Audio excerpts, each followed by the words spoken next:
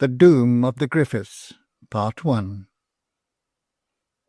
I have always been much interested by the traditions which are scattered up and down North Wales relating to Owen Glendower. Owain-Glendwr is the national spelling of the name, and I fully enter into the feeling which makes the Welsh peasant still look upon him as the hero of his country. There was great joy among many of the inhabitants of the Principality when the subject of the Welsh prize poem at Oxford, some 15 or 16 years ago, was announced to be Owen Glendower. It was the most proudly national subject that had been given for years. Perhaps some may not be aware that this redoubted chieftain is, even in the present days of enlightenment, as famous among his illiterate countrymen for his magical powers as for his patriotism. He says himself, or Shakespeare says it for him, which is much the same thing, "At my nativity, the font of heaven was full of fiery shapes, of burning cressets. I can call spirits from the vasty deep." And few among the lower orders in the Principality would think of asking Hotspur's irreverent question in reply. Among other traditions preserved relative to this part of the Welsh hero's character is the old family prophecy which gives a title to this tale. When Sir David Gam, as black a traitor as if he had been born in Builth, sought to murder Owen at Machynlleth, there was one with him whose name Glendower little dreamed of having associated with his enemies. Rhys ap Griffith, his old familiar friend, his relation, his more than brother, had consented unto his blood. Sir David Gam might be forgiven, but one whom he had loved, and who had betrayed him, could never be forgiven. Glendower was too deeply read in the human heart to kill him. No, he let him live on, the loathing and scorn of his compatriots, and the victim of bitter remorse. The mark of Cain was upon him. But before he went forth, while yet he stood a prisoner, cowering beneath his conscience before Owen Glendower, that chieftain passed a doom upon him and his race. "I doom thee to live, because I know thou wilt pray for death. Thou shalt live on beyond the natural term of the life of man, the scorn of all good men. The very children shall point to thee with hissing tongue and say, There goes one who would have shed a brother's blood. For I loved thee more than a brother, O Rhys ap Griffith. Thou shalt live on to see all of thy house, except the weakling in arms, perish by the sword. Thy race shall be accursed. Each generation shall see their lands melt away like snow. Yea, their wealth shall vanish, though they may labour night and day to heap up gold. And when 9 generations have passed from the face of the earth, thy blood shall no longer flow in the veins of any human being. In those days the last male of thy race shall avenge me. The son shall slay the father." Such was the traditionary account of Owen Glendower's speech to his once trusted friend, and it was declared that the doom had been fulfilled in all things, that, live in as miserly a manner as they would, the Griffiths never were wealthy and prosperous. Indeed, that their worldly stock diminished without any visible cause. But the lapse of many years had almost deadened the wonder-inspired power of the whole curse. It was only brought forth from the hoards of memory when some untoward event happened to the Griffith family, and in the 8th generation the faith in the prophecy was nearly destroyed by the marriage of the Griffiths of that day to a Miss Owen, who unexpectedly, by the death of a brother, became an heiress, to no considerable amount to be sure, but enough to make the prophecy appear reversed. The heiress and her husband removed from his small patrimonial estate in Merionethshire to her heritage in Carnarvonshire, and for a time the prophecy lay dormant. If you go from Tremadog to Crickcaith, you pass by the parochial church of Anisanhanarn, situated in a boggy valley running from the mountains, which shoulder up to the Rivals, down to Cardigan Bay. This tract of land has every appearance of having been redeemed at no distant period of time from the sea, and has all the desolate rankness often attendant upon such marshes. But the valley beyond, similar in character, had yet more of gloom at the time of which I write. In the higher part there were large plantations of firs, set too closely to attain to any size, and remaining stunted in height and scrubby in appearance. Indeed, many of the smaller and more weakly had died, and the bark had fallen down on the brown soil, neglected and unnoticed. These trees had a ghastly appearance, with their white trunks seen by the dim light which struggled through the thick boughs above. Nearer to the sea, the valleys assumed a more open, though hardly a more cheerful character. It looked dank and overhung by sea fog through the greater part of the year, and even a farmhouse, which usually imparts something of cheerfulness to a landscape, failed to do so here. This valley formed the greater part of the estate to which Owen Griffiths became entitled by right of his wife. In the higher part of the valley was situated the family mansion, or rather dwelling-house, for mansion is too grand a word to apply to the clumsy but substantially built Bodøen. It was square and heavy-looking, with just that much pretension to ornament necessary to distinguish it from mere farmhouse. In this dwelling Mrs. Owen Griffiths bore her husband 2 sons, Llewellyn, the future squire, and Robert, who was early destined for the church.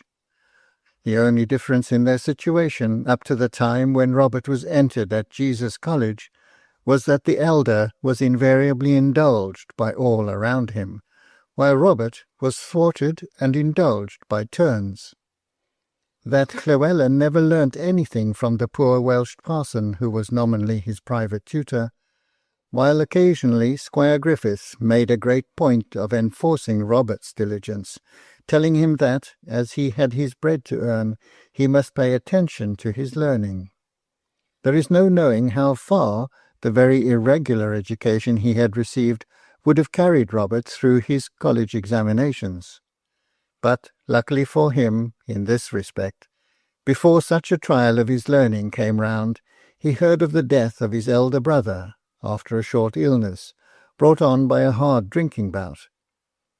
Of course, Robert was summoned home, and it seemed quite as much of course now that there was no necessity for him to earn his bread by learning, that he should not return to Oxford. So the half-educated but not unintelligent young man continued at home during the short remainder of his parents' lifetime. His was not an uncommon character. In general he was mild, indolent, and easily managed, but once thoroughly roused his passions were vehement and fearful. He seemed indeed almost afraid of himself, and in common hardly dared to give way to justifiable anger, so much did he dread losing his self-control. Had he been judiciously educated, he would probably have distinguished himself in those branches of literature which call for taste and imagination, rather than any exertion of reflection or judgment. As it was, his literary taste showed itself in making collections of Cambrian antiquities of every description, till his stock of Welsh manuscripts would have excited the envy of Dr. Pugh himself, had he been alive at the time of which I write. There is one characteristic of Robert Griffiths which I have omitted to note, and which was peculiar among his class. He was no hard drinker. Whether it was that his head was very easily affected, or that his partially refined taste led him to dislike intoxication and its attendant circumstances, I cannot say. But at 25, Robert Griffiths was habitually sober, a thing so rare in Llyn that he was almost shunned as a churlish, unsocial being, and passed much of his time in solitude.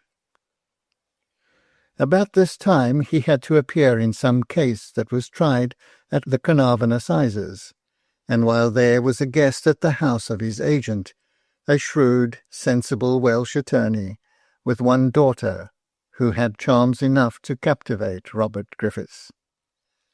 Though he remained only a few days at her father's house, they were sufficient to decide his affections, and short was the period allowed to elapse before he brought home a mistress to Bodowan. The new Mrs. Griffiths was a gentle, yielding person, full of love toward her husband, of whom, nevertheless, she stood something in awe, partly arising from the differences in their ages, partly from his devoting much time to studies of which she could understand nothing. She soon made him the father of a blooming little daughter, called Aigharad, after her mother. Then there came several uneventful years in the household of Bodowan, and when the old women had one and all declared that the cradle would not rock again, Mrs. Griffiths bore the son and heir. His birth was soon followed by his mother's death. She had been ailing and low-spirited during her pregnancy, and she seemed to lack the buoyancy of body and mind requisite to bring her round after her time of trial. Her husband, who loved her all the more from having few other claims on his affections, was deeply grieved by her early death, and his only comforter was the sweet little boy whom she had left behind. That part of the squire's character, which was so tender and almost feminine, seemed called forth by the helpless situation of the little infant, who stretched out his arms to his father with the same earnest cooing that happier children make use of to their mother alone. Aigharad was almost neglected, while the little Owen was king of the house. Still, next to his father, none tended him so lovingly as his sister. She was so accustomed to give way to him that it was no longer a hardship. By night and by day Owen was constant companion of his father, and increasing years seemed only to confirm the custom. It was an unnatural life for the child, seeing no bright little faces peering into his own, for Aigharad was, as I said before, 5 or 6 years older, and her face, poor motherless girl, was often anything but bright. Hearing no din of clear ringing voices, but day after day sharing the otherwise solitary hours of his father, whether in the dim room, surrounded by wizard-like antiquities, or pattering his little feet to keep up with his tada in his mountain rambles or shooting excursions. When the pair came to some little foaming brook, where the stepping-stones were far and wide, the father carried his little boy across with the tenderest care. When the lad was weary, they rested, he cradled in his father's arms, or the squire would lift him up and carry him to his home again. The boy was indulged, for his father felt flattered by the desire, in his wish of sharing his meals and keeping the same hours. All this indulgence did not render Owen unamiable, but it made him wilful and not a happy child. He had a thoughtful look, not common to the face of a young boy. He knew no games, no merry sports. His information was of an imaginative and speculative character. His father delighted to interest him in his own studies, without considering how far they were healthy for so young a mind. Of course, Squire Griffith was not unaware of the prophecy which was to be fulfilled in his generation. He would occasionally refer to it when among his friends, with sceptical levity, but in truth it lay nearer to his heart than he chose to acknowledge. His strong imagination rendered him peculiarly impressible on such subjects, while his judgment, seldom exercised or fortified by severe thought, could not prevent his continually recurring to it.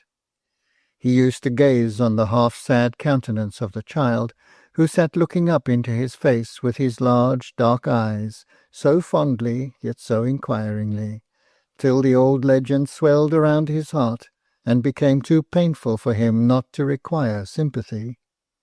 Besides, the overpowering love he bore to the child seemed to demand fuller vent than tender words. It made him like, yet dread, to upbraid its object for the fearful contrast foretold.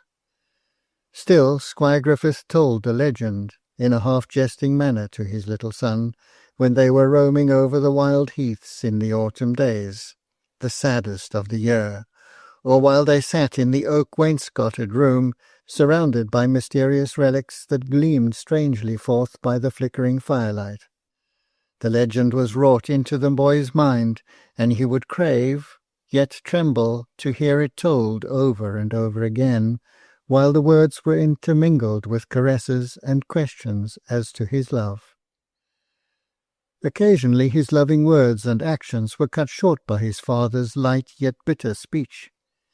"Get thee away, my lad, thou knowest what is to come of all this love." When Aigharad was 17, and Owen 11 or 12, the rector of the parish in which Badowen was situated endeavoured to prevail on Squire Griffith to send the boy to school. Now, this rector had many congenial tastes with his parishioner, and was his only intimate, and, by repeated arguments, he succeeded in convincing the squire that the unnatural life Owen was leading was in every way injurious.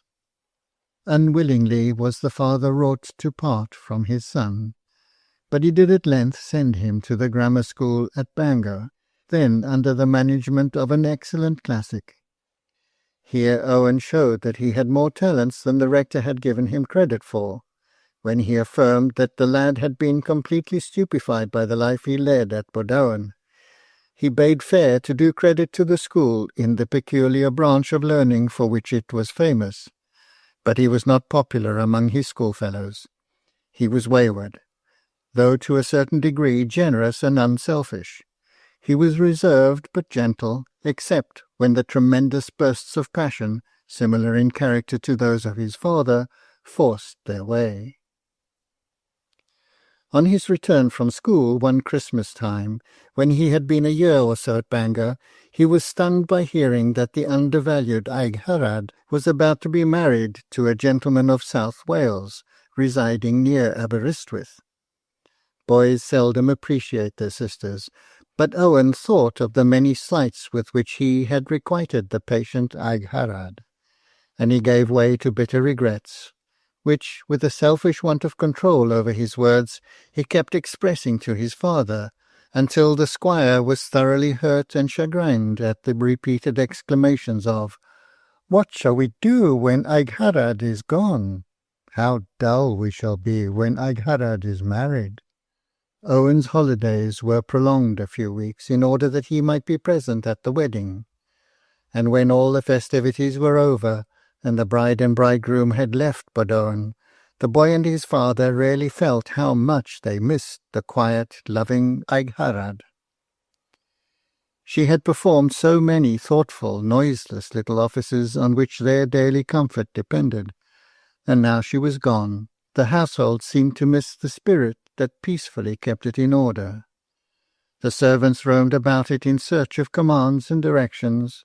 The rooms had no longer the unobtrusive ordering of taste to make them cheerful. The very fires burned dim, and were always sinking down into dull heaps of grey ashes. Altogether Owen did not regret his return to Bangor, and this also the mortified parent perceived. Squire Griffith was a selfish parent.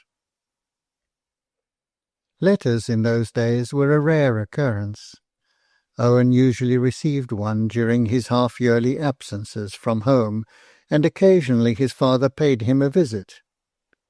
This half-year the boy had no visit, nor even a letter, till very near the time of his leaving school, and then he was astounded by the intelligence that his father was married again.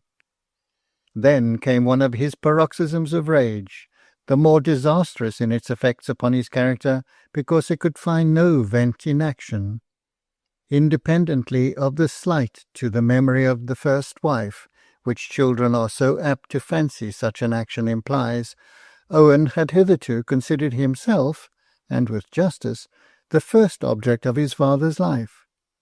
They had been so much to each other, and now a shapeless but too real something had come between him and his father, there forever. He felt as if his permission should have been asked, as if he should have been consulted. Certainly he ought to have been told of the intended event.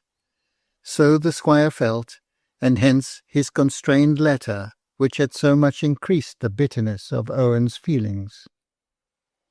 With all this anger, when Owen saw his stepmother, he thought he had never seen so beautiful a woman for her age, for she was no longer in the bloom of youth, being a widow when his father married her. Her manners, to the Welsh lad, who had seen little of female grace among the families of the few antiquarians with whom his father visited, were so fascinating that he watched her with a sort of breathless admiration. Her measured grace, her faultless movements, her tones of voice, sweet, till the ear was sated with their sweetness, made Owen less angry at his father's marriage.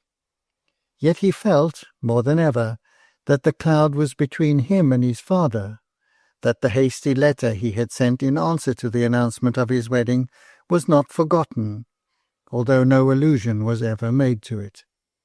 He was no longer his father's confidant, hardly ever his father's companion, for the newly married wife was all in all to the squire, and his son felt himself almost a cipher where he had so long been everything. The lady herself had ever the softest consideration for her stepson. Almost too obtrusive was the attention paid to his wishes, but still he fancied that the heart had no part in the winning advances. There was a watchful glance of the eye that Owen once or twice caught when she had imagined herself unobserved, and many other nameless little circumstances that gave him a strong feeling of want of sincerity in his stepmother. Mrs. Owen brought with her into the family her little child by her first husband, a boy nearly 3 years old. He was one of those selfish, observant, mocking children over whose feelings you seem to have no control. Agile and mischievous, his little practical jokes, at first performed in ignorance of the pain he gave, but afterwards proceeding to a malicious pleasure in suffering, really seemed to afford some ground to the superstitious notion of some of the common people that he was a fairy changeling.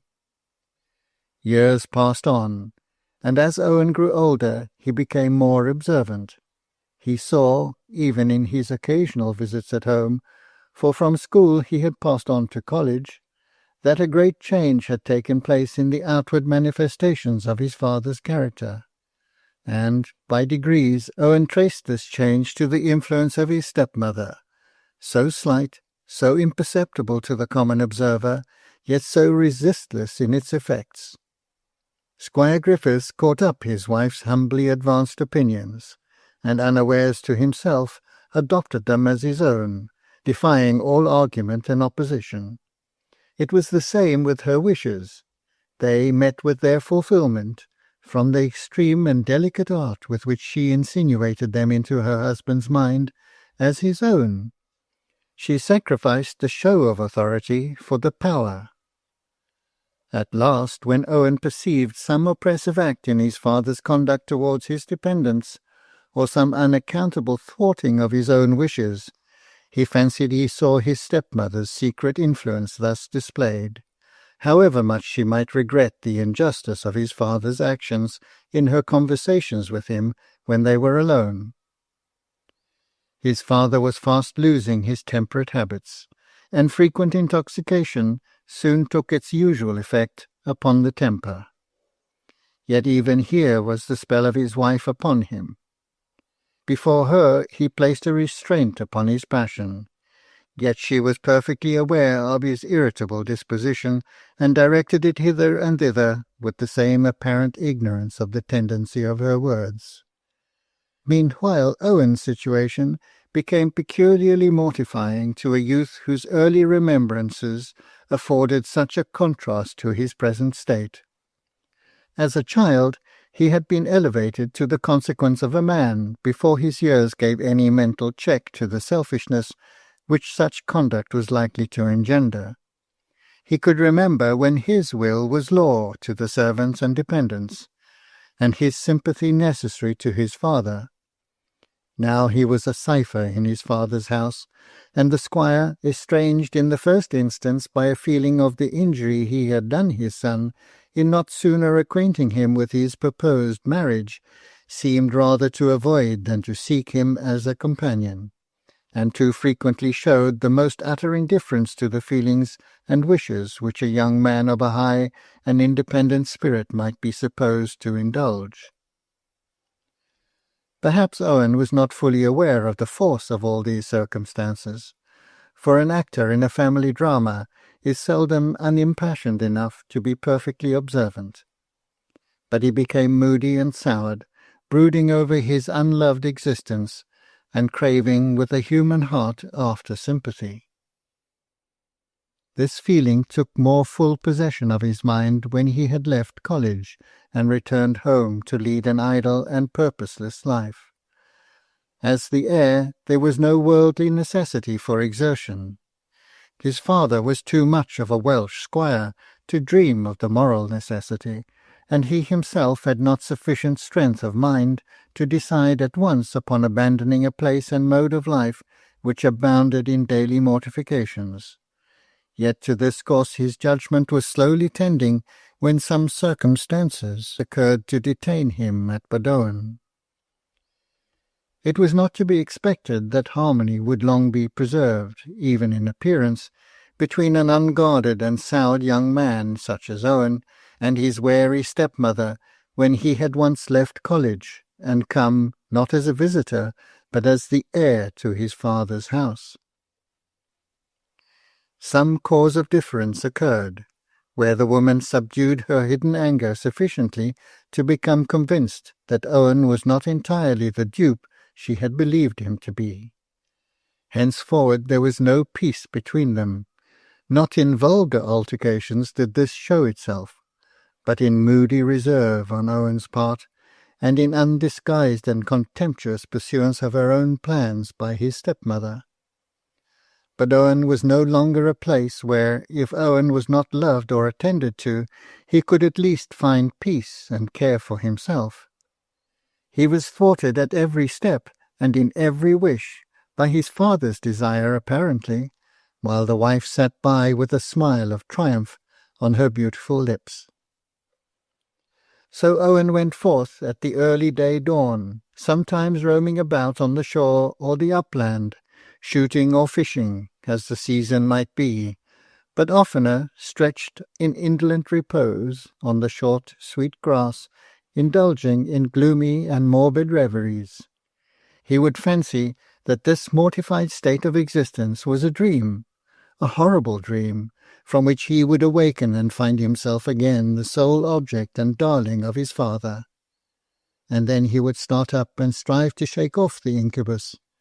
There was the molten sunset of his childish memory, the gorgeous crimson piles of glory in the west, fading away into the cold, calm light of the rising moon, while here and there a cloud floated across the western heaven like a seraph's wing in its flaming beauty.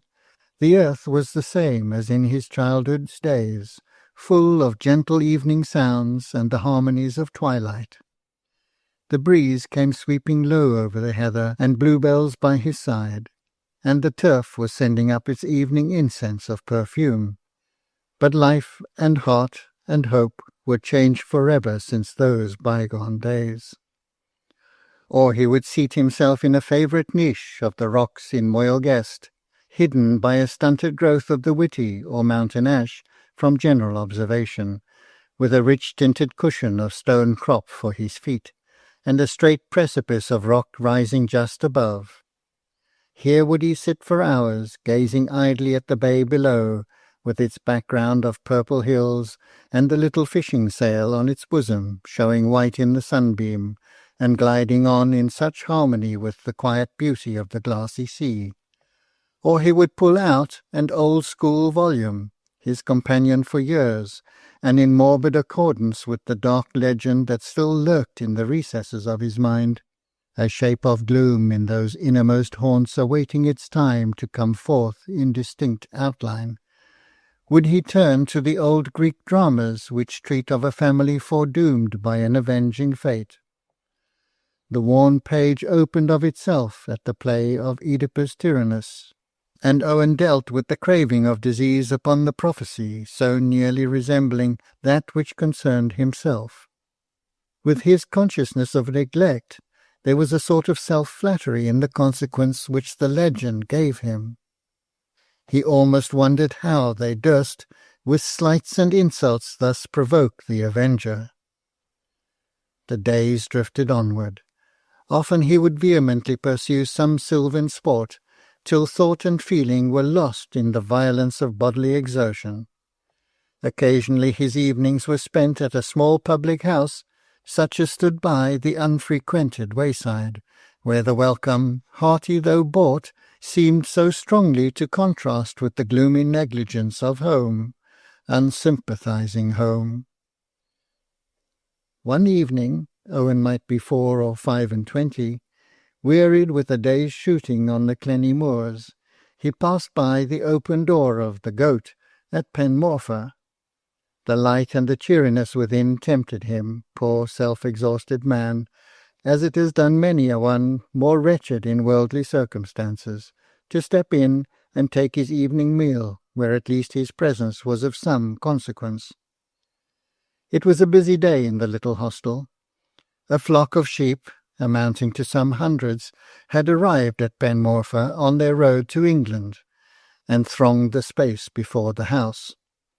Inside was the shrewd, kind-hearted hostess, bustling to and fro with merry greetings for every tired drover who was to pass the night in her house, while the sheep were penned in a field close by.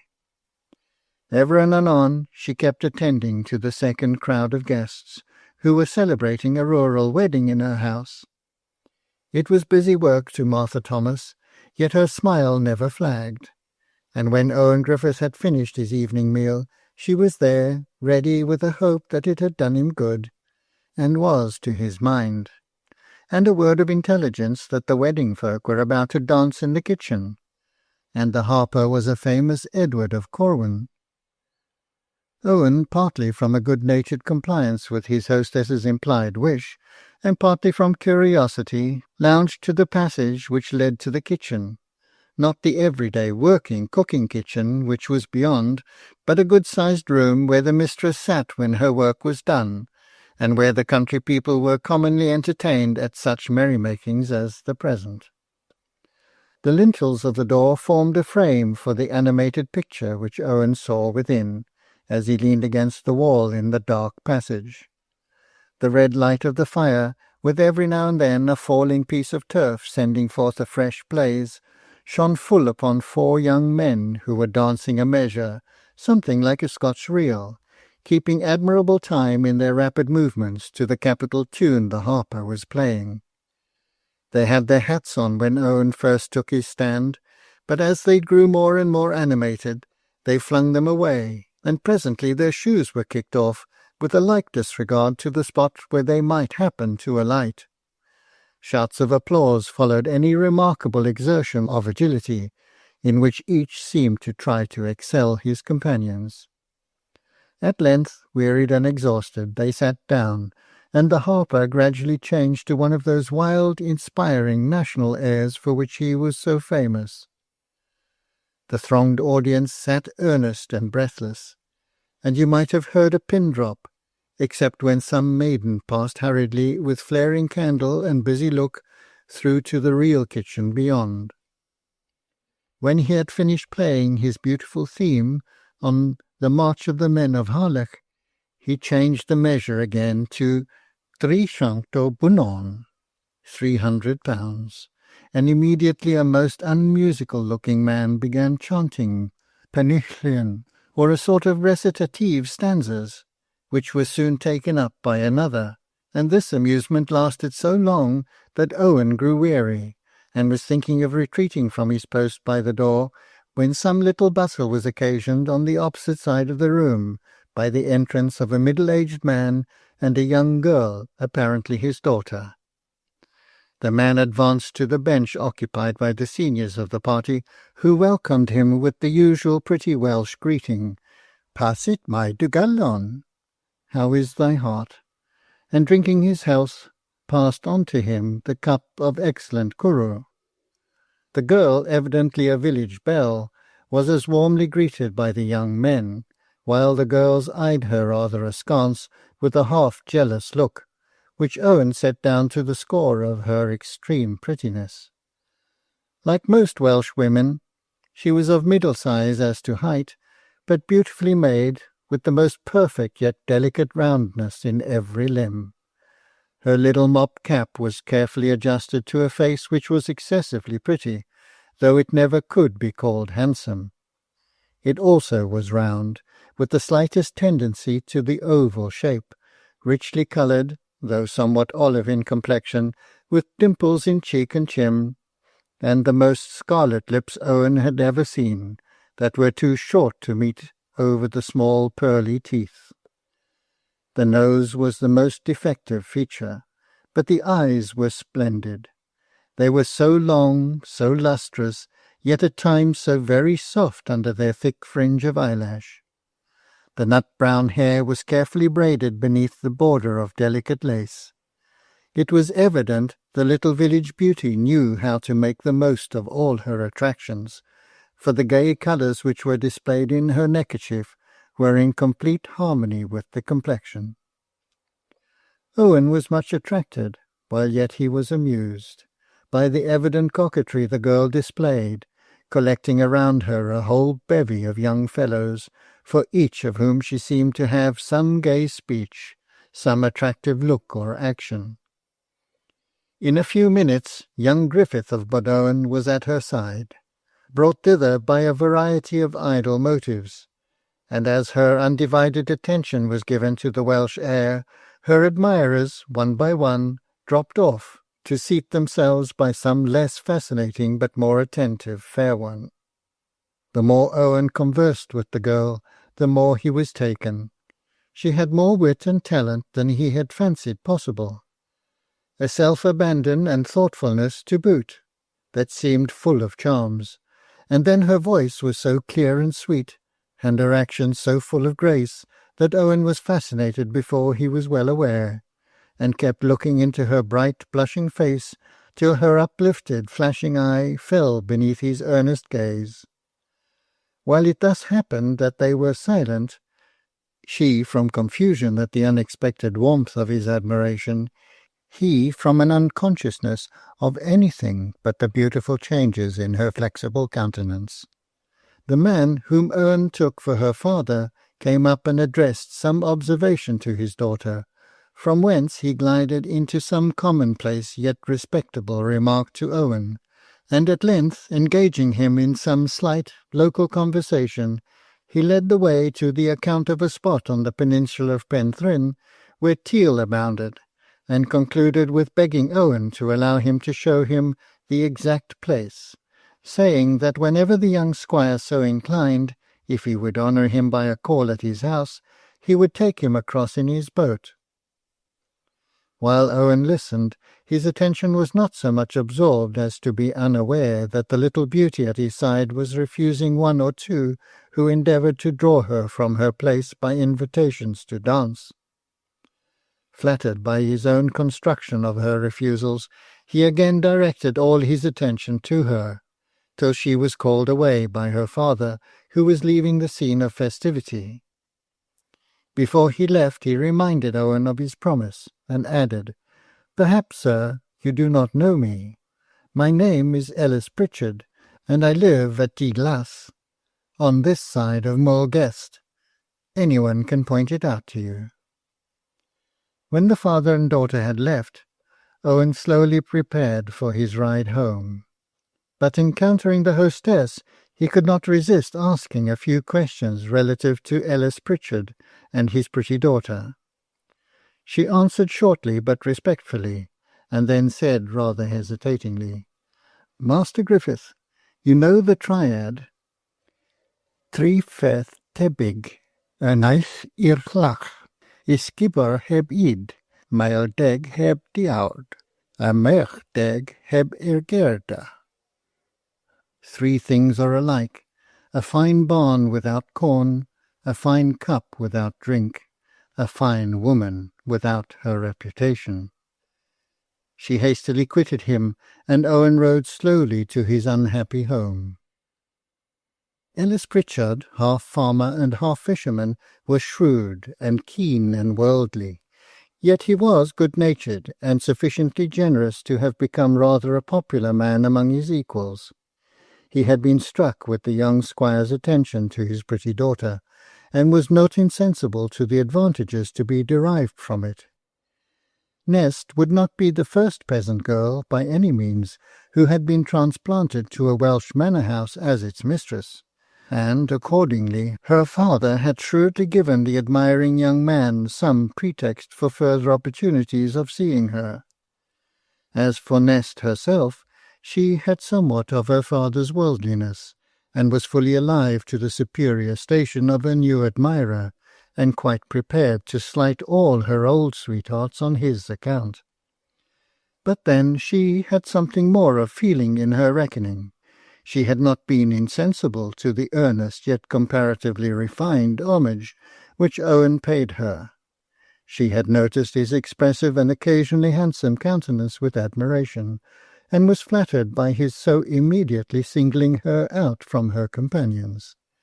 As to the hint which Martha Thomas had thrown out, it is enough to say that Nest was very giddy, and that she was motherless. She had high spirits and a great love of admiration, or, to use a softer term, she loved to please. Men, women, children, all she delighted to gladden with her smile and her voice. She coquetted and flirted, and went to the extreme lengths of Welsh courtship, till the seniors of the village shook their heads and cautioned their daughters against her acquaintance. If not absolutely guilty, she had too frequently been on the verge of guilt. Even at the time, Martha Thomas's hint made but little impression on Owen, for his senses were otherwise occupied. But in a few days the recollection thereof had wholly died away, and one warm glorious summer's day he bent his steps towards Ellis Pritchard's with a beating heart, for, except some very slight flirtations at Oxford, Owen had never been touched. His thoughts, his fancy, had been otherwise engaged. Tiglas was built against one of the lower rocks of Moel Gest, which indeed formed a side to the low, lengthy house. The materials of the cottage were the shingly stones which had fallen from above, plastered rudely together, with deep recesses for the small oblong windows. Altogether the exterior was much ruder than Owen had expected, but inside there seemed no lack of comforts. The house was divided into 2 apartments, one large, roomy, and dark, into which Owen entered immediately, and before the blushing Nest came from the inner chamber, for she had seen the young squire coming, and had hastily gone to make some alterations in her dress, he had had time to look around him, and note the various little particulars of the room. Beneath the window, which commanded a magnificent view, was an oaken dresser, replete with drawers and cupboards, and brightly polished to a rich dark colour. In the farther part of the room Owen could at first distinguish little, entering as he did from the glaring sunlight. But he soon saw that there were 2 oaken beds, closed up after the manner of the Welsh, in fact the dormitories of Ellis Pritchard and the man who served under him, both on sea and on land. There was the large wheel used for spinning wool, left standing on the middle of the floor, as if in use only a few minutes before, and around the ample chimney hung flitches of bacon, dried kid's flesh, and fish that was in process of smoking for winter's store. Before Nest had shyly dared to enter, her father, who had been mending his nets down below, and seen Owen winding up to the house, came in and gave him a hearty yet respectful welcome, and then Nest, downcast and blushing, full of the consciousness which her father's advice and conversation had not failed to inspire, ventured to join them. To Owen's mind, this reserve and shyness gave her new charms. It was too bright, too hot, too anything to think of going to shoot teal till later in the day, and Owen was delighted to accept a hesitating invitation to share the noonday meal. Some ewe-milk cheese, very hard and dry, oatcake, slips of the dried kid's flesh broiled, after having been previously soaked in water for a few minutes, delicious butter and fresh buttermilk, with a liquor called diod griafol, made from the berries of the Sorbus ocuparia, infused in water and then fermented, composed the frugal repast. But there was something so clean and neat, and withal such a true welcome, that Owen had seldom enjoyed a meal so much. Indeed, at that time of day, the Welsh squires differed from the farmers more in the plenty and rough abundance of their manners of living than in the refinement of style of their table.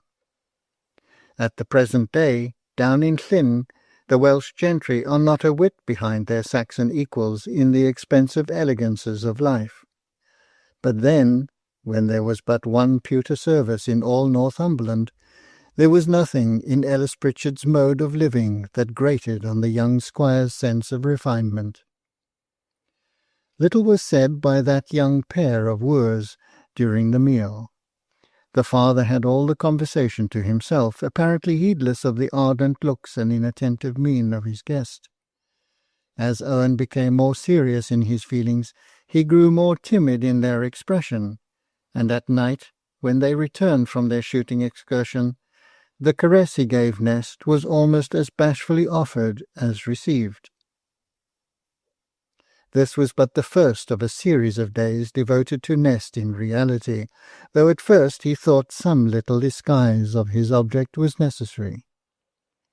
The past, the future, was all forgotten in those happy days of love, and every worldly plan, every womanly wile, was put in practice by Ellis Pritchard and his daughter, to render his visits agreeable and alluring.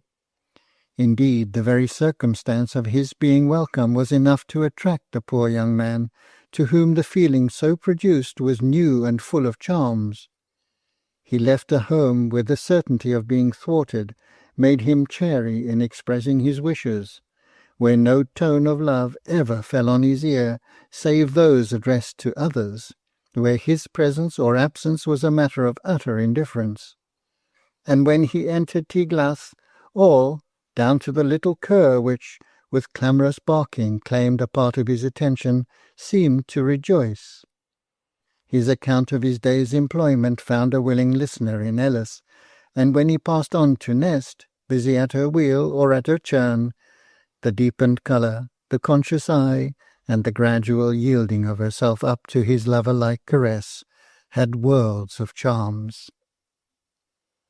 Ellis Pritchard was a tenant on the Badoan estate, and therefore had reasons in plenty for wishing to keep the young squire's visits secret.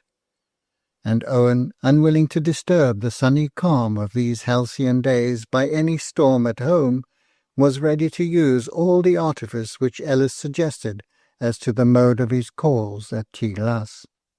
Nor was he unaware of the probable, nay, the hoped-for termination of these repeated days of happiness.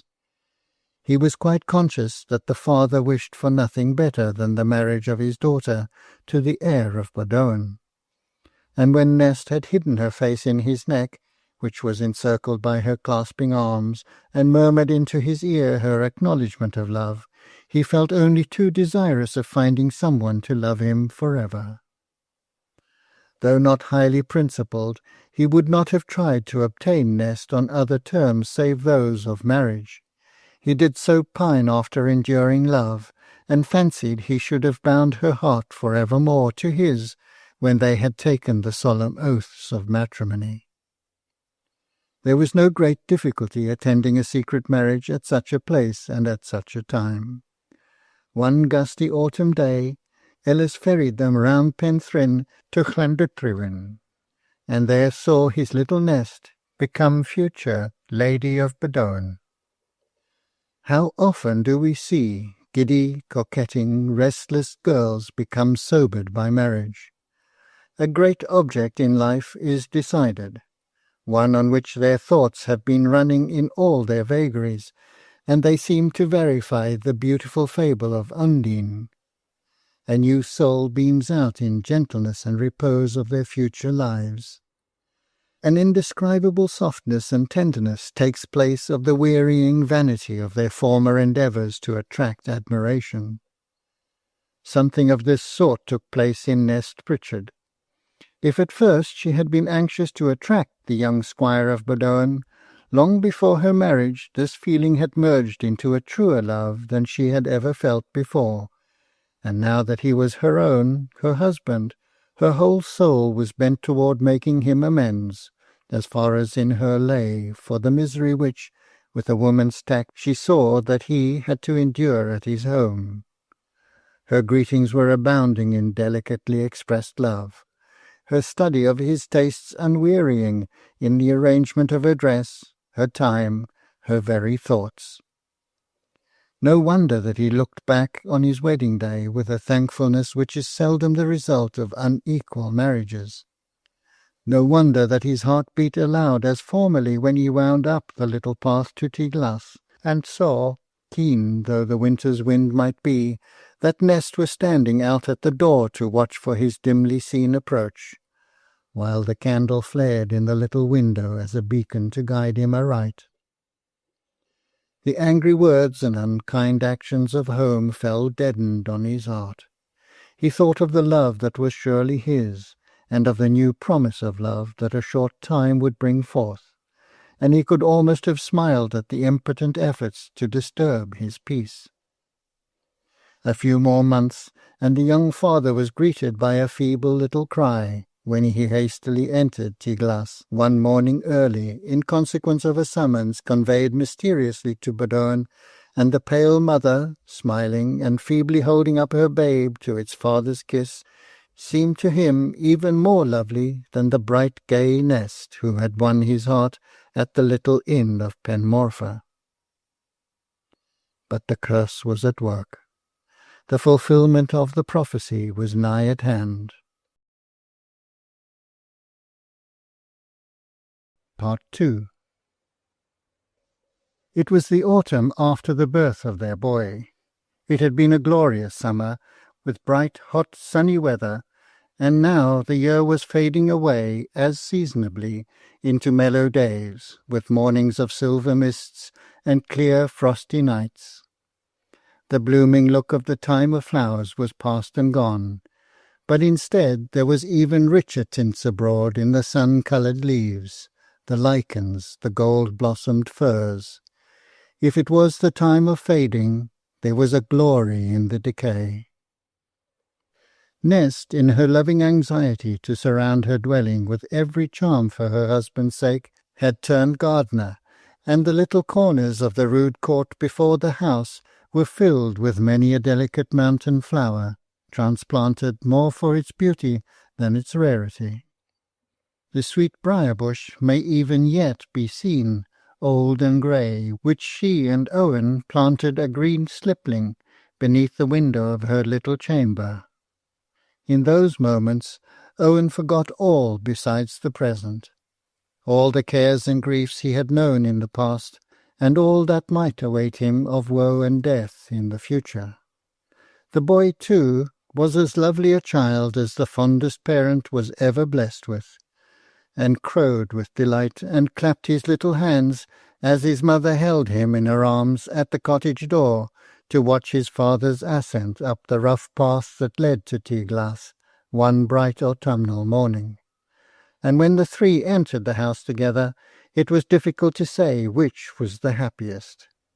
Owen carried his boy and tossed and played with him, while Nest sought out some little article of work and seated herself on the dresser beneath the window, where, now busily plying the needle, and then again looking at her husband, she eagerly told him the little pieces of domestic intelligence, the winning ways of the child, the result of yesterday's fishing, and such of the gossip of Penmorfa as came to the ears of the now retired Nest. She noticed that, when she mentioned any little circumstance which bore the slightest reference to Bodowan, her husband appeared chafed and uneasy, and at last avoided anything that might in the least remind him of home. In truth, he had been suffering much of late from the irritability of his father, shown in trifles to be sure, but not the less galling on that account. While they were thus talking and caressing each other and the child, a shadow darkened the room, and before they could catch a glimpse of the object that had occasioned it, it vanished, and Squire Griffiths lifted the door-latch and stood before them. He stood and looked, first on his son, so different in his buoyant expression of content and enjoyment, with his noble child in his arms, like a proud and happy father, as he was, from the depressed, moody young man he too often appeared at Bodowan. Then on Nest, poor, trembling, sickened Nest, who dropped her work, but yet durst not stir from her seat on the dresser, while she looked to her husband as if for protection from his father. The squire was silent, as he glared from one to the other, his features white with restrained passion. When he spoke, his words came out most distinct in their forced composure. It was to his son he addressed himself. "That woman? Who is she?" Owen hesitated one moment, then replied in a steady yet quiet voice, "Father, that woman is my wife."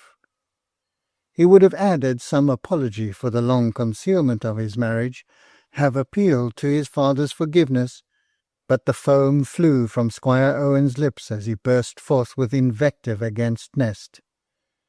"You have married her? It is as they told me, married Nest Pritchard Irbitten, and you stand there as if you had not disgraced yourself for ever and ever with your accursed wiving, and the fair harlot sits there in her mocking modesty, practising the miming airs that will become her state as future Lady of Bodowan. But I will move heaven and earth before that false woman darkens the doors of my father's house as mistress." All this was said with such rapidity that Owen had no time for the words that thronged to his lips. "Father," he burst forth at length, "father, whosoever told you that Nest Pritchard was a harlot told you a lie as false as hell. Ay, a lie as false as hell," he added in a voice of thunder, while he advanced a step or two nearer to the squire.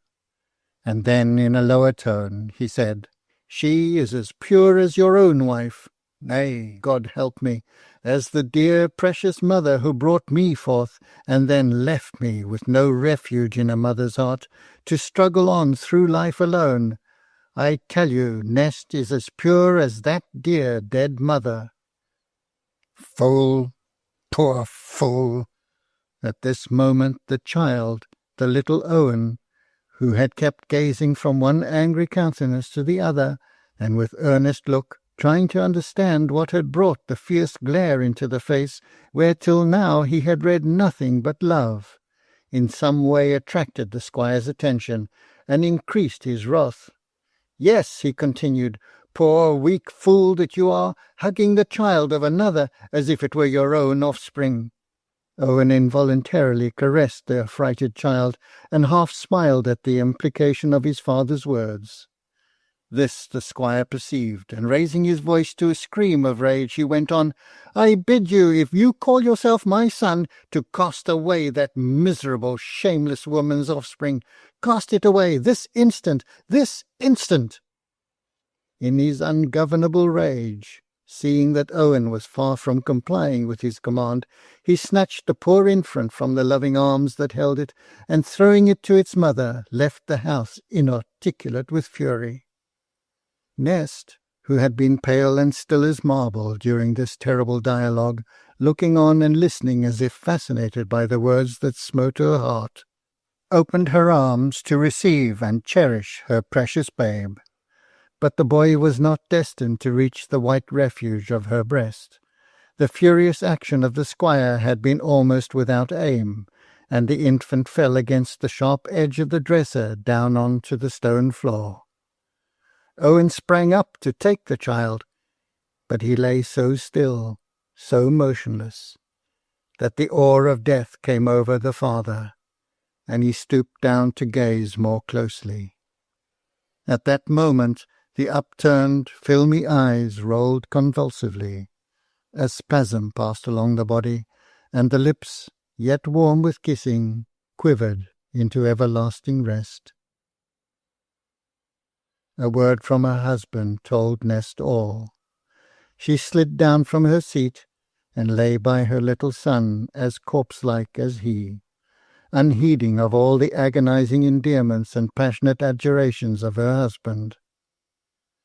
And that poor desolate husband and father, scarce 1 little quarter of an hour, and he had been so blessed in his consciousness of love, the bright promise of many years on his infant's face, and the new, fresh soul beaming forth in its awakened intelligence. And there it was, the little clay image that would never more gladden up the sight of him, nor stretch forth to meet his embrace, whose inarticulate yet most eloquent cooings might haunt him in his dreams, but would never more be heard in waking life again. And by the dead babe, almost as utterly insensate, the poor mother had fallen in a merciful faint, the slandered, heart-pierced Nest. Owen struggled against the sickness that came over him, and busied himself in vain attempts at her restoration. It was now near noonday, and Ellis Pritchard came home, little dreaming of the sight that awaited him. But, though stunned, he was able to take more effectual measures for his poor daughter's recovery than Owen had done. By and by she showed symptoms of returning sense, and was placed in her own little bed in a darkened room, where, without ever waking to complete consciousness, she fell asleep. Then it was that her husband, suffocated by pressure of miserable thought, gently drew his hand from her tightened clasp, and printing 1 long soft kiss on her white waxen forehead, hastily stole out of the room and out of the house. Near the base of Moorgest, it might be 1/4 of a mile from Tiglath, was a little neglected solitary copse, wild and tangled with the trailing branches of the dog rose and the tendrils of the white bryony. Toward the middle of this thicket lay a deep crystal pool, a clear mirror for the blue heavens above, and round the margin floated the broad green leaves of the water-lily. And when the regal sun shone down in his noonday glory, the flowers arose from their cool depths to welcome and greet him. The copse was musical with many sounds, the warbling of birds rejoicing in its shades, the ceaseless hum of the insects that hovered over the pool, the chime of the distant waterfall, the occasional bleating of the sheep from the mountain top, were all blended into the delicious harmony of nature. It had been one of Owen's favourite resorts when he had been a lonely wanderer, a pilgrim in search of love in the years gone by, and thither he went, as if by instinct, when he left Tiglath, quelling the uprising agony till he should reach that little solitary spot. It was the time of day when a change in the aspect of the weather so frequently takes place, and the little pool was no longer the reflection of a blue and sunny sky. It sent back the dark and slaty clouds above, and every now and then a rough gust shook the painted autumn leaves from their branches, and all other music was lost in the sound of the wild winds piping down from the moorlands, which lay up and beyond the clefts in the mountain side. Presently the rain came on, and beat down in torrents. But Owen heeded it not. He sat on the dank ground, his face buried in his hands, and his whole strength, physical and mental, employed in quelling the rush of blood which rose and boiled and gurgled in his brain as if it would madden him. The phantom of his dead child rose ever before him, and seemed to cry aloud for vengeance. and when the poor young man thought upon the victim whom he required in his wild longings for revenge, he shuddered, for it was his father. Again and again he tried not to think, but still the circle of thought came round, eddying through his brain. At length he mastered his passions, and they were calm. Then he forced himself to arrange some plan for the future. He had not, in the passionate hurry of the moment, seen that his father had left the cottage before he was aware of the fatal accident that befell the child. Owen thought he had seen all, and once he planned to go to the squire and tell him of the anguish of heart he had wrought, and awe him, as it were, by the dignity of grief. But then again he durst not. He distrusted his self-control. The old prophecy rose up in its horror. He dreaded his doom. At last he determined to leave his father forever, to take Ness to some distant country where she might forget her firstborn, and where he himself might gain a livelihood by his own exertions. But when he tried to descend to the various little arrangements which were involved in the execution of this plan, he remembered that all his money, and in this respect Squire Griffiths was no niggard, was locked up in his escritoire at Bodowan.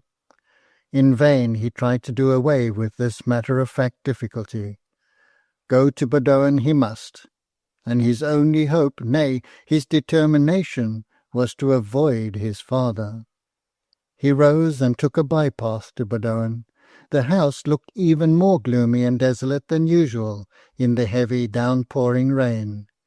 Yet Owen gazed on it with something of regret, for sorrowful as his days in it had been, he was about to leave it for many, many years, if not forever.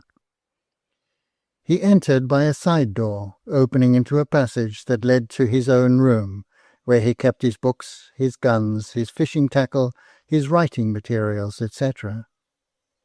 Here he hurriedly began to select the few articles he intended to take, for besides the dread of interruption, he was feverishly anxious to travel far that very night, if only Nest was capable of performing the journey.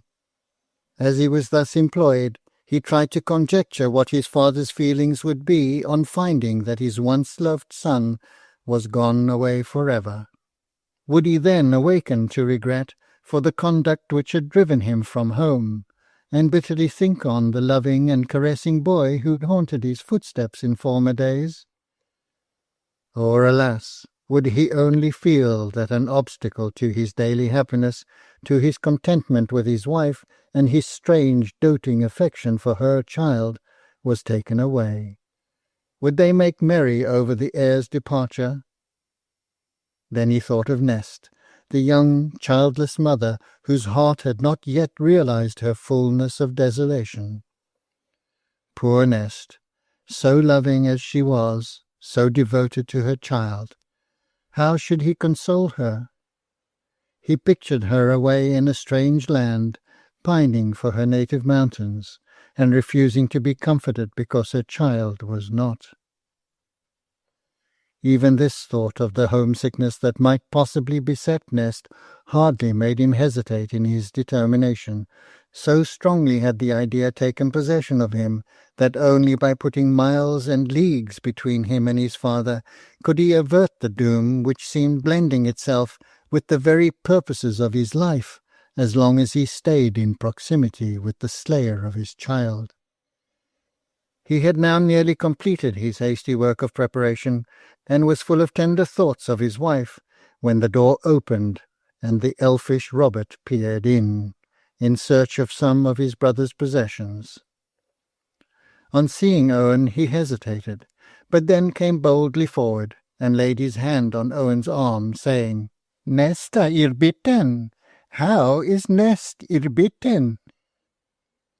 He looked maliciously into Owen's face to mark the effect of his words, but was terrified at the expression he read there.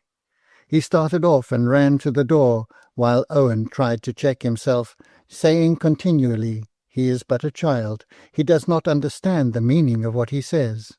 He is but a child." Still Robert, now in fancied security, kept calling out his insulting words.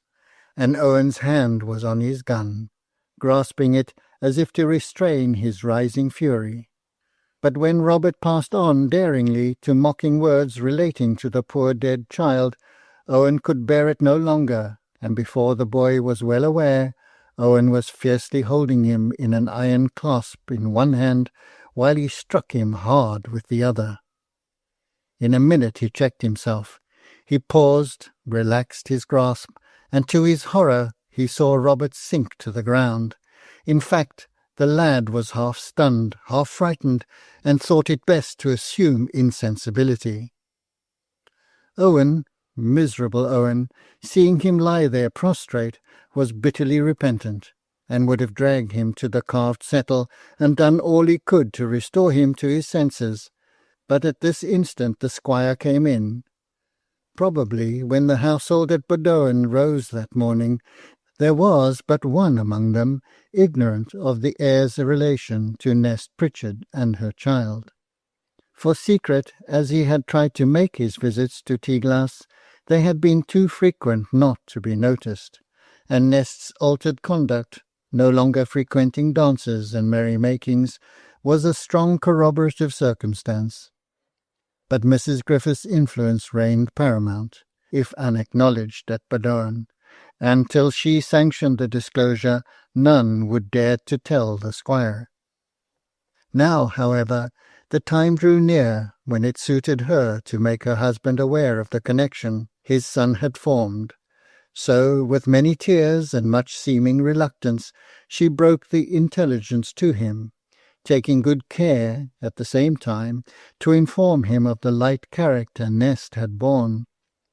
Nor did she confine this evil reputation to her conduct before her marriage, but insinuated that even to this day she was a woman of the grove and brake, for centuries the Welsh term of opprobrium for the loosest female characters. Squire Griffith easily tracked Owen to Tiglas, and without any aim but the gratification of his furious anger, followed him to upbraid as we have seen. But he left the cottage even more enraged against his son than he had entered it, and returned home to hear the evil suggestions of the stepmother. He had heard a slight scuffle, in which he caught the tones of Robert's voice as he passed along the hall, and an instant afterwards he saw the apparently lifeless body of his little favourite dragged along by the culprit Owen, the marks of strong passion yet visible on his face. Not loud, but bitter and deep were the evil words which the father bestowed on the son. And as Owen stood proudly and sullenly silent, disdaining all exculpation of himself in the presence of one who had wrought him so much graver, so fatal an injury, Robert's mother entered the room. At sight of her natural emotion, the wrath of the squire was redoubled, and his wild suspicions that this violence of Owen's to Robert was a premeditated act appeared like the proven truth through the mists of rage. He summoned domestics as if to guard his own and his wife's life from the attempts of his son, and the servants stood wondering around, now gazing at Mrs. Griffith, alternately scolding and sobbing, while she tried to restore the lad from his really bruised and half unconscious state. Now at the fierce and angry squire, and now at the sad and silent Owen. And he was hardly aware of their looks of wonder and terror. His father's words fell on a deadened ear. For before his eyes there rose a pale dead babe, and in that lady's violent sounds of grief he heard the wailing of a more sad, more hopeless mother. For by this time the lad Robert had opened his eyes, and though evidently suffering a good deal from the effects of Owen's blows, was fully conscious of all that was passing around him. Had Owen been left to his own nature, his heart would have worked itself to doubly love the boy whom he had injured.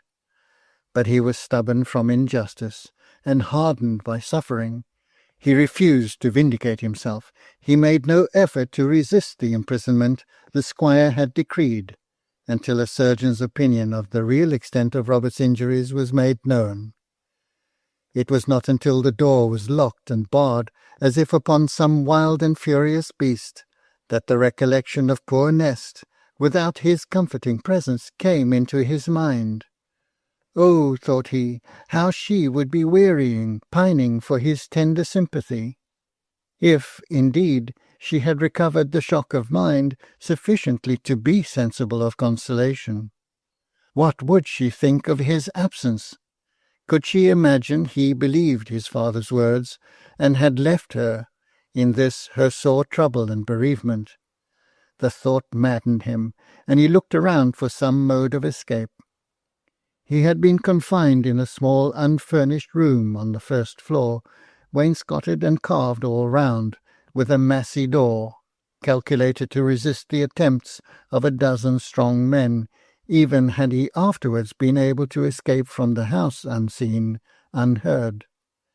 The window was placed, as common in old Welsh houses, over the fireplace, with the branching chimneys on either hand, forming a sort of projection on the outside. By this outlet his escape was easy, even had he been less determined and desperate than he was. And when he had descended, with a little care, a little winding, he might elude all observation and pursue his original intention of going to Tiglas. The storm had abated, and watery sunbeams were gilding the bay, as Owen descended from the window, and, stealing along in the broad afternoon shadows, made his way to the little plateau of green turf in the garden at the top of a steep precipitous rock, down the abrupt face of which he had often dropped, by means of a well-secured rope, into the small sailing-boat, his father's present, alas, in days gone by, which lay moored in the deep sea water below. He had always kept his boat there, because it was the nearest available spot to the house.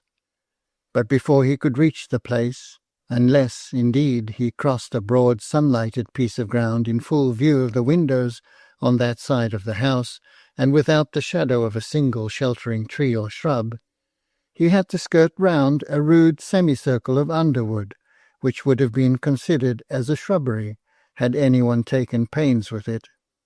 Step by step he stealthily moved along, hearing voices now, again seeing his father and stepmother in no distant walk, the squire evidently caressing and consoling his wife, who seemed to be urging some point with great vehemence, again forced to crouch down to avoid being seen by the cook returning from the rude kitchen garden with a handful of herbs. This was the way the doomed heir of Bodoin left his ancestral house forever, and hoped to leave behind him his doom. At length he reached the plateau. He breathed more freely. He stooped to discover the hidden coil of rope, kept safe and dry in a hole under a great round flat piece of rock. His head was bent down.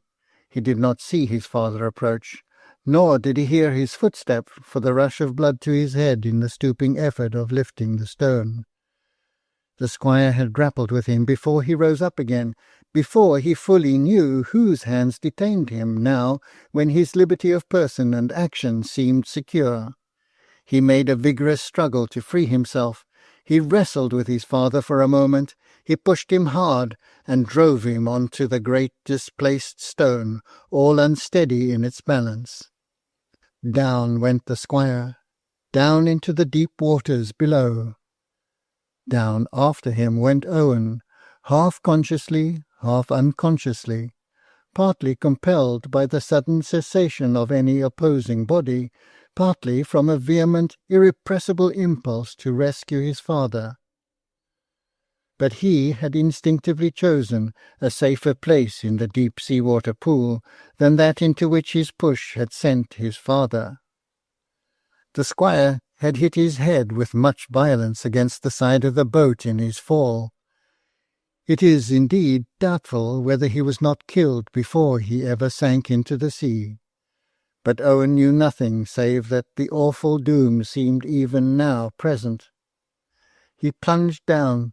He dived below the water in search of the body, which had none of the elasticity of life to buoy it up. He saw his father in those depths. He clutched at him. He brought him up and cast him, a dead weight, into the boat, and, exhausted by the effort, he had begun himself to sink again before he instinctively strove to rise and climb into the rocking boat. There lay his father, with a deep dent in the side of his head, where the skull had been fractured by his fall, his face blackened by the arrested course of the blood. Owen felt his pulse, his heart. All was still. He called him by his name. "Father, father," he cried, "come back, come back. You never knew how I loved you, how I could love you still, if... Oh, God!" And the thought of his little child rose before him. "Yes, father," he cried afresh. "You never knew how he fell, how he died. Oh, if I had but had patience to tell you, if you would have but borne with me and listened. And now it is over. Oh, father, father." Whether she had heard his wild wailing voice, or whether it was only that she missed her husband and wanted him for some little everyday question, or, as was perhaps more likely, she had discovered Owen's escape and come to inform her husband of it, I do not know. But on the rock, right above his head, as it seemed, Owen heard his stepmother calling her husband.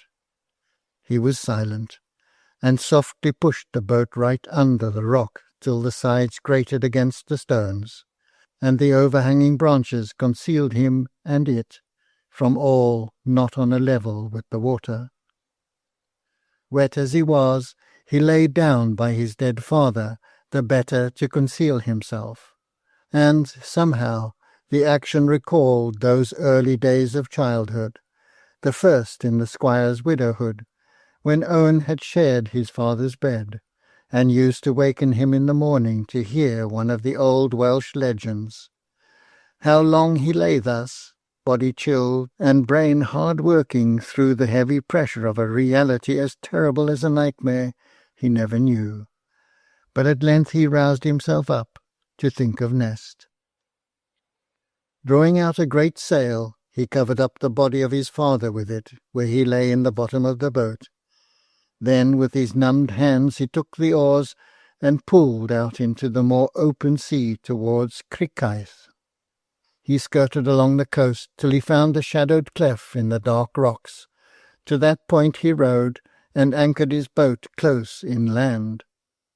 Then he mounted, staggering, half longing to fall into the dark waters and be at rest, half instinctively finding out the surest footrests on that precipitous face of rock, till he was high up, safe landed on the turfy summit.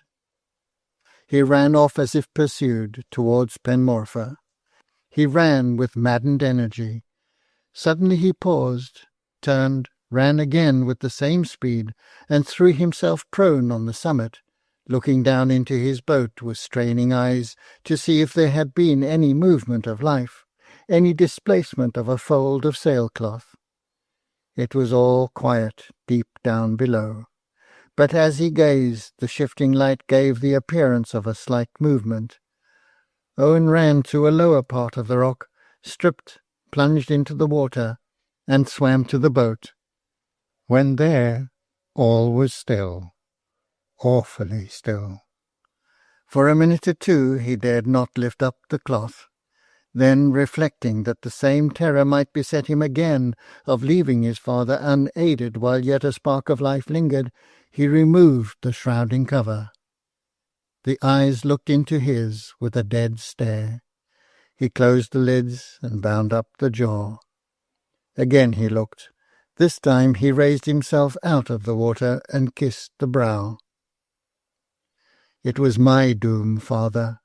It would have been better if I had died at my birth." Daylight was fading away, precious daylight.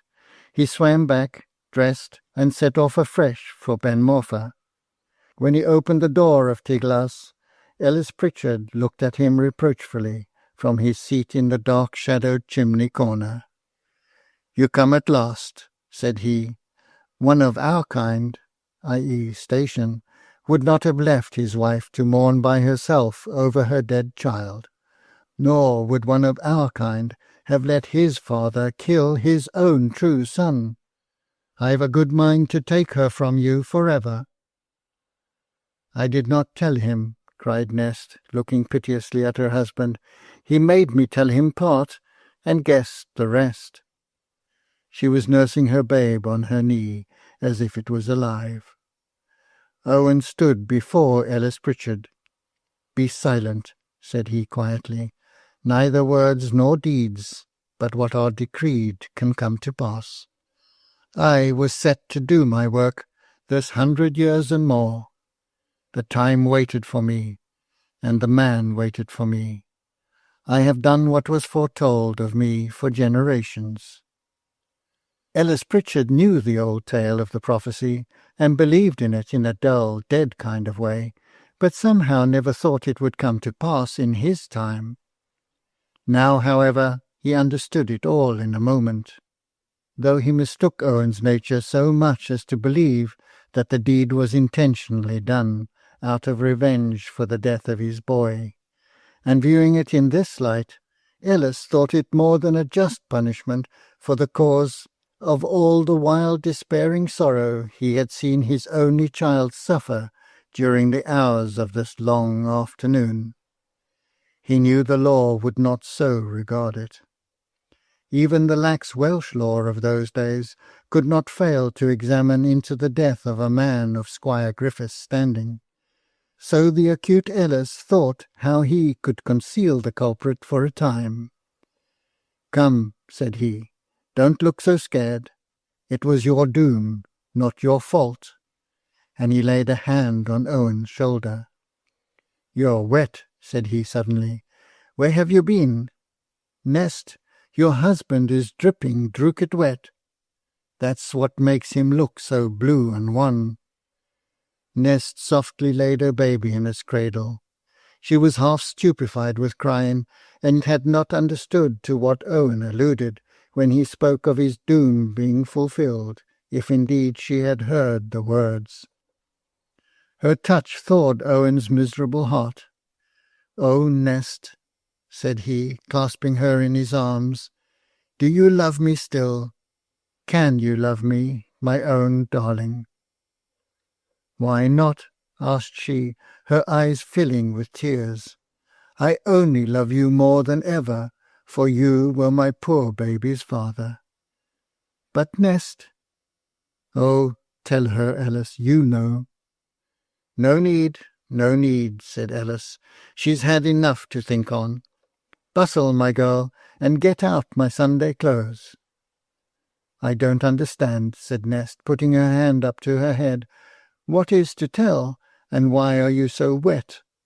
God help me for a poor crazed thing, for I cannot guess at the meaning of your words and your strange looks.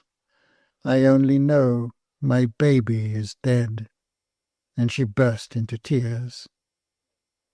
"Come, Nest, go and fetch him a change, quick."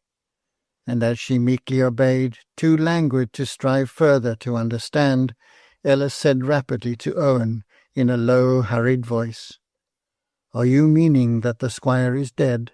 Speak low, lest she hear." "Well, well, no need to talk about how he died. It was sudden, I see, and we must all of us die, and he'll have to be buried. It's well the night is near, and I should not wonder now if you'd like to travel for a bit. It would do Nest a power of good, and then there's many a one goes out of his own house and never comes back again, and I trust he's not lying in his own house, and there's a stir for a bit, and a search, and a wonder, and by the heir just steps in as quiet as can be, and that's what you'll do, and bring Nest to Badone after all. Nay, child, better stockings nor those. Find the blue woollens I bought at Llanrwst fair. Only don't lose heart. It's done now, and can't be helped. It was the piece of work set you to do from the days of the Tudors, they say, and he deserved it. Look in yon cradle. so tell us where he is, and I'll take heart of grace and see what can be done for him."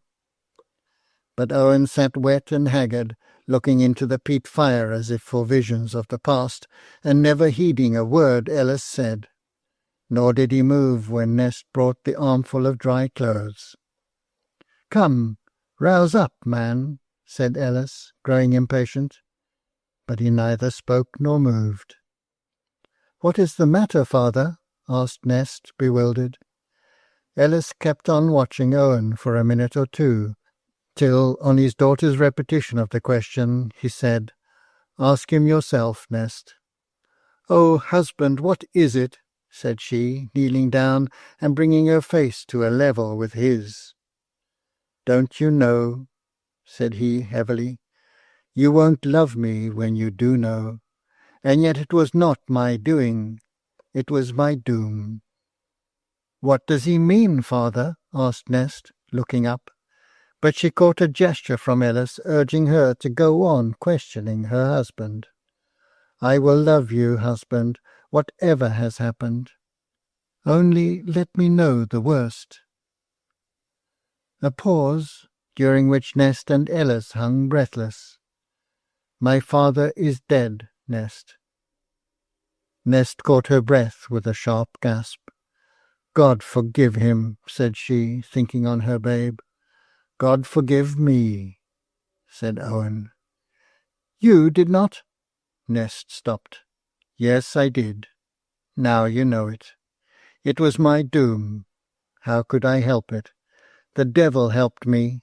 He placed the stone so that my father fell. I jumped into the water to save him. I did indeed, Nest. I was nearly drowned myself, but he was dead. Dead, killed by the fall." "Then he is safe at the bottom of the sea?" said Ellis, with hungry eagerness. "No, he is not. He lies in my boat," said Owen, shivering a little, more at the thought of his last glimpse at his father's face than from cold. "Oh, husband, change your wet clothes," pleaded Nest, to whom the death of the old man was simply a horror with which she had nothing to do, while her husband's discomfort was a present trouble. While she helped him to take off the wet garments which he would never have had energy enough to remove of himself, Ellis was busy preparing food and mixing a great tumbler of spirits and hot water. He stood over the unfortunate young man and compelled him to eat and drink, and made Nest too taste some mouthfuls, all the while planning in his own mind how best to conceal what had been done, and who had done it, not altogether without a certain feeling of vulgar triumph in the reflection that Nest, as she stood there, carelessly dressed, dishevelled in her grief, was in reality the mistress of Badoan, than which Ellis Pritchard had never seen a grander house, though he believed such might exist. By dint of a few dexterous questions, he found out all he wanted to know from Owen as he ate and drank. In fact, it was almost a relief to Owen to dilute the horror by talking about it. Before the meal was done, if meal it could be called, Ellis knew all he cared to know. "Now, Nest, on with your cloak and haps. Pack up what needs to go with you, for you and your husband must be halfway to Liverpool by tomorrow's morn.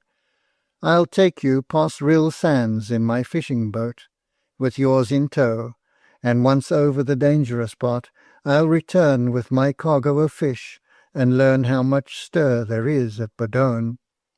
Once half hidden in Liverpool, no one will know where you are, and you may stay quiet till your time comes for returning." "I will never come home again," said Owen doggedly. "The place is accursed." "Hoot, be guided by me, man. Why, it was but an accident after all, and we'll land at the Holy Island, at the Point of Llyn. There is an old cousin of mine, the parson, there, for the Pritchards have known better days, squire, and we'll bury him there." "It was but an accident, man. Hold up your head. You and Nest will come home yet, and fill Badoan with children, and I'll live to see it." "Never, said Owen. "I am the last male of my race, and the son has murdered his father." Nest came in laden and cloaked. Ellis was for hurrying them off. The fire was extinguished. The door was locked. "Here, Nest, my darling, let me take your bundle while I guide you down the steps." But her husband bent his head and spoke never a word. Nest gave her father the bundle, already loaded with such things as he himself had seen fit to take, but clasped another softly and tightly.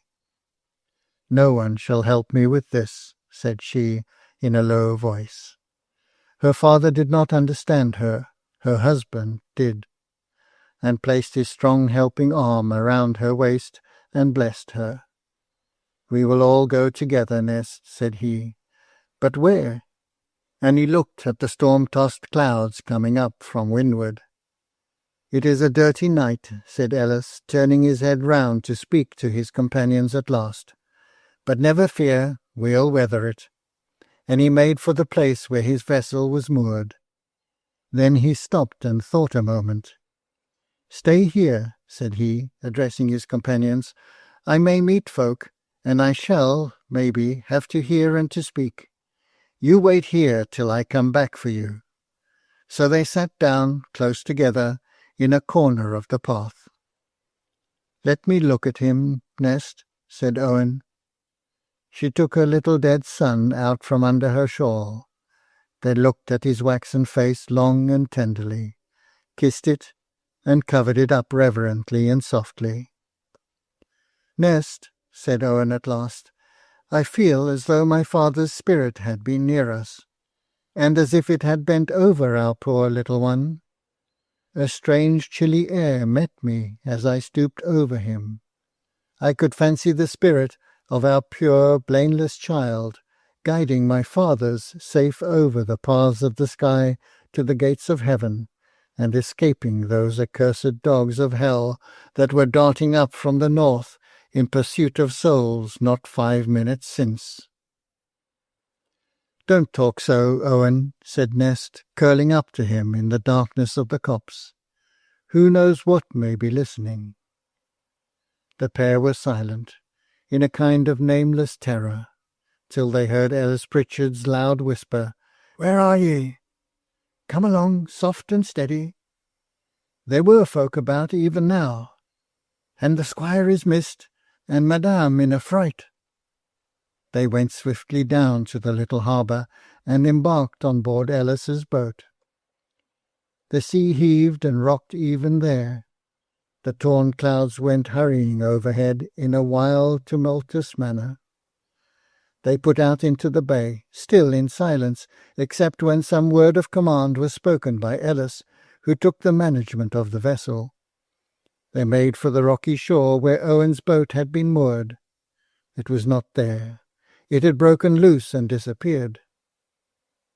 Owen sat down and covered his face. This last event, so simple and natural in itself, struck on his excited and superstitious mind in an extraordinary manner.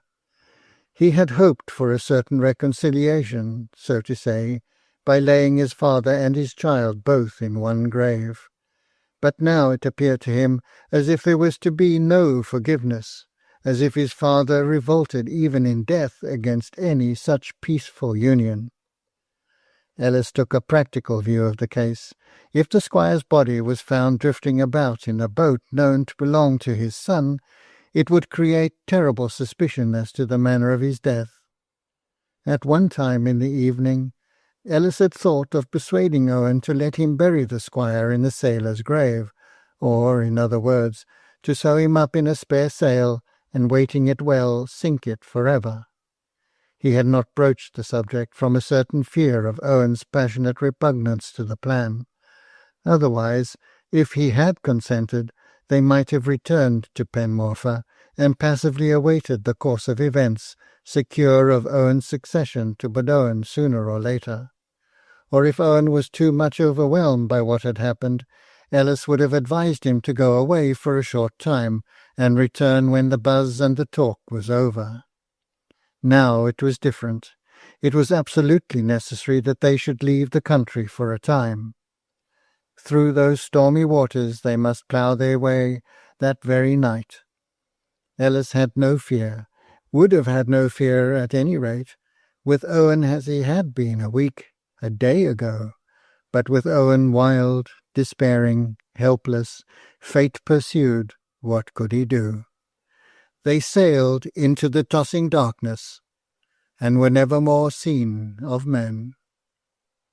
The house of Badoen has sunk into damp, dark ruins, and the Saxon stranger holds the lands of the Griffiths. You cannot think how kindly Mrs. Dawson thanked Miss Duncan for writing and reading this story. She shook my poor, pale governess so tenderly by the hand that the tears came into her eyes and the colour into her cheeks. "I thought you had been so kind. I liked hearing about Lady Ludlow. I fancied, perhaps, I could do something to give a little pleasure," were the half-finished sentences Miss Duncan stammered out. I am sure it was the wish to earn similar kind words from Mrs. Dawson that made Mrs. Preston try and rummage through her memory to see if she could not recollect some fact or event or history which might interest Mrs. Dawson and the little party that gathered round her sofa. Mrs. Preston it was who told us the following tale. Half a lifetime ago. End of The Doom of the Griffiths. Half a lifetime ago, Part 1. Half a lifetime ago, there lived in one of the Westmoreland dales a single woman, of the name of Susan Dixon. She was owner of the small farmhouse where she resided, and of some 30 or 40 acres of land by which it was surrounded. She had also an hereditary right to a sheep-walk extending to the wild fells that overhang Bleer Tarn. In the language of the country, she was a stateswoman. Her house is yet to be seen on the Oxenfell road between Skelworth and Coniston. You go along a moorland track made by the carts that occasionally came for turf from the Oxenfell. A brook babbles and brattles by the wayside, giving you a sense of companionship which relieves the deep solitude in which this way is usually traversed. Some miles on this side of Coniston there is a farmstead, a grey stone house, and a square of farm buildings surrounding a green space of rough turf, in the midst of which stands a mighty funereal umbrageous yew, making a solemn shadow, as of death, in the very heart and centre of the light and heat of the brightest summer day. On the side away from the house, this yard slopes down to a dark brown pool, which is supplied with fresh water from the overflowings of a stone cistern, into which some rivulet of the brook before mentioned continually and melodiously falls bubbling. The cattle drink out of this cistern. The household bring their pitchers and fill them with drinking water by a dilatory yet pretty process. The water-carrier brings with her a leaf of the hound's tongue fern, and inserting it in the crevice of the grey rock, makes a cool green spout for the sparkling stream. The house is no specimen at the present day of what it was in the lifetime of Susan Dixon. Then every small diamond pane in the windows glittered with cleanliness. You might have eaten off the floor. You could see yourself in the pewter plates and the polished oaken ormery or dresser of the state kitchen into which you entered. Few strangers penetrated further than this room. Once or twice, wandering tourists attracted by the lonely picturesqueness of the situation and the exquisite cleanliness of the house itself made their way into this house-place, and offered money enough, as they thought, to tempt the hostess to receive them as lodgers. They would give no trouble, they said. They would be out rambling or sketching all day long, would be perfectly content with a share of the food which she provided for herself, or would procure what they required from the Waterhead Inn at Coniston. But no liberal sum, no fair words, moved her from her stony manner or her monotonous tone of indifferent refusal. No persuasion could induce her to show any more of the house than the first room. No appearance of fatigue procured for the weary an invitation to sit down and rest, and if one more bold and less delicate did so without being asked, Susan stood by, cold and apparently deaf, or only replying by the briefest monosyllables till the unwelcome visitor had departed. Yet those with whom she had dealings, in the way of selling her cattle or her farm produce, spoke of her as keen after a bargain, a hard one to have to do with, and she never spared herself exertion or fatigue, at market or in the field, to make the most of her produce. She led the haymakers with her swift, steady rake, and her noiseless evenness of motion. She was about among the earliest in the market, examining samples of oats, pricing them, and then turning with grim satisfaction to her own cleaner corn. She was served faithfully and long by those who were rather her fellow labourers than her servants. She was even and just in her dealings with them. If she was peculiar and silent, they knew her and knew that she might be relied on. Some of them had known her from her childhood, and deep in their hearts was an unspoken, almost unconscious, pity for her, for they knew her story, though they never spoke of it. Yes, the time had been when that tall, gaunt, hard-featured, angular woman, who never smiled and hardly ever spoke an unnecessary word, had been a fine-looking girl, bright-spirited and rosy, and when the hearth at the Yew Nook had been as bright as she, with family love and youthful hope and mirth. 50 or 51 years ago, William Dixon and his wife Margaret were alive, and Susan, their daughter, was about 18 years old, 10 years older than the only other child, a boy named after his father. William and Margaret Dixon were rather superior people, of a character belonging, as far as I have seen, exclusively to the class of Westmoreland and Cumberland statesmen, just, independent, upright, not much given to much speaking, kind-hearted, but not demonstrative, disliking change and new ways and new people, sensible and shrewd, each household self-contained, and its members having little curiosity as to their neighbours, with whom they rarely met for any social intercourse, save at the stated times of sheep-shearing and Christmas, having a certain kind of sober pleasure in amassing money, which occasionally made them miserable, as they call miserly people up in the north, in their old age, reading no light or ephemeral literature, but the grave, solid books brought around by the pedlars, such as the Paradise Lost and Regained, the Death of Abel, the Spiritual Quixote, and the Pilgrim's Progress, were to be found in nearly every house, the men occasionally going off laking, i.e. playing, i.e. drinking for days together, and having to be hunted up by anxious wives, who dared not leave their husbands to the chances of the wild precipitous roads, but walked miles and miles, lantern in hand, in the dead of night, to discover and guide the solemnly drunken husbands home, who had a dreadful headache the next day, and the day after that came forth as grave and sober and virtuous-looking as if there were no such thing as malt and spirituous liquors in the world, and who were seldom reminded of their misdoings by their wives, to whom such occasional outbreaks were as things of course, when once the immediate anxiety produced by them was over. Such were, such are, the characteristics of a class now passing away from the face of the land, as their compeers, the yeomen, have done before them. Of such was William Dixon. He was a shrewd, clever farmer in his day and generation, when shrewdness was rather shown in the breeding and rearing of sheep and cattle than in the cultivation of land. Owing to this character of his, statesmen from a distance beyond Kendal or from Borrowdale, of greater wealth than he, would send their sons to be farm servants for a year or two with him, in order to learn some of his methods before setting up on land of their own. When Susan, his daughter, was about 17, One Michael Hurst was farm servant at Ewe Nook.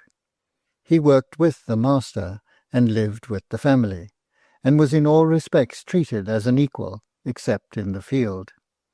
His father was a wealthy statesman at Withburn, up beyond Grasmere, and through Michael's servitude the families had become acquainted, and the Dixons went over to the High Beck sheep shearing, and the Hursts came down by the Red Bank and the Lochrig Tarn and across the Oxen Fell when there was the Christmas-tide feasting at Ewe Nook. The fathers strolled around the fields together, examining cattle and sheep, and looked knowing over each other's horses. The mothers inspected the dairies and household arrangements, each openly admiring the plans of the other, but secretly preferring their own.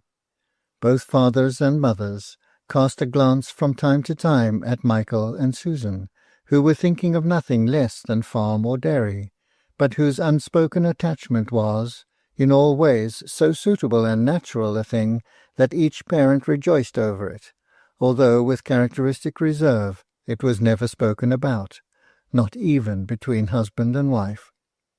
Susan had been a strong, independent, healthy girl, a clever help to her mother, and a spirited companion to her father, more of a man in her, as he often said, than her delicate little brother ever would have.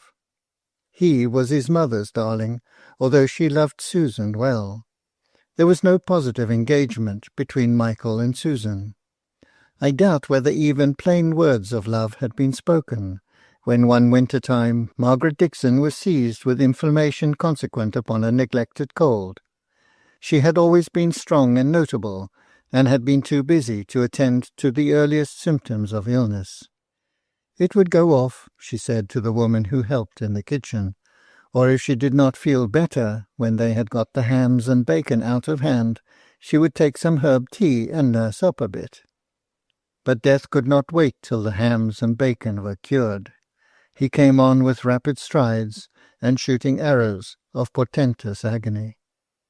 Susan had never seen illness, never knew how much she loved her mother till now, when she felt a dreadful, instinctive certainty that she was losing her. Her mind was thronged with recollections of the many times she had slighted her mother's wishes. Her heart was full of the echoes of careless and angry replies that she had spoken. What would she not now give to have opportunities of service and obedience, and trials of her patience and love, for that dear mother who lay gasping in torture? And yet Susan had been a good girl and an affectionate daughter. The sharp pain went off, and delicious ease came on, yet still her mother sunk. In the midst of this languid peace she was dying. She motioned Susan to her bedside, for she could only whisper, and then, while the father was out of the room, she spoke as much to the eager, hungering eyes of her daughter by the motion of her lips as by the slow, feeble sounds of her voice. "Susan, lass, thou must not fret. It is God's will, and thou wilt have a deal to do. Keep father straight if thou canst, and if he goes out Ulverston ways, see that thou meet him before he gets to the old quarry. It's a dree bit for a man who has had a drop. As for Lil Will—" Here the poor woman's face began to work, and her fingers to move nervously as they lay on the bed quilt. "Lil will miss me most of all. Father's often vexed with him because he's not a quick, strong lad. He is not, my poor lil chap, and father thinks he's saucy because he cannot always stomach oatcake and porridge. There's better than £3 in the old black teapot on the top shelf of the cupboard. Just keep a piece of loaf bread by you, Susan dear, for Will to come to when he's not taken his breakfast. I have, maybe, spoilt him, but there'll be no one to spoil him now." She began to cry, a low, feeble cry, and covered up her face that Susan might not see her. That dear face, those precious moments while yet the eyes could look out with love and intelligence. Susan laid her head down close by her mother's ear. "Mother, I'll take tent of Will. Mother, do you hear? He shall not want aught I can give or get for him, least of all the kind words which you had ever ready for us both. Bless you, my own mother. Thou'lt promise me that, Susan, wilt thou? I can die easy if thou'lt take charge of him. But he's hardly like other folk. He tries father at times, though I think father'll be tender of him when I'm gone for my sake. And Susan, there's one thing more. I never spoke on it for fear of the bairn being called a telltale, but I just comforted him up. He vexes Michael at times, and Michael has struck him before now. I did not want to make a stir, but he's not strong, and a word from thee, Susan, will go a long way with Michael. Susan was as red now as she had been pale before. It was the first time that her influence over Michael had been openly acknowledged by a third person, and a flash of joy came athwart the solemn sadness of the moment. Her mother had spoken too much, and now came on the miserable faintness. She never spoke again coherently, but when her children and her husband stood by her bedside, she took Lil Will's hand and put it into Susan's, and looked at her with imploring eyes. Susan clasped her arms around Will, and leaned her head upon his curly little one, and vowed within herself to be as a mother to him. Henceforward she was all in all to her brother. She was a more spirited and amusing companion to him than his mother had been, from her greater activity, and perhaps also from her originality of character, which often prompted her to perform her habitual actions in some new and racy manner. She was tender to little Will, when she was prompt and sharp with everybody else. With Michael most of all, for somehow the girl felt that, unprotected by her mother, she must keep up her own dignity and not allow her lover to see how strong a hold he had upon her heart. He called her hard and cruel, and left her so, and she smiled softly to herself when his back was turned, to think how little he guessed how deeply he was loved. For Susan was merely comely and fine-looking. Michael was strikingly handsome, admired by all the girls for miles round, and quite enough of a country coxcomb to know it and plume himself accordingly. He was the second son of his father. The eldest would have High Beck Farm, of course, but there was a good penny in the Kendal Bank in store for Michael.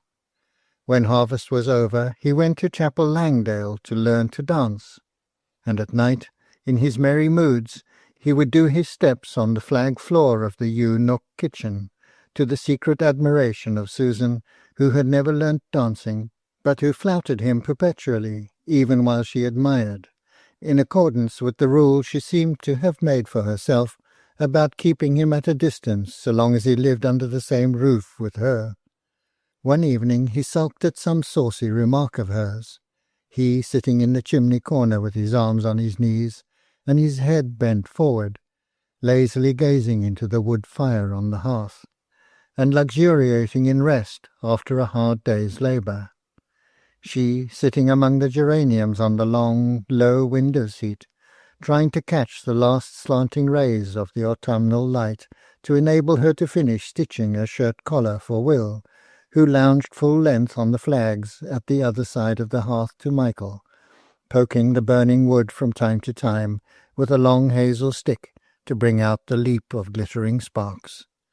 "And if you can dance a threesome reel, what good does it do ye?" asked Susan, looking askance at Michael, who had just been vaunting his proficiency.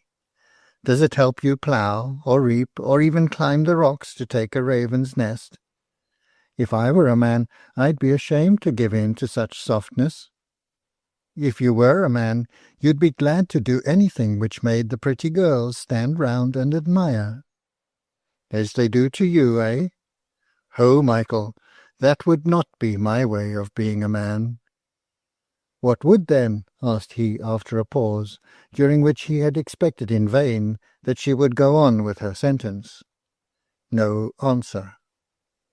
"I should not like you as a man, Susie. You'd be too hard and headstrong." "Am I hard and headstrong?" asked she, with as indifferent a tone as she could assume, but which yet had a touch of pique in it. His quick ear detected the inflection. "No, Susie, you're wilful at times, and that's right enough.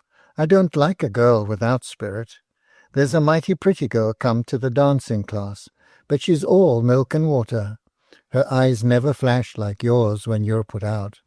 Why, I can see them flame across the kitchen like a cat's in the dark. Now, if you were a man, I should feel queer before those looks of yours. As it is, I rather like them, because—" "Because what?" asked she, looking up and perceiving that he had stolen close up to her. "Because I can make all right in this way," said he, kissing her suddenly. "Can you?" said she, wrenching herself out of his grasp and panting half with rage. "Take that by way of proof that making right is none so easy." And she boxed his ear pretty sharply. He went back to his seat, discomfited and out of temper. She could no longer see to look, even if her face had not burnt and her eyes dazzled, but she did not choose to move her seat, so she still persevered her stooping attitude and pretended to go on sewing.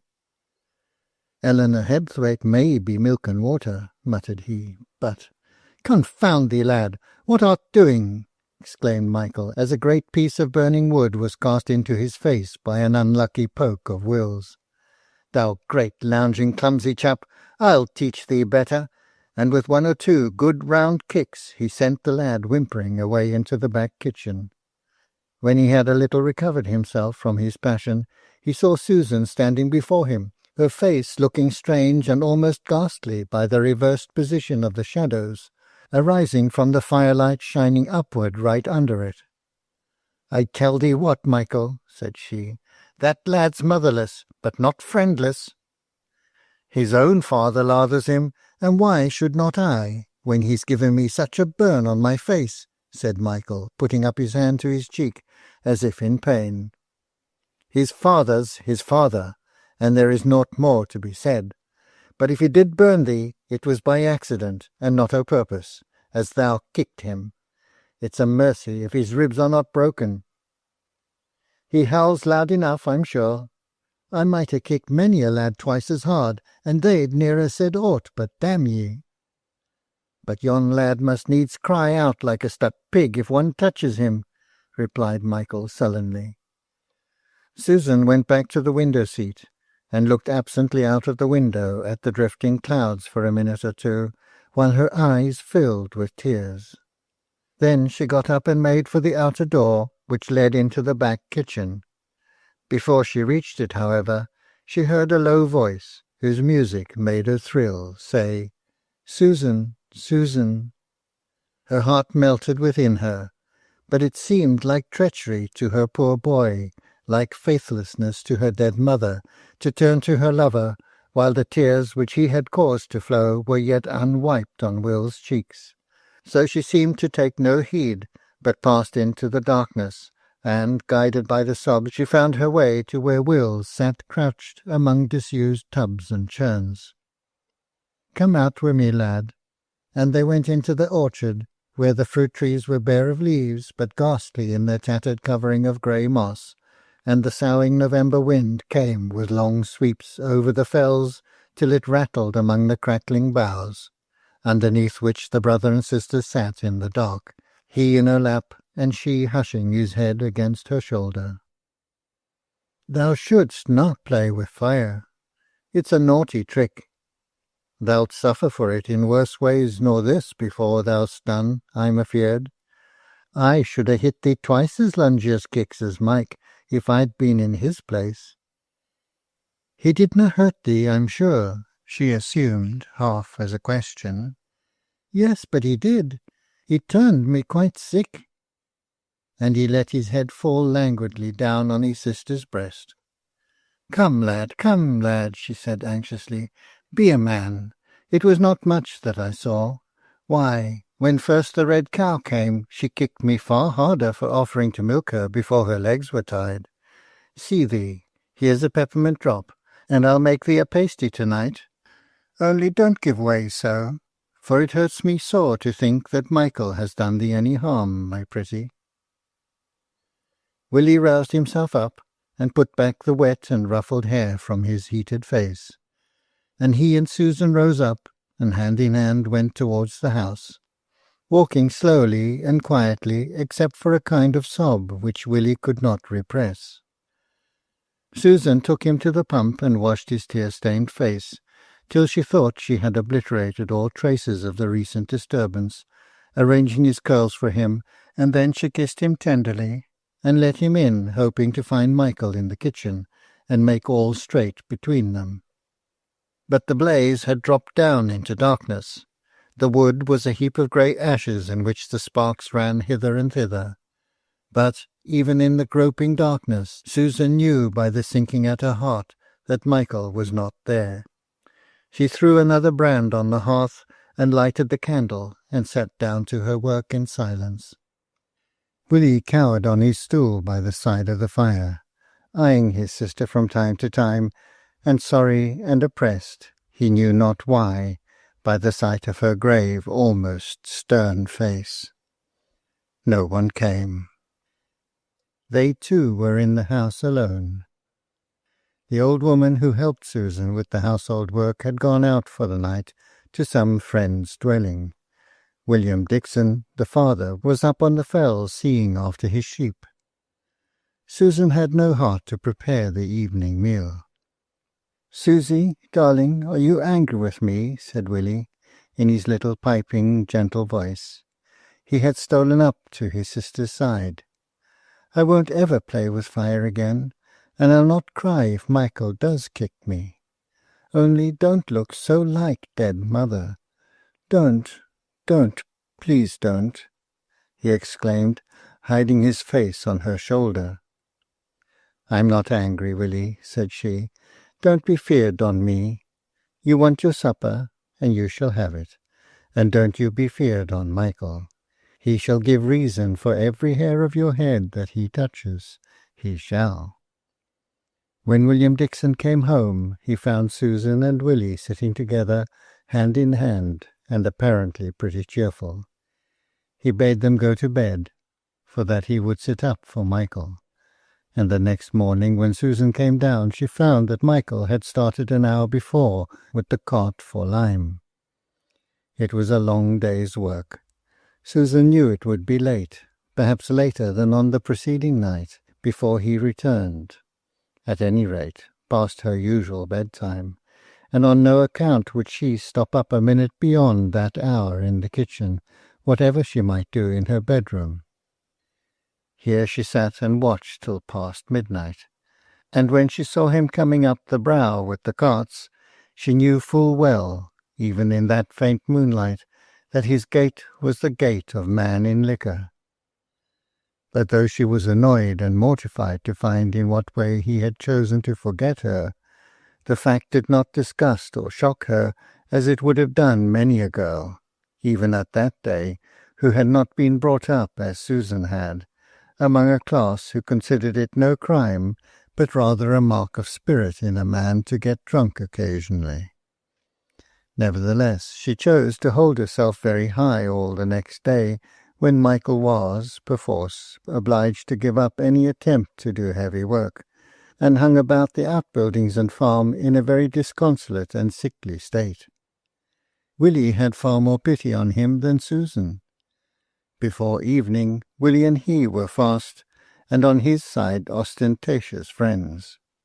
Willie rode the horses down to the water. Willie helped him to chop wood. Susan sat gloomily at her work, hearing an indistinct but cheerful conversation going on in the shippen, while the cows were being milked. She almost felt irritated with her little brother, as if he were a traitor, and had gone over to the enemy in the very battle she was fighting in his cause. She was alone with no one to speak to, while they prattled on, regardless if she were glad or sorry. Soon Willie burst in. "Susan, Susan, come with me. I've something so pretty to show you." "Round the corner of the barn? Run, run!" He was dragging her along, half reluctant, half desirous of some change in that weary day. Round the corner of the barn, and caught hold of by Michael, who stood there awaiting her. "Oh, Willie," cried she, "you naughty boy, there is nothing pretty. What have you brought me here for? Let me go, I won't be held." "Only one word?" "Nay, if you wish it so much, you may go," said Michael, suddenly loosing his hold as she struggled. But now she was free, she only drew off a step or two, murmuring something about Willie. "You are going, then?" said Michael, with seeming sadness. "You won't hear me say a word of what is in my heart?"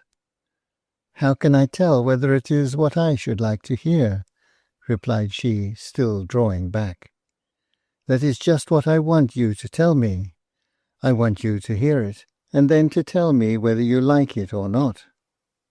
"Well, you may speak," replied she, turning her back and beginning to plait the hem of her apron. He came close to her ear. "I'm sorry I hurt Willie the other night. He has forgiven me. Can you?" "You hurt him very badly," she replied, "but you are right to be sorry. I forgive you." "Stop, stop," said he, laying his hand upon her arm. "There is something more I've got to say. I want you to be my— what is it they call it, Susan?"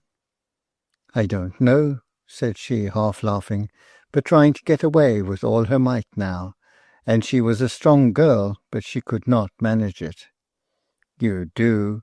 My— what is it I want you to be?" "I tell you I don't know, and you had best be quiet, and just let me go in, or I shall think you're as bad now as you were last night." "And how did you know what I was last night? It was past 12 when I came home. Were you watching? Ah, Susan, be my wife, and you shall never have to watch for a drunken husband. If I were your husband, I would come straight home, and count every minute and hour till I saw your bonny face. Now you know what I want you to be. I ask you to be my wife. Will you, my own dear Susan?" She did not speak for some time. Then she only said, "Ask father." And now she was really off like a lapwing around the corner of the barn, and up in her own little room, crying with all her might, before the triumphant smile had left Michael's face where he stood. The "ask father" was a mere form to be gone through. Old Daniel Hurst and William Dixon had talked over what they could respectively give their children long before this, and that was the parental way of arranging such matters. When the probable amount of worldly gear that he could give his child had been named by each father, the young folk, as they said, might take their own time in coming to the point which the old men, with the prescience of experience, saw that they were drifting to. No need to hurry them, for they were both young, and Michael, though active enough, was too thoughtless, old Daniel said, to be trusted with the entire management of a farm. Meanwhile his father would look about him, and see after all the farms that were to be let. Michael had a shrewd notion of this preliminary understanding between the fathers, and so felt less daunted than he might otherwise have done at making the application for Susan's hand. It was all right. There was not an obstacle, only a deal of good advice, which the lover thought might have as well been spared, and which it must be confessed he did not much attend to, although he assented to every part of it. Then Susan was called downstairs, and slowly came dropping into view down the steps which led from the two family apartments into the house-place. She tried to look composed and quiet, but it could not be done. She stood side by side with her lover, with her head drooping, her cheeks burning, not daring to look up or move, while her father made the newly betrothed a somewhat formal address, in which he gave his consent, and many a piece of worldly wisdom beside. Susan listened as well as she could for the beating of her heart, but when her father solemnly and sadly referred to his own lost wife, She could keep from sobbing no longer, but throwing her apron over her face, she sat down on the bench by the dresser and fairly gave way to pent-up tears. Oh, how strangely sweet to be comforted as she was comforted, by tender caress and many a low-whispered promise of love. Her father sat by the fire, thinking of the days that were gone.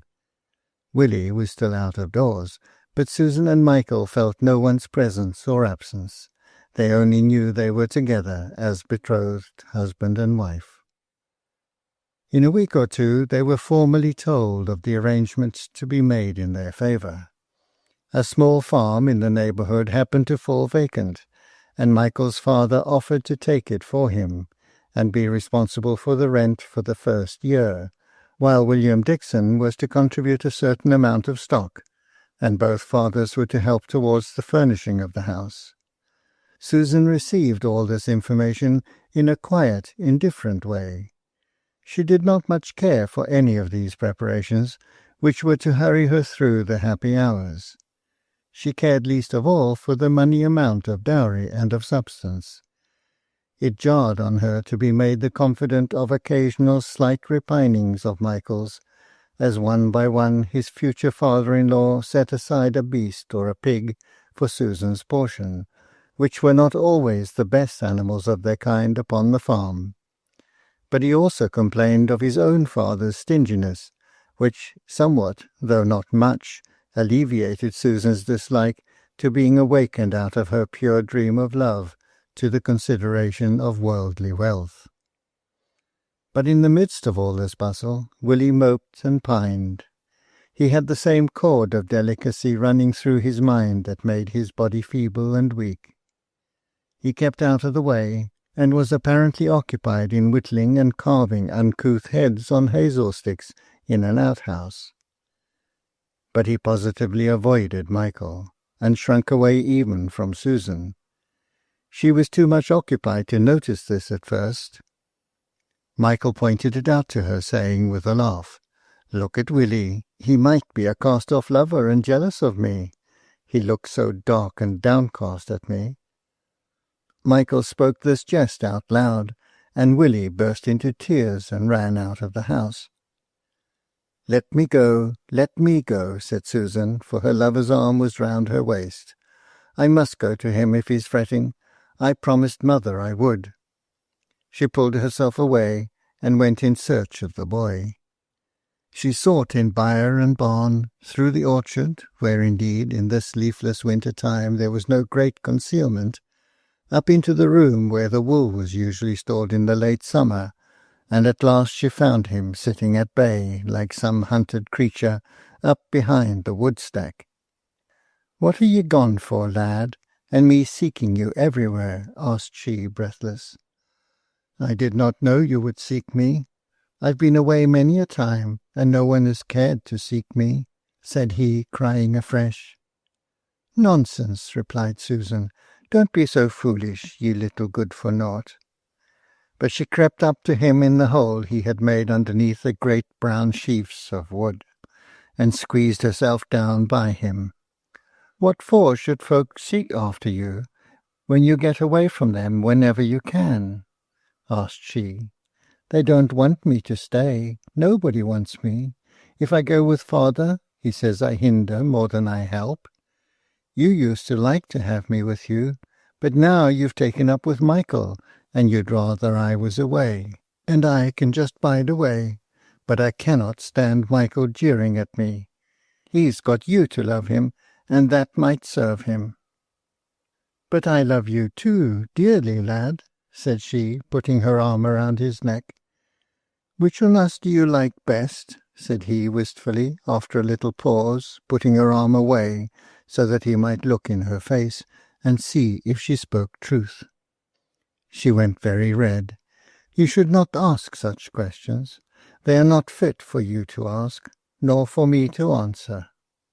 "But mother bade you love me," said he plaintively, "and so I do, and so I ever will do. Lover nor husband shall come betwixt thee and me, lad, ne'er a one of them.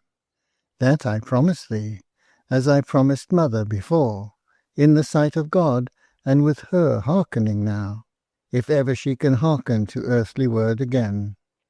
Only I cannot abide to have thee fretting, just because my heart is large enough for two. And thou'lt love me always, always and ever, and the more thou'lt love Michael, said she, dropping her voice. I'll try, said the boy, sighing, for he remembered many a harsh word and blow of which his sister knew nothing. She would have risen up to go away, but he held her tight, for here and now she was all his own, and he did not know when such a time might come again.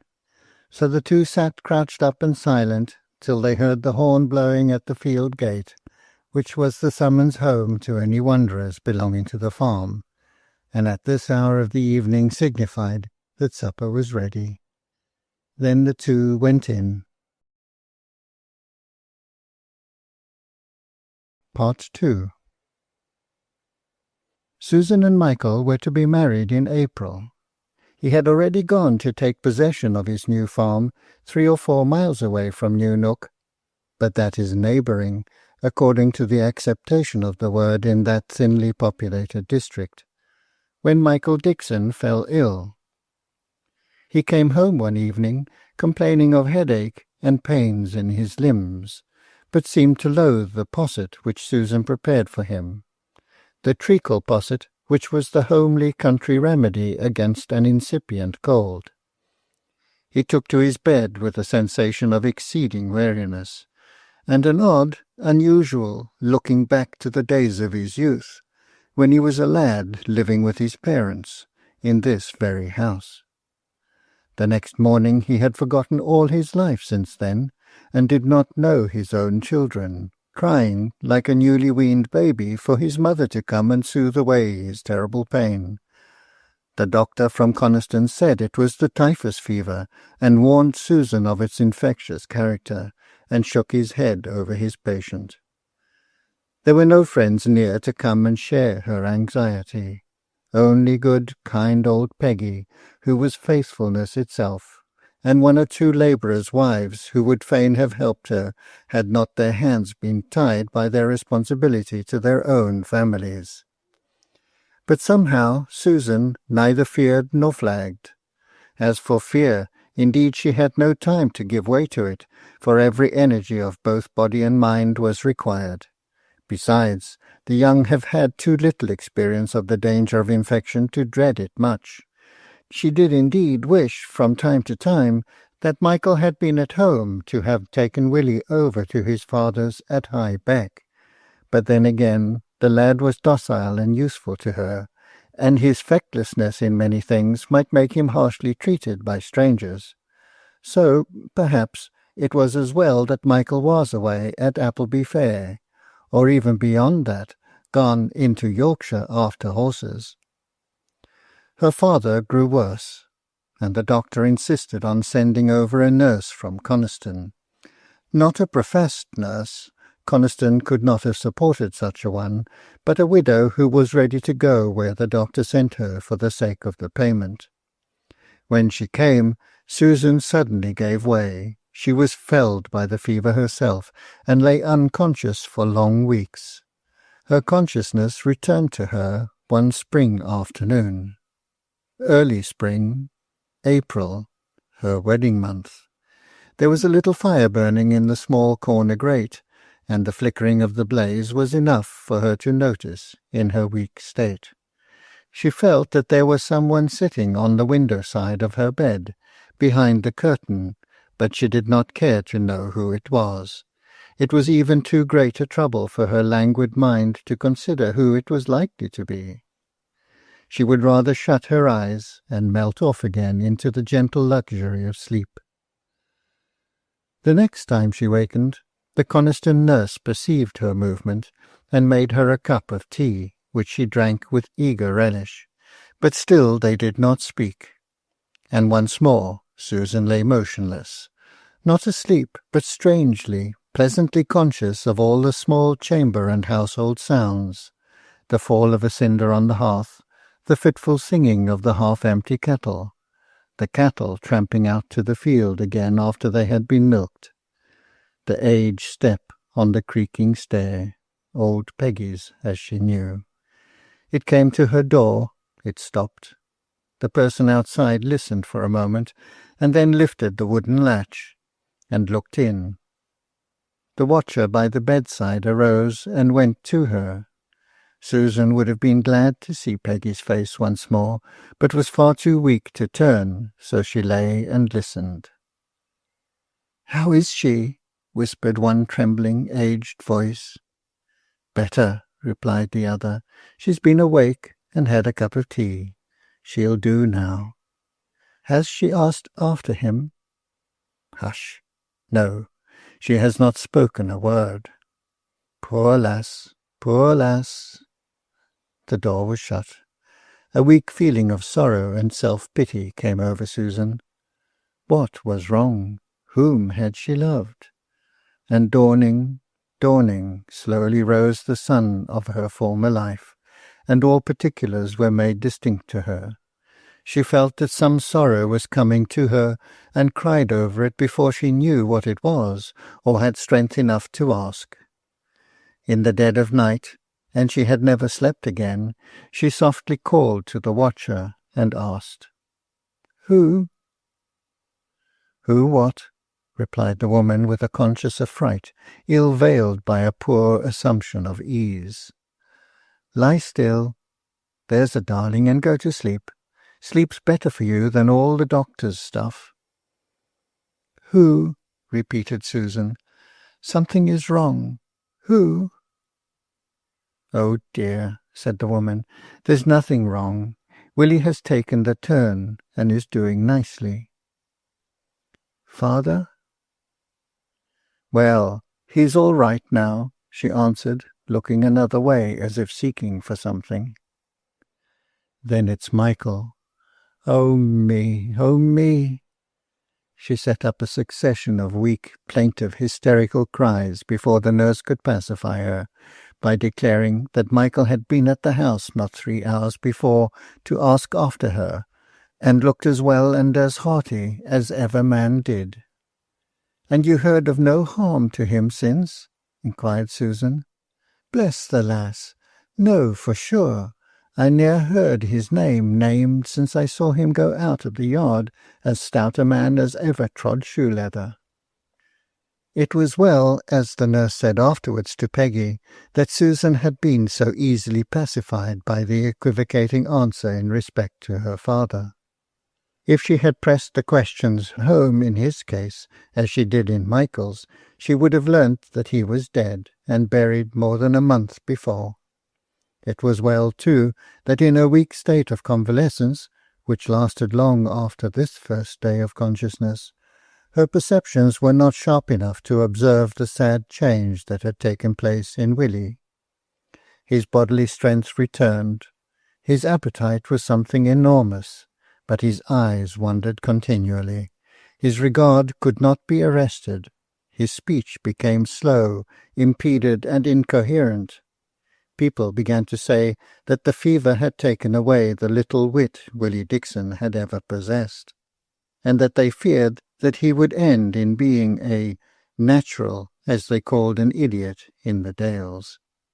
The habitual affection and obedience to Susan lasted longer than any other feeling that the boy had had previous to his illness, and perhaps this made her be the last to perceive what everyone else had long anticipated. She felt the awakening rude when it did come. It was in this wise. One June evening she sat out of doors under the yew tree knitting. She was pale still from her recent illness, and her languor, joined to the fact of her black dress, made her look more than usually interesting. She was no longer the buoyant, self-sufficient Susan, equal to every occasion. The men were bringing in the cows to be milked, and Michael was about in the yard, giving orders and directions with somewhat of the air of a master, for the farm belonged of right to Willie, and Susan had succeeded to the guardianship of her brother. Michael and she were to be married as soon as she was strong enough, So, perhaps, his authoritative manner was justified, but the labourers did not like it, although they said little. They remembered him a stripling on the farm, knowing far less than they did, and often glad to shelter his ignorance of all agricultural matters behind their superior knowledge. They would have taken orders from Susan with far more willingness, nay, Willie himself might have commanded them, and from the old hereditary feeling towards the owners of land, they would have obeyed him with far greater cordiality then than they now showed to Michael. But Susan was tired with even 3 rounds of knitting, and seemed not to notice or to care how things went on around her. And Willie, poor Willie, there he stood lounging against the door-sill, enormously grown and developed to be sure, but with restless eyes and ever-open mouth, and every now and then setting up a strange kind of howling cry, and then smiling vacantly to himself at the sound he had made. As the 2 old labourers passed him, they looked at each other ominously and shook their heads. "Willie, darling," said Susan, "don't make that noise. It makes my head ache." She spoke feebly, and Willie did not seem to hear. At any rate, he continued his howl from time to time. "Hold thy noise, wilt thou?" said Michael roughly, as he passed near him, and threatening him with his fist. Susan's back was turned to the pair. The expression of Willie's face changed from vacancy to fear, and he came shambling up to Susan, and put her arm round him, and, as if protected by that shelter, he began making faces at Michael. Susan saw what was going on, and, as if now first struck by the strangeness of her brother's manner, she looked anxiously at Michael for an explanation. Michael was irritated at Willie's defiance of him, and did not mince the matter. "It's just that the fever has left him silly. He never was as wise as other folk, and now I doubt if he will ever get right." Susan did not speak, but she went very pale, and her lip quivered. She looked long and wistfully at Willie's face, as he watched the motion of the ducks in the great stable pool. He laughed softly to himself every now and then. "Willie likes to see the ducks go overhead," said Susan, instinctively adopting the form of speech she would have used to a young child. "Willie boo, Willie boo," he replied, clapping his hands and avoiding her eye. "Speak properly, Willie," said Susan, making a strong effort at self-control and trying to arrest his attention. "You know who I am. Tell me my name." She grasped his arm almost painfully tight to make him attend. Now he looked at her, and for an instant a gleam of recognition quivered over his face, but the exertion was evidently painful, and he began to cry at the vainness of the effort to recall her name. He hid his face upon her shoulder with the old affectionate trick of manner. She put him gently away and went into the house, into her own little bedroom. She locked the door and did not reply at all to Michael's calls for her, hardly spoke to old Peggy, who tried to tempt her out to receive some homely sympathy, and through the open casement there still came the idiotic sound of "Willie boo, Willie boo." Part 3. After the stun of the blow came the realization of the consequences. Susan would sit for hours trying patiently to recall and piece together fragments of recollection and consciousness in her brother's mind. She would let him go and pursue some senseless bit of play, and wait until she could catch his eye or his attention again, when she would resume her self-imposed task. Michael complained that she never had a word for him or a minute of time to spend with him now, but she only said she must try, while there was yet a chance, to bring back her brother's lost wits. As for marriage in this state of uncertainty, she had no heart to think of it. Then Michael stormed, and absented himself for 2 or 3 days, but it was of no use. When he came back, he saw that she had been crying till her eyes were all swollen up, and he gathered from Peggy's scoldings, which she did not spare him, that Susan had eaten nothing since he went away, but she was as inflexible as ever. "Not just yet. Only not just yet. And don't say again that I do not love you," said she, suddenly hiding herself in his arms. And so matters went on through August. The crop of oats was gathered in. The wheat field was not ready as yet, when one fine day Michael drove up in a borrowed shandry, and offered to take Willie a ride. His manner, when Susan asked him where he was going to, was rather confused, but the answer was straight and clear enough. He had business in Ambleside. He would never lose sight of the lad, and have him back safe and sound before dark. So Susan let him go. Before night they were home again, Willie in high delight at a little rattling paper windmill that Michael had bought for him in the street, and striving to imitate this new sound with perpetual buzzings. Michael, too, looked pleased. Susan knew the look, although afterwards she remembered that he had tried to veil it from her, and had assumed a grave appearance of sorrow whenever he caught her eye. He put up his horse, for, although he had 3 miles further to go, the moon was up, the bonny harvest moon, and he did not care how late he had to drive on such a road by such a light. After the supper which Susan had prepared for the travellers was over, Peggy went upstairs to see Willie safe in bed, for he had to have the same care taken of him that a little child of 4 years old requires. Michael drew near to Susan. "Susan," said he, "I took Will to see Dr. Preston at Kendal. He's the first doctor in the county. I thought it were better for us, for you, to know at once what chance there were for him." "Well?" said Susan, looking eagerly up. She saw the same strange glance of satisfaction, the same instant change to apparent regret and pain. "What did he say?" she said. "Speak, can't you?"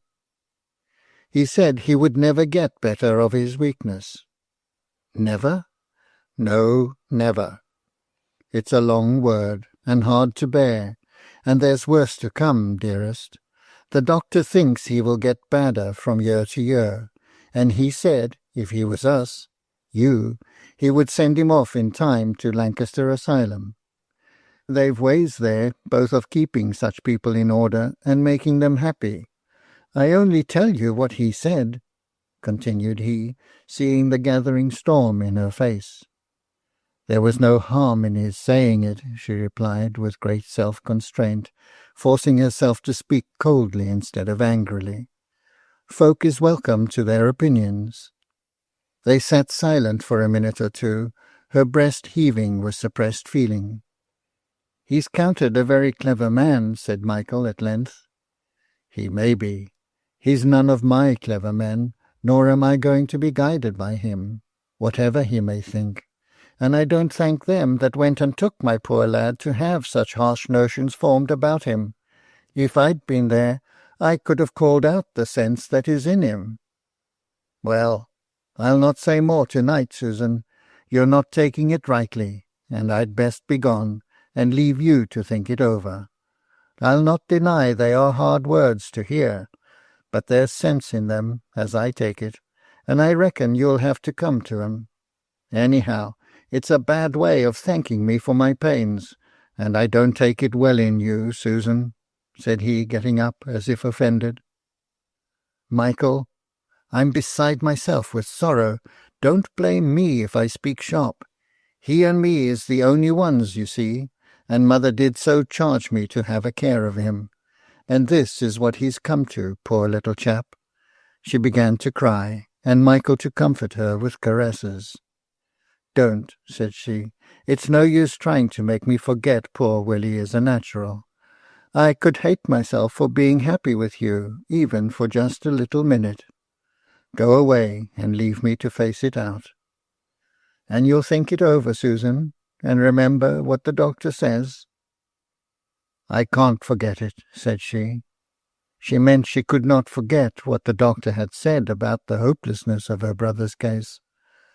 Michael had referred to the plan of sending Willie away to an asylum, or madhouse, as they were called in that day and place. The idea had been gathering force in Michael's mind for some time. He had talked it over with his father, and secretly rejoiced over the possession of the farm and land, which would then be his, in fact, if not in law, by right of his wife. He had always considered the good penny her father could give her in his catalogue of Susan's charms and attractions, but of late he had grown to esteem her as the heiress of Hugh Nook. He too should have land like his brother, land to possess, to cultivate, to make profit from, to bequeath. For some time he had wondered that Susan had been so much absorbed in Willie's present, that she had never seemed to look forward to his future state. Michael had long felt the boy to be a trouble, but of late he had absolutely loathed him. His gibbering, his uncouth gestures, his loose, shambling gait, all irritated Michael inexpressibly. He did not come near the Hugh Nook for a couple of days. He thought that he would leave her time to become anxious to see him and reconciled to his plan. They were strange, lonely days to Susan. They were the first she had spent face to face with the sorrows that had turned her from a girl into a woman, for hitherto Michael had never let 24 hours pass by without coming to see her since she had had the fever. Now that he was absent, it seemed as though some cause of irritation was removed from Will, who was much more gentle and tractable than he had been for many weeks. Susan thought that she observed him making efforts at her bidding, and there was something piteous in the way in which he crept up to her and looked wistfully in her face, as if asking her to restore him the faculties that he felt to be wanting. "I never will let thee go, lad, never. There's no knowing where they would take thee to, or what they would do with thee. As it says in the Bible, naught but death shall part thee and me." The countryside was full in those days of stories of the brutal treatment offered to the insane, stories that were, in fact, but too well founded, and the truth of one of which would only have been a sufficient reason for the strong prejudice existing against all such places.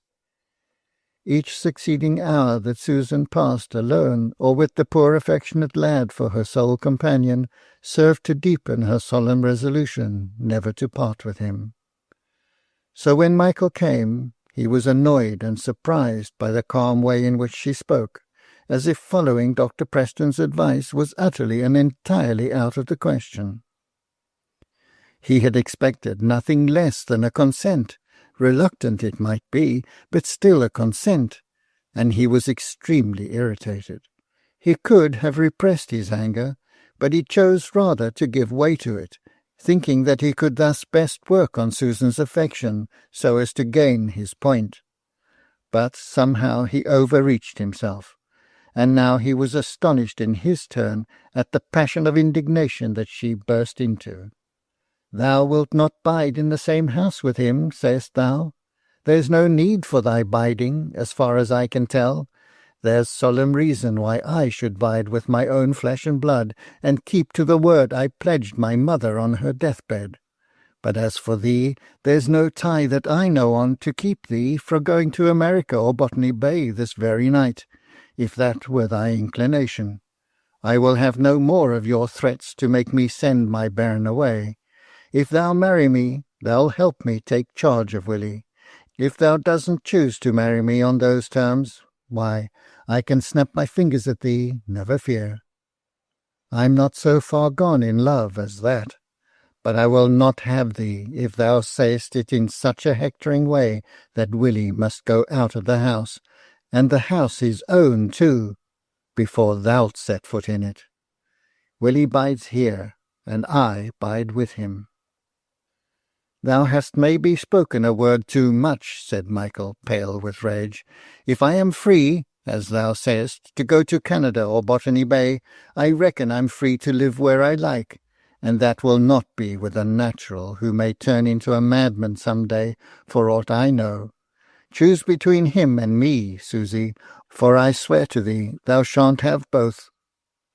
"I have chosen," said Susan, now perfectly composed and still. "Whatever comes of it, I bide with Willie." "Very well," said Michael, trying to assume an equal composure of manner. "Then I'll wish you a very good night." He went out of the house door half expecting to be called back again, but instead he heard a hasty step inside and a bolt drawn. "Phew," said he to himself, "I think I must leave my lady alone for a week or two, and give her time to come to her senses. She'll not find it so easy as she thinks to let me go." So he went past the kitchen window in nonchalant style, and was not seen again at Eunuch for some weeks. How did he pass the time? For the first day or two he was unusually cross with all things and people that came athwart him.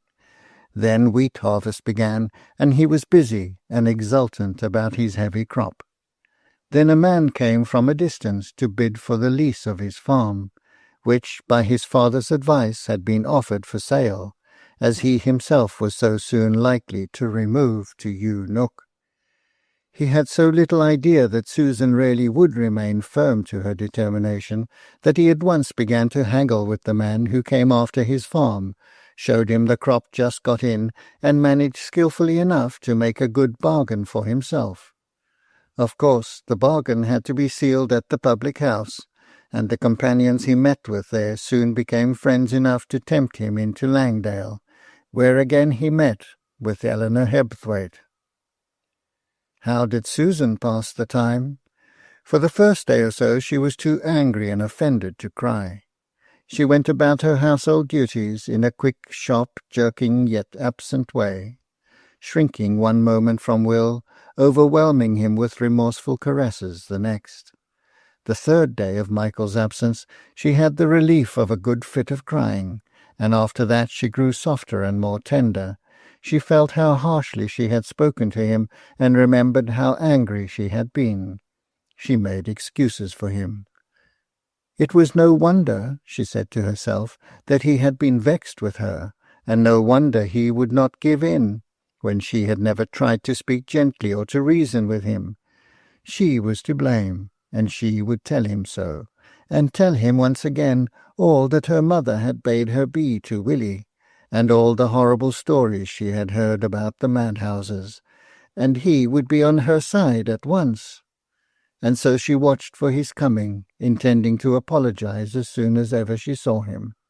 She hurried over her household work in order to sit quietly at her sewing and hear the first distant sound of his well-known step or whistle.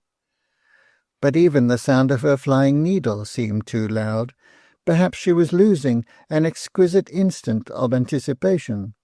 So she stopped sewing, and looked longingly out through the geranium leaves, in order that her eye might catch the first stir of the branches in the woody path by which he generally came. Now and then a bird might spring out of the covert, otherwise the leaves were heavily still in the sultry weather of early autumn. Then she would take up her sewing, and with a spasm of resolution she would determine that a certain task should be fulfilled before she would again allow herself the poignant luxury of expectation. Sick at heart was she when the evening closed in, and the chances of that day diminished. Yet she stayed up longer than usual, thinking that if he were coming, if he were only passing along the distant road, the sight of a light in the window might encourage him to make his appearance even at that late hour, while seeing the house all darkened and shut up might quench any such intention. Very sick and weary at heart she went to bed, too desolate and despairing to cry or make any moan. But in the morning hope came afresh. Another day, another chance, and so it went on for weeks. Peggy understood her young mistress's sorrow full well, and respected it by her silence on the subject. Willie seemed happier now that the irritation of Michael's presence was removed, for the poor idiot had a sort of antipathy to Michael, which was a kind of heart's echo to the repugnance in which the latter held him. Altogether, just at this time, Willie was the happiest of the three. As Susan went into Coniston to sell her butter one Saturday, some inconsiderate person told her that she had seen Michael Hurst the night before. I said inconsiderate, but I might rather have said unobservant, for anyone who had spent half an hour in Susan Dixon's company might have seen that she disliked having any reference made to the subjects nearest her heart, were they joyous or grievous. Now she went a little paler than usual, and she had never recovered her colour since she had had the fever, and tried to keep silence.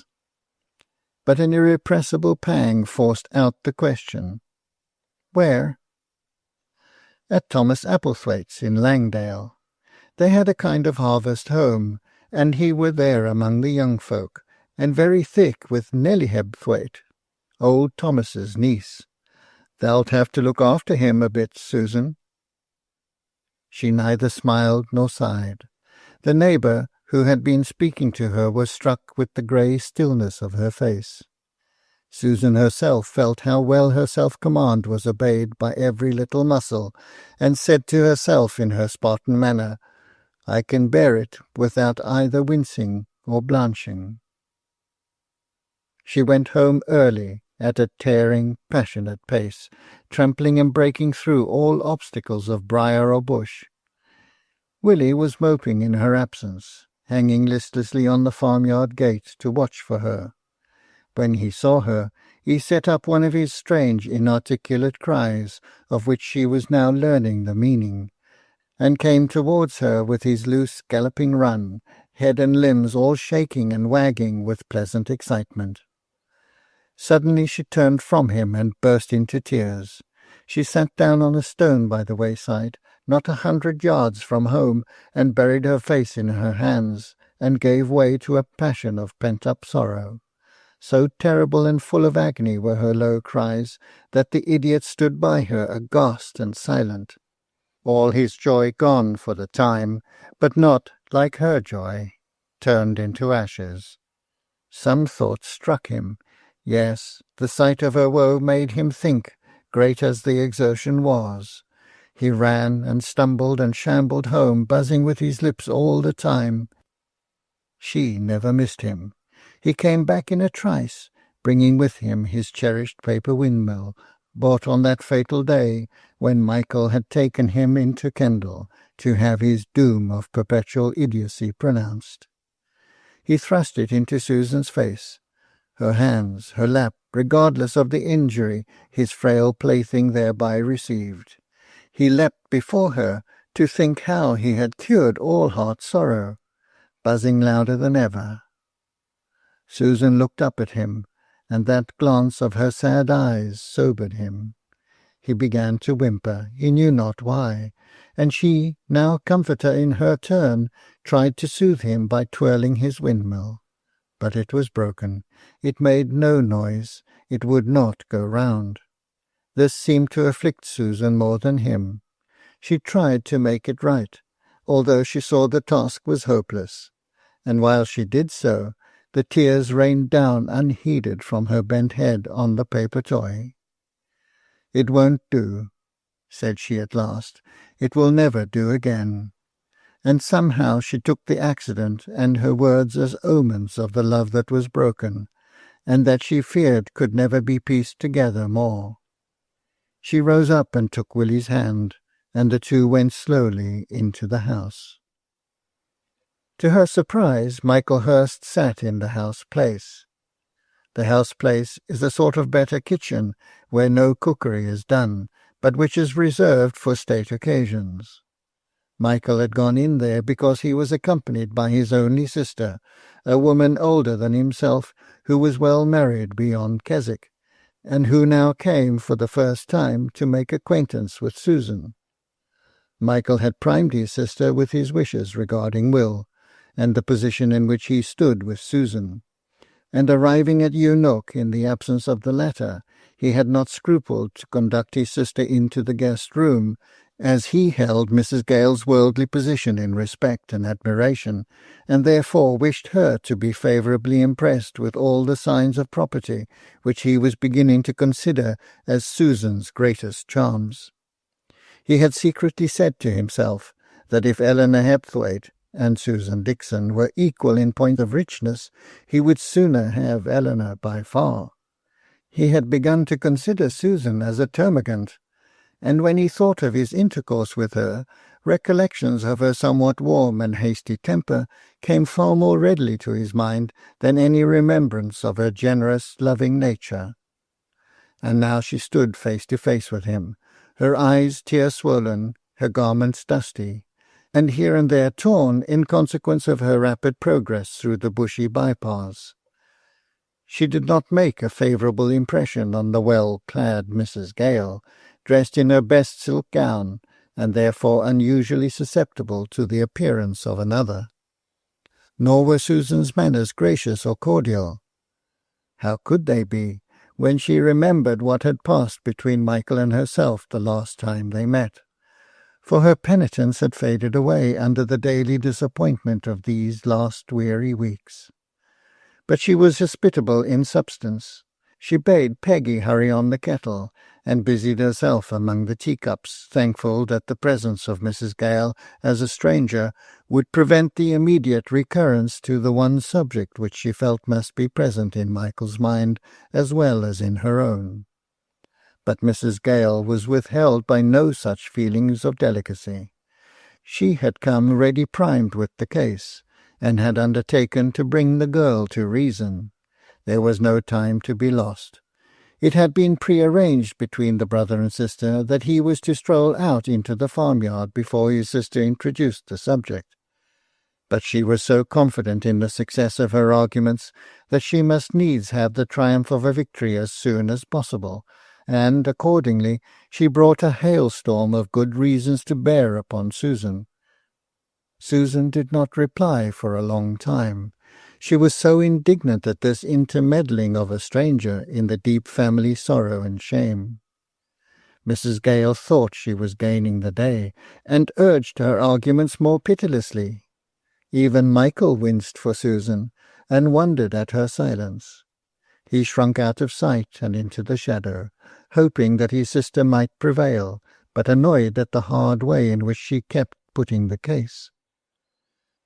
Suddenly Susan turned round from the occupation she had pretended to be engaged in, and said to him in a low voice, which yet not only vibrated itself, but made its hearers thrill through all their obtuseness, "Michael Hurst, does your sister speak truth, think you?"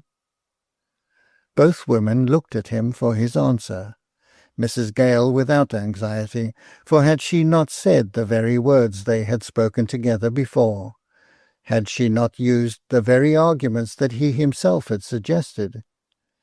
Susan, on the contrary, looked to his answer as settling her doom for life, and in the gloom of her eyes you might have read more despair than hope. He shuffled his position. He shuffled in his words. "What is it you ask? My sister has said many things." "I ask you," said Susan, trying to give a crystal clearness to both her expressions and her pronunciation, "if, knowing as you do how Will is afflicted, you will help me to take that charge of him which I promised my mother on her deathbed that I would do, and which means that I shall keep him always with me, and do all in my power to make his life happy. If you will do this, I will be your wife. If not, I remain unwed." "But he may get dangerous. He can be but a trouble. His being here is a pain to you, Susan, not a pleasure." "I ask you for either yes or no," said she, a little contempt at his evading her question mingling with her tone. He perceived it, and it nettled him. "And I have told you. I answered your question the last time I was here. I said I would ne'er keep house with an idiot, no more I will. So now you've gotten your answer." "I have," said Susan, and she sighed deeply. "Come now," said Mrs. Gale, encouraged by the sigh. "One would think you don't love Michael, Susan, to be so stubborn in yielding to what I am sure would be best for the lad." "Oh, she does not care for me," said Michael. "I don't believe she ever did." "Don't I? Haven't I?" asked Susan, her eyes blazing out fire. She left the room directly and sent Peggy in to make the tea, and catching at Will, who was lounging about in the kitchen, she went upstairs with him and bolted herself in, straining the boy to her heart and keeping almost breathless, lest any noise she made might cause him to break out into the howls and sounds which she could not bear that those below should hear. A knock at the door. It was Peggy. "He wants for to see you, to wish you good-bye." "I cannot come." "Oh, Peggy, send them away." It was her only cry for sympathy, and the old servant understood it. She sent them away somehow, not politely, as I have been given to understand. "Good go with them," said Peggy, as she grimly watched their retreating figures. "We're rid of bad rubbish anyhow." And she turned into the house with the intention of making ready some refreshment for Susan after her hard day at the market and her harder evening. But in the kitchen, to which she passed through the empty house-place, making a face of contemptuous dislike at the used teacups and fragments of a meal yet standing there, she found Susan, with her sleeves tucked up and her working apron on, busied in preparing to make clap bread, one of the hardest and hottest domestic tasks of a daleswoman. She looked up, and first met and then avoided Peggy's eye. It was too full of sympathy. Her own cheeks were flushed, and her own eyes were dry and burning. "Where's the board, Peggy? We need clap bread, and, I reckon, I've time to get through with it tonight." Her voice had a sharp, dry tone in it, and her motions a jerking angularity about them. Peggy said nothing, but fetched all that she needed. Susan beat her cakes thin with vehement force. As she stooped over them, regardless even of the task in which she seemed so much occupied, she was surprised by a touch on her mouth of something, what she did not see at first. It was a cup of tea, delicately sweetened and cooled and held to her lips, when exactly ready, by the faithful old woman. Susan held it off a hand's breadth, and looked into Peggy's eyes, while her own filled with the strange relief of tears. "Lass," said Peggy solemnly, "thou hast done well. It is not long to bide, and then the end will come." "But you are very old, Peggy," said Susan, quivering. "It is but a day sin' I were young," replied Peggy. But she stopped the conversation by again pushing the cup with gentle force to Susan's dry and thirsty lips. When she had drunken, she fell again to her labour, Peggy heating the hearth, and doing all that she knew would be required, but never speaking another word. Willie basked close to the fire, enjoying the animal luxury of warmth, for the autumn evenings were beginning to be chilly.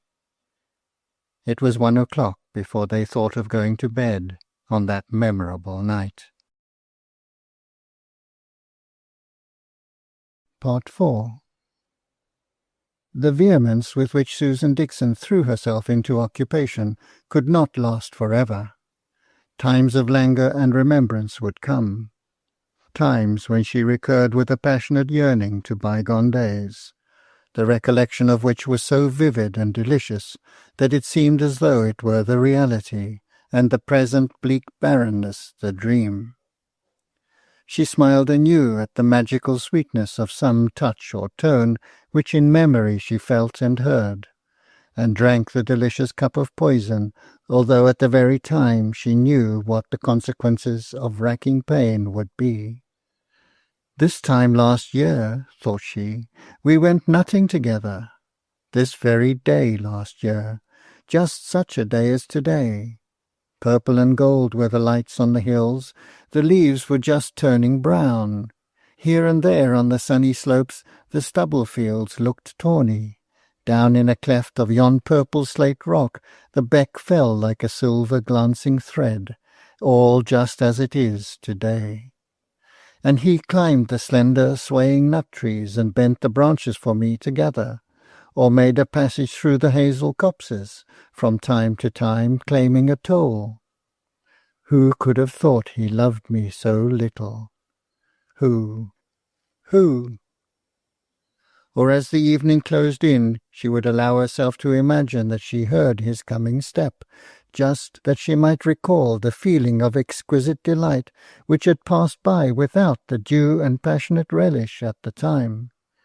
Then she would wonder how she could have had the strength, the cruel, self-piercing strength, to say what she had done, to stab herself with that stern resolution of which the scar would remain till her dying day. It might have been right, but as she sickened, she wished she had not instinctively chosen the right.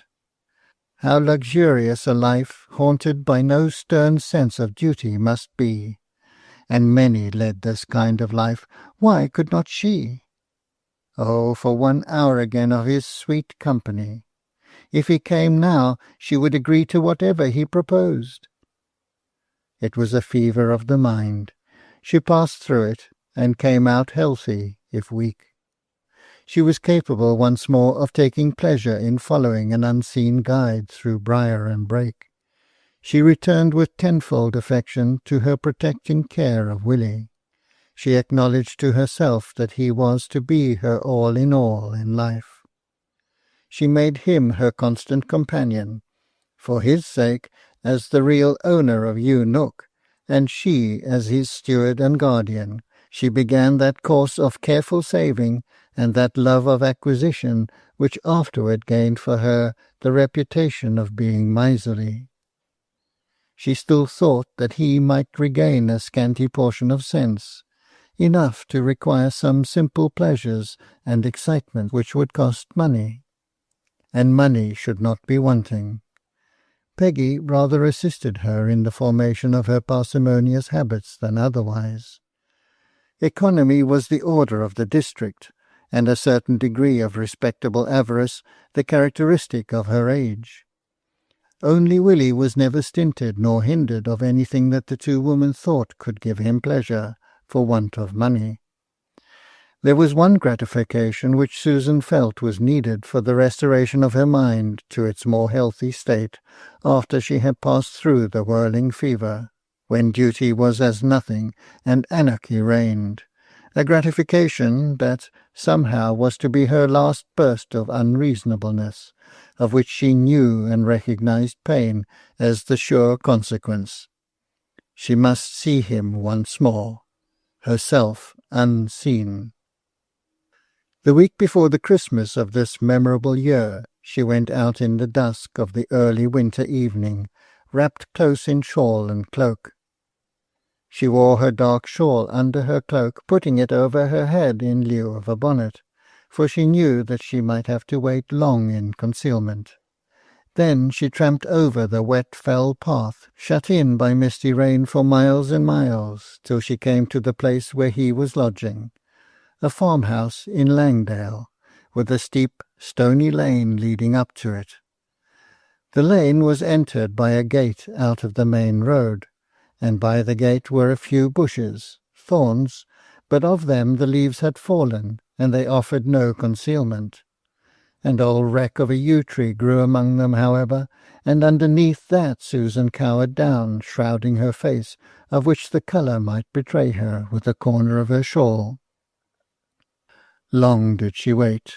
Cold and cramped she became, too damp and stiff to change her posture readily, and after all he might never come. But she would wait till daylight, if need were, and she pulled out a crust, with which she had providently supplied herself. The rain had ceased. A dull, still, brooding weather had succeeded. It was a night to hear distant sounds. She heard horses' hooves striking and plashing in the stones and in the pools of the road at her back. 2 horses, not well ridden or even guided, as she could tell. Michael Hurst and a companion drew near, not tipsy, but not sober. They stopped at the gate to bid each other a maudlin farewell. Michael stooped forward to catch the latch with the hook of the stick which she carried. He dropped the stick, and it fell with one end close to Susan. Indeed, with the slightest change of posture, she could have opened the gate for him. He swore a great oath, and struck his horse with his closed fist, as if that animal had been to blame.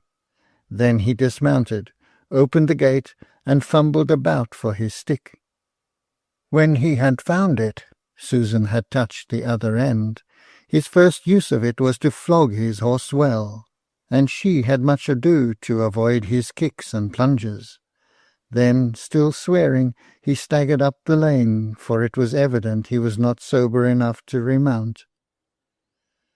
By daylight Susan was back at her daily labours at Yew Nook. When the spring came, Michael Hurst was married to Eleanor Hebthwaite. Others too were married, and christenings made their firesides merry and glad, or they travelled and came back after long years with many wondrous tales. More rarely, perhaps, a dalesman changed his dwelling, but to all households more change came than to Yew Nook. There the seasons came round with monotonous sameness, or if they brought mutation, it was of a slow and decaying and depressing kind. Old Peggy died. Her silent sympathy, concealed under much roughness, was a loss to Susan Dixon. Susan was not yet 30 when this happened, but she looked a middle-aged, not to say an elderly woman. People affirmed that she had never recovered her complexion since that fever, a dozen years ago, which killed her father and left Will Dixon an idiot. But besides her grey sallowness, the lines in her face were strong and deep and hard. The movements of her eyeballs were slow and heavy. The wrinkles at the corners of her mouth and eyes were planted firm and sure. Not an ounce of unnecessary flesh was there on her bones. Every muscle started strongly and ready for use. She needed all this bodily strength to a degree that no human creature, now Peggy was dead, knew of. For Willie had grown up large and strong in body, and in general docile enough in mind. But every now and then he became first moody and then violent. These paroxysms lasted but a day or two, and it was Susan's anxious care to keep their very existence hidden and unknown. It is true that occasional passers-by on that lonely road heard sounds at night of knocking about of furniture, blows and cries, as of some tearing demon within the solitary farmhouse. But these fits of violence usually occurred in the night, and whatever had been their consequence, Susan had tidied and readied up all signs of aught unusual before the morning. For above all she dreaded lest someone might find out in what danger and peril she occasionally was, and might assume a right to take away her brother from her care. The one idea of taking charge of him had deepened and deepened with the years. It was graven into her mind as the object for which she lived. The sacrifice she had made for this object only made it more precious to her.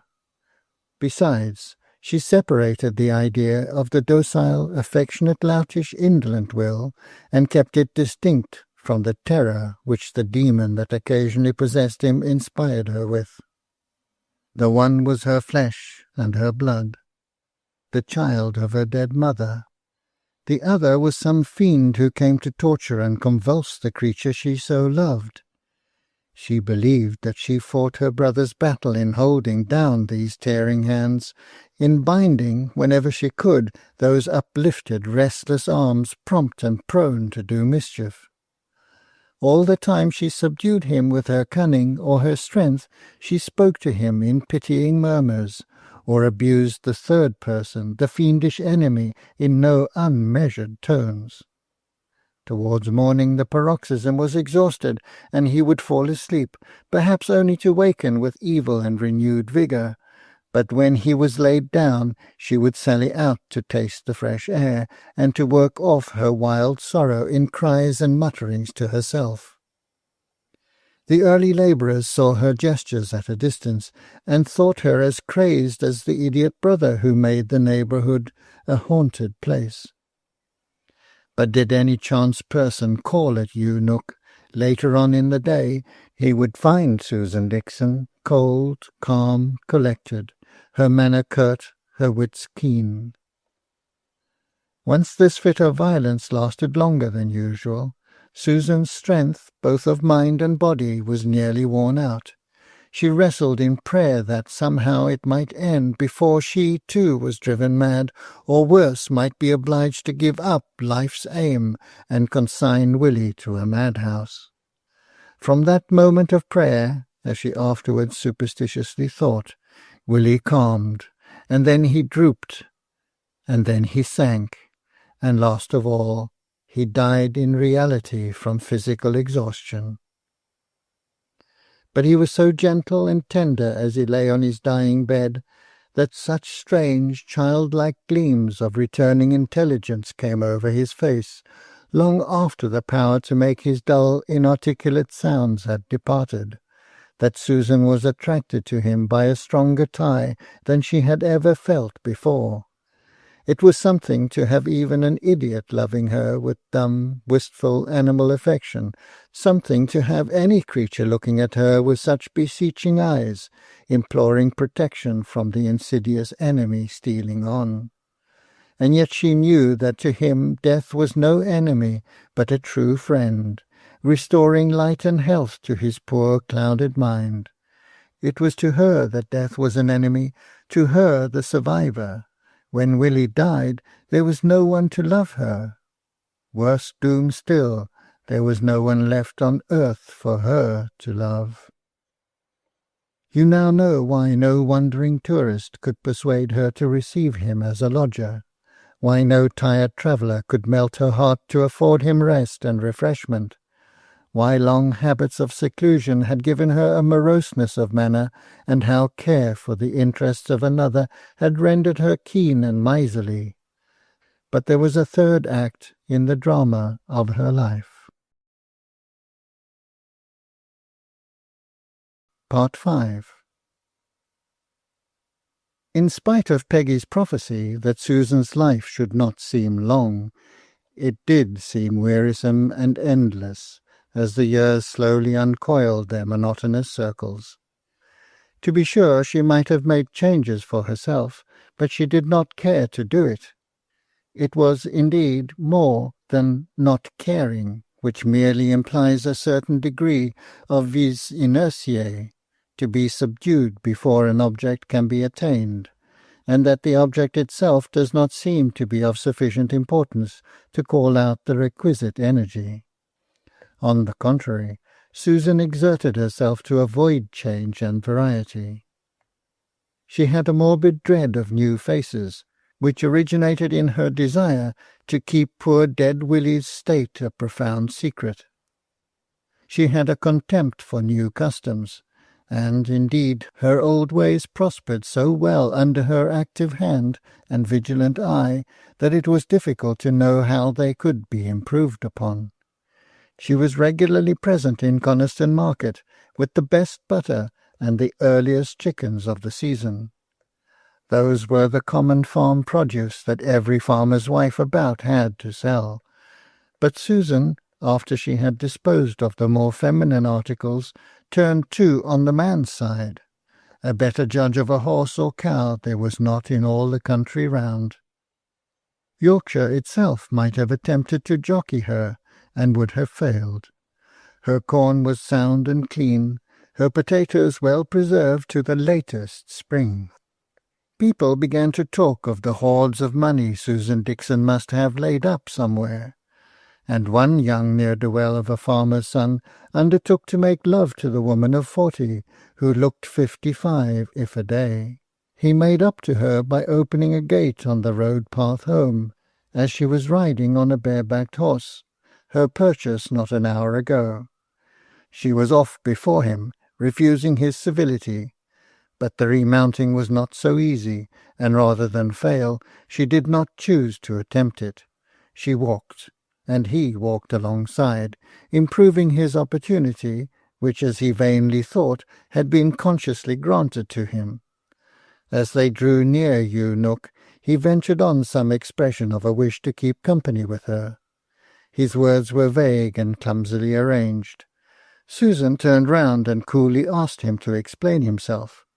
He took courage, as he thought of her reputed wealth, and expressed his wishes this second time pretty plainly. To his surprise, the reply she made was in a series of smart strokes across his shoulders, administered through the medium of a supple hazel switch. "Take that," said she, almost breathless, "to teach thee how thou darest make a fool of an honest woman old enough to be thy mother. If thou comest a step nearer the house, there's a good horse-pool, and there's 2 stout fellows who'll like no better fun than ducking thee. Be off with thee." And she strode into her own premises, never looking round to see whether he obeyed her injunction or not. Sometimes 3 or 4 years would pass over without her hearing Michael Hurst's name mentioned. She used to wonder at such times whether he were dead or alive. She would sit for hours by the dying embers of her fire on a winter's evening, trying to recall the scenes of her youth, trying to bring up living pictures of the faces she had then known, Michael's most especially. She thought it was possible, so long had been the lapse of years, that she might now pass by him in the street unknowing and unknown.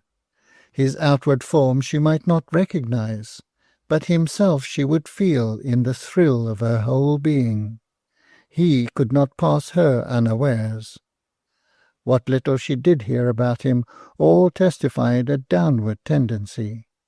He drank, not at stated times when there was no other work to be done, but continually, whether it was seed time or harvest. His children were all ill at the same time. Then one died, while the others recovered, but were poor, sickly things. No one dared to give Susan any direct intelligence of her former lover. Many avoided all mention of his name in her presence, but a few spoke out either in indifference to or in ignorance of those bygone days.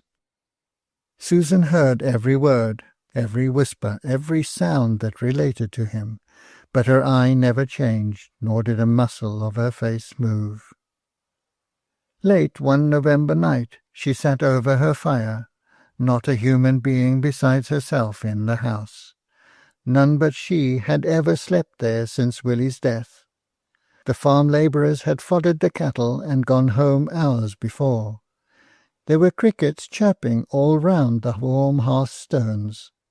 There was the clock ticking with the peculiar beat Susan had known from her childhood, and which then and ever since she had oddly associated with the idea of a mother and child talking together, one loud tick and quick, a feeble, sharp one following. The day had been keen and piercingly cold. The whole lift of heaven seemed a dome of iron. Black and frost-bound was the earth under the cruel east wind. Now the wind had dropped, and as the darkness had gathered in, the weather-wise old labourers prophesied snow.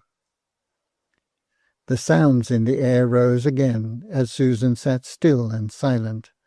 They were of a different character to what they had been during the prevalence of the east wind. Then they had been shrill and piping, now they were like low distant growling, not unmusical, but strangely threatening. Susan went to the window and drew aside the little curtain. The whole world was white. The air was blinded with the swift and heavy fall of snow.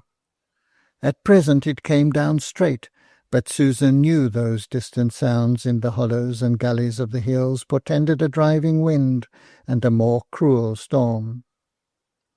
She thought of her sheep. Were they all folded? The newborn calf, Was it bedded well?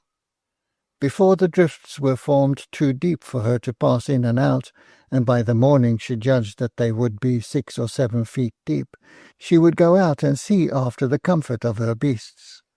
She took a lantern and tied a shawl over her head, and went out into the open air. She had tenderly provided for all her animals, and was returning, when, borne on the blast, as if some spirit cry, for it seemed to come rather down from the skies than from any creature standing on earth's level, she heard a voice of agony. She could not distinguish words. It seemed rather as if some bird of prey was being caught in the swirl of the icy wind, and torn and tortured by its violence. Again, up high above. Susan put down her lantern and shouted loud in return. It was an instinct, for if the creature were not human, which she had doubted but a moment before, what good could her responding cry do? And her cry was seized on by the tyrannous wind, and borne farther away in the opposite direction to that from which the call of agony had proceeded. Again she listened. No sound. Then again it rang through space, and this time she was sure it was human. She turned into the house, and heaped turf and wood on the fire, which, careless of her own sensations, she had allowed to fade and almost die out. She put a new candle in her lantern, she changed her shawl for a Maud, and leaving the door on latch, she sallied out. Just at the moment when her ear first encountered the weird noises of the storm, on issuing forth into the open air, she thought she heard the words, "O God, O help!" They were a guide to her, if words they were, for they came straight from a rock not a quarter of a mile from Yew Nook, but only to be reached, on account of its precipitous character, by a roundabout path. Thither she steered, defying wind and snow, guided by here a thorn tree, there an old doddered oak, which had not quite lost their identity under the whelming mask of snow. Now and then she stopped to listen, but never a word or sound heard she, till right from where the copsewood grew thick and tangled at the base of the rock round which she was winding, she heard a moan. Into the break, all snow in appearance, almost a plain of snow looked on from the little eminence where she stood. She plunged, breaking down the bush, stumbling, bruising herself, fighting her way, her lantern held between her teeth, and she herself using head as well as hands to butt away a passage at whatever cost of bodily injury, as she climbed or staggered, owing to the unevenness of the snow-covered ground, where the briars and weeds of years were tangled and matted together. Her foot felt something strangely soft and yielding. She lowered her lantern. There lay a man, prone, on his face, nearly covered by the fast-falling flakes. He must have fallen from the rock above, as, not knowing of the circuitous path, he had tried to descend its steep, slippery face. Who could tell? It was no time for thinking. Susan lifted him up with her wiry strength. He gave no help, no sign of life. But for all that, he might be alive. He was still warm. She tied her Maud round him. She fastened the lantern to her apron string. She held him tight, half carrying, half dragging. What did a few bruises signify to him compared to dear life, to precious life? She got him through the break and down the path. There, for an instant, she stopped to take breath, but, as if stung by the furies, she pushed on again with almost superhuman strength.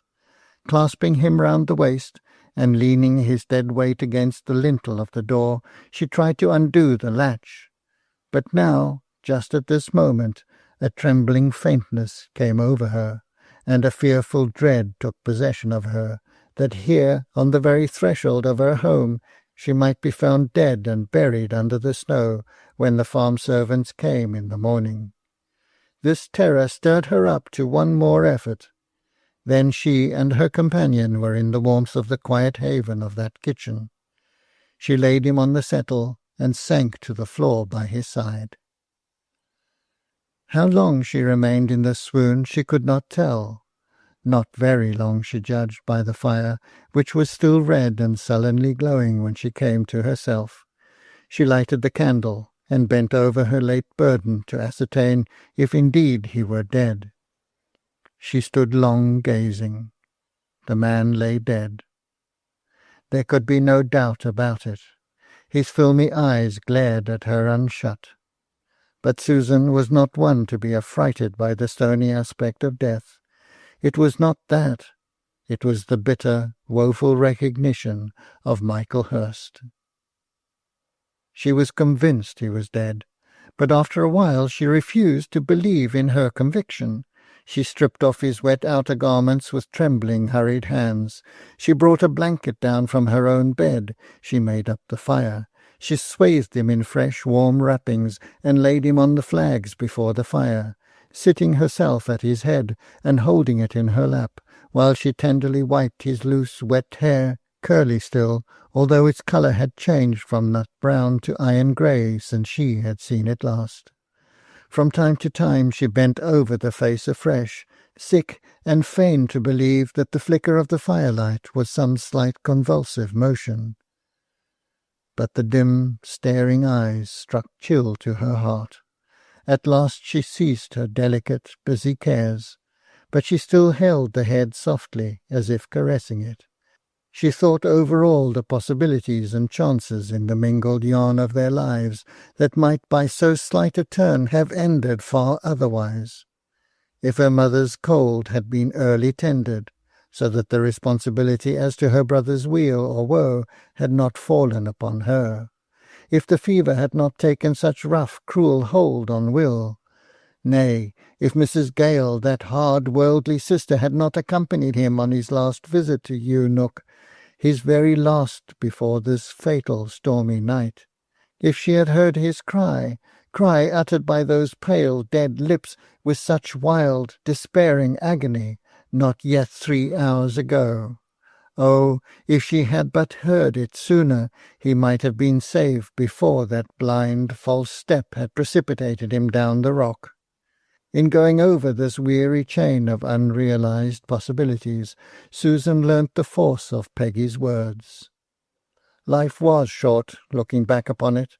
It seemed but yesterday since all the love of her being had been poured out and run to waste. The intervening years, the long monotonous years that had turned her into an old woman before her time, were but a dream. The labourers, coming in the dawn of the winter's day, were surprised to see the firelight through the low kitchen window. They knocked, and hearing a moaning answer, they entered, fearing that something had befallen their mistress. For all explanation they got these words: "It is Michael Hurst. He was belated, and fell down the Raven's Crag. Where does Eleanor, his wife, live?" How Michael Hurst got to Eunuch, no one but Susan ever knew. They thought he had dragged himself there, with some sore internal bruise sapping away his minuted life. They could not have believed the superhuman exertion which had first sought him out, and then dragged him hither. Only Susan knew of that. She gave him into the charge of her servants, and went out and saddled her horse. Where the wind had drifted the snow on one side, and the road was clear and bare, she rode and rode fast. Where the soft, deceitful heaps were massed up, she dismounted and led her steed, plunging in deep with fierce energy, the pain at her heart urging her onward with a sharp digging spur. The grey, solemn winter's noon was more night-like than the depth of summer's night. Dim purple brooded the low skies over the white earth, as Susan rode up to what had been Michael Hurst's abode while living. It was a small farmhouse, carelessly kept outside, slatternly tended within. The pretty Nelly Hebthwaite was pretty still. Her delicate face had never suffered from any long-enduring feeling. If anything, its expression was that of plaintive sorrow. But the soft, light hair had scarcely a tinge of grey. The wood-rose tint of complexion yet remained, if not so brilliant as in youth. The straight nose, the small mouth were untouched by time. Susan felt the contrast even at that moment. She knew that her own skin was weather-beaten, furrowed, brown, that her teeth were gone, and her hair grey and ragged, and yet she was not 2 years older than Nelly. She had not been, in youth, when she took account of these things. Nelly stood wondering at the strange enough horsewoman who stopped and panted at the door, holding her horse's bridle and refusing to enter. "Where is Michael Hurst?" asked Susan at last. "Well, I can't rightly say. He should have been at home last night, but he was off, seeing after a public-house to be let at Ulverston, for our farm does not answer, and we were thinking—" "He did not come home last night," said Susan, cutting short the story, and half affirming, half questioning, by way of letting in a ray of the awful light before she let it full in its consuming wrath. "No, he'll be stopping somewhere out Ulverston ways. I'm sure we've need of him at home, for I've no one but little Tommy to help me tend the beasts. Things have not gone well with us, and we don't keep a servant now. But you're trembling all over, ma'am. You'd better come in and take something warm, while your horse rests. That's the stable door to your left." Susan took her horse there, loosened his girths, and rubbed him down with a wisp of straw. Then she looked about her for hay, but the place was bare of food and smelt damp and unused. She went to the house, thankful for the respite, and got some clap bread, which she mashed up in a pailful of lukewarm water. Every moment was a respite, and yet every moment made her dread the more the task that lay before her. It would be longer than she thought at first. She took the saddle off and hung about her horse, which seemed somehow more like a friend than anything else in the world. She laid her cheek against its neck and rested there before returning to the house for the last time. Eleanor had brought down one of her own gowns, which hung on a chair against the fire, and had made her unknown visitor a cup of hot tea. Susan could hardly bear all these little attentions. They choked her, and yet she was so wet, so weak with fatigue and excitement, that she could neither resist by voice or by action. 2 children stood awkwardly about, puzzled at the scene, and even Eleanor began to wish for some explanation of who her strange visitor was. "You've maybe heard him speak of me. I'm called Susan Dixon." Nelly coloured, and avoided meeting Susan's eye. "I've heard other folk speak of you. He never named your name." This respectful silence came like balm to Susan. Balm not felt or heeded at the time it was applied, but very grateful in its effects for all that. "He is at my house," continued Susan, determined not to stop or quaver in the operation, the pain which must be inflicted. "At your house? You, Nook?" questioned Eleanor, surprised. "How came he there?" half jealously. "Did he take shelter from the coming storm? Tell me, there is something, tell me, woman." "He took no shelter. Would to God he had." "Oh, would to God, would to God!" shrieked out Eleanor, learning all from the woeful import of those dreary eyes. Her cries thrilled through the house. The children's piping wailings and passionate cries on "Daddy, Daddy," pierced into Susan's very marrow. But she remained as still and tearless as the great round face upon the clock. At last, in a lull of crying, she said, not exactly questioning, but as if partly to herself, "You loved him, then?" "Loved him? He was my husband. He was the father of 3 bonny bairns that lie dead in Grasmere churchyard. I wish you'd go, Susan Dixon, and let me weep without your watching me. I wish you'd never come near the place." Alas, alas, it would not have brought him to life.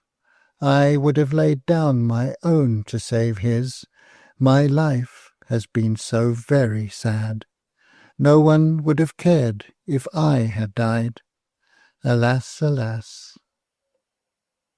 The tone in which she said this was so utterly mournful and despairing that it awed Nelly into quiet for a time. But by and by she said, "I would not turn a dog out to do it harm, but the night is clear, and Tommy shall guide you to the Red Cow. But oh, I want to be alone. If you'll come back tomorrow, I'll be better, and I'll hear all, and thank you for every kindness you have shown him, and I do believe you've shown him kindness, though I don't know why." Susan moved heavily and strangely. She said something. Her words came thick and unintelligible. She had had a paralytic stroke since she had last spoken. She could not go even if she would, nor did Eleanor, when she became aware of the state of the case, wish her to leave. She had her laid on her own bed, and weeping silently all the while for her lost husband, she nursed Susan like a sister. She did not know what her guest's worldly position might be, and she might never be repaid, but she sold many a little trifle to purchase such small comforts as Susan needed.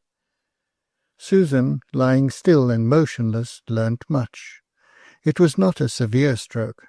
It might be the forerunner of others yet to come, but at some distance of time. But for the present she recovered, and regained much of her former health. On her sick-bed she matured her plans. When she returned to Eunuch, she took Michaelhurst's widow and children with her to live there, and fill up the haunted hearth with living forms that should banish the ghosts. And so it fell out that the latter days of Susan Dixon's life were better than the former. When this narrative was finished, Mrs. Dawson called on our two gentlemen, Signor Sperano and Mr. Preston, and told them that they had hitherto been amused or interested, but that it was now their turn to amuse or interest. They looked at each other as if this application of hers took them by surprise, and seemed altogether as much abashed as well-grown men can ever be. Signor Sperano was the first to recover himself. After thinking a little, he said, "Your will, dear lady, is law. Next Monday evening I will bring you an old story which I found among the papers of the good old priest who first welcomed me to England. It was but a poor return for his generous kindness, but I had the opportunity of nursing him through the cholera, of which he died.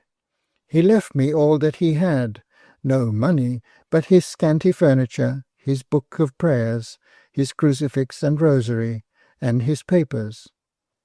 How some of those papers came into his hands I know not.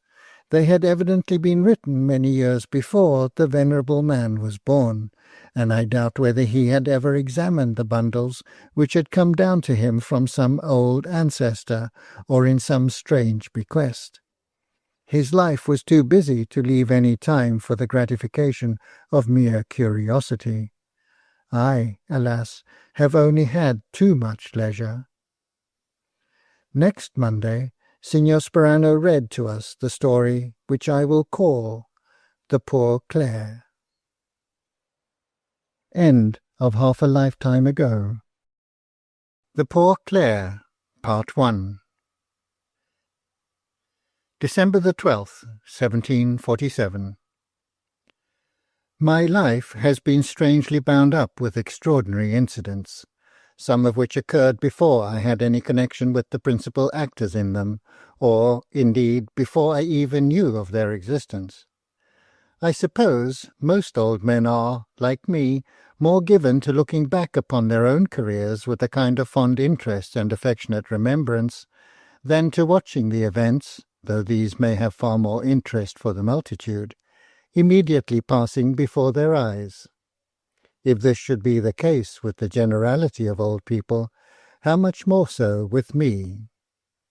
If I am to enter upon that strange story connected with poor Lucy, I must begin a long way back. I myself only came to the knowledge of her family history after I knew her. But to make the tale clear to anyone else, I must arrange events in the order in which they occurred, not that in which I became acquainted with them. There is a great old hall in the north-east of Lancashire, in a part they call the Trough of Bolland, adjoining that other district named Craven. Starkey Manor House is rather like a number of rooms clustered around a grey, massive old keep than a regularly built hall. Indeed, I suppose that the house only consisted of the great tower in the centre in the days when the Scots made their raids terrible as far south as this, and that after the Stuarts came in and there was a little more security of property in those parts, the Starkeys of that time added the lower building, which runs 2 stories high all round the base of the keep. There has been a grand garden laid out in my days on the southern slope near the house, but when I first knew the place, the kitchen garden at the farm was the only piece of cultivated ground belonging to it. The deer used to come within sight of the drawing-room windows, and might have browsed quite close up to the house if they had not been too wild and shy. Starkey Manor House itself stood on a projection or peninsula of high land, jutting out from the abrupt hills that formed the sides of the Trough of Bolland. These hills were rocky and bleak enough towards their summit. Lower down they were clothed with tangled copsewood and green depths of fern, out of which a grey giant of an ancient forest tree would tower here and there, throwing up its ghastly white branches as if in imprecation to the sky. These trees, they told me, were the remnants of that forest which existed in the days of the Heptarchy, and were even then noted as landmarks. No wonder that their upper and more exposed branches were leafless, and that the dead bark had peeled away from sapless old age. Not far from the house there were a few cottages, apparently of the same date as the keep, probably built for some retainers of the family, who sought shelter, they and their families and their small flocks and herds, at the hands of their feudal landlord. Some of them had pretty much fallen to decay. They were built in a strange fashion. Strong beams had been sunk firm in the ground at the requisite distance, and their other ends had been fastened together, 2 and 2, so as to form the shape of one of those rounded waggon-headed gipsy tents, only very much larger. The spaces between were filled with mud, stones, osiers, rubbish, mortar, anything to keep out the weather. The fires were made in the centre of these rude dwellings, a hole in the roof forming the only chimney. No Highland hut or Irish cabin could be of rougher construction. The owner of this property at the beginning of the present century was a Mr. Patrick Byrne Starkey. His family had kept to the old faith and were staunch Roman Catholics, esteeming it even a sin to marry anyone of Protestant descent, however willing he or she might have been to embrace the Romish religion. Mr. Patrick Starkey's father had been a follower of James II, and, during the disastrous Irish campaign of that monarch, had fallen in love with an Irish beauty, a Miss Byrne, as zealous for her religion and for the Stuarts as himself.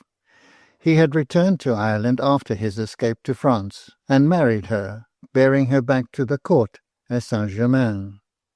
But some licence on the part of the disorderly gentlemen who surrounded King James in his exile had insulted his beautiful wife and disgusted him, so he removed from Saint-Germain to Antwerp, whence in a few years' time he quietly returned to Starkey Manor House, some of his Lancashire neighbours having lent their good offices to reconcile him to the powers that were. He was as firm a Roman Catholic as ever, and as staunch an advocate for the Stuarts and the divine right of kings, but his religion almost amounted to asceticism, and the conduct of those with whom he had been brought in such close contact at Saint-Germain would little bear the inspection of a stern moralist. So he gave his allegiance where he could not give his esteem, and learned to respect sincerely the upright and moral character of one whom he yet regarded as an usurper.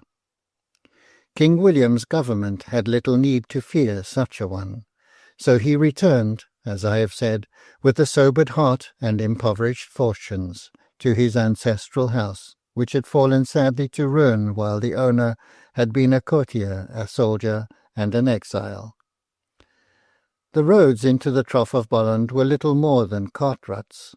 Indeed, the way up to the house lay along a ploughed field before you came to the deer park. Madame, as the country folk used to call Mrs. Starkey, rode on a pillion behind her husband, holding on to him with a light hand by his leather riding-belt.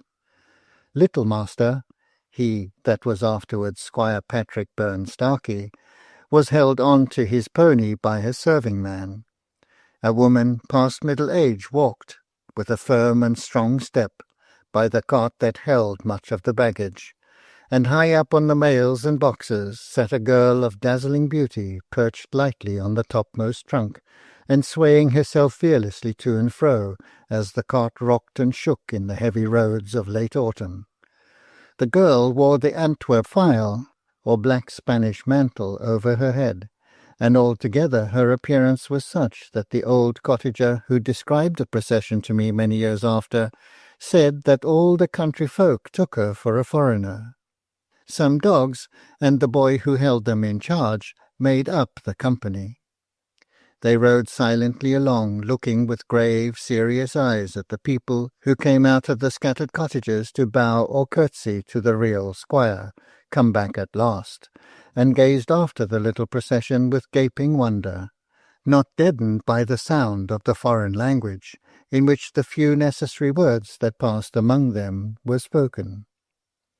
One lad, called from his staring by the squire to come and help about the cart, accompanied them to the manor-house.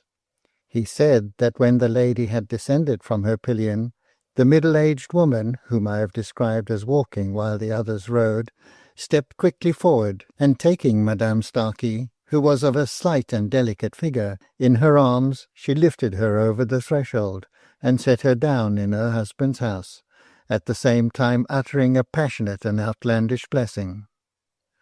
The squire stood by, smiling gravely at first, but when the words of blessing were pronounced, he took off his fine feathered hat and bent his head.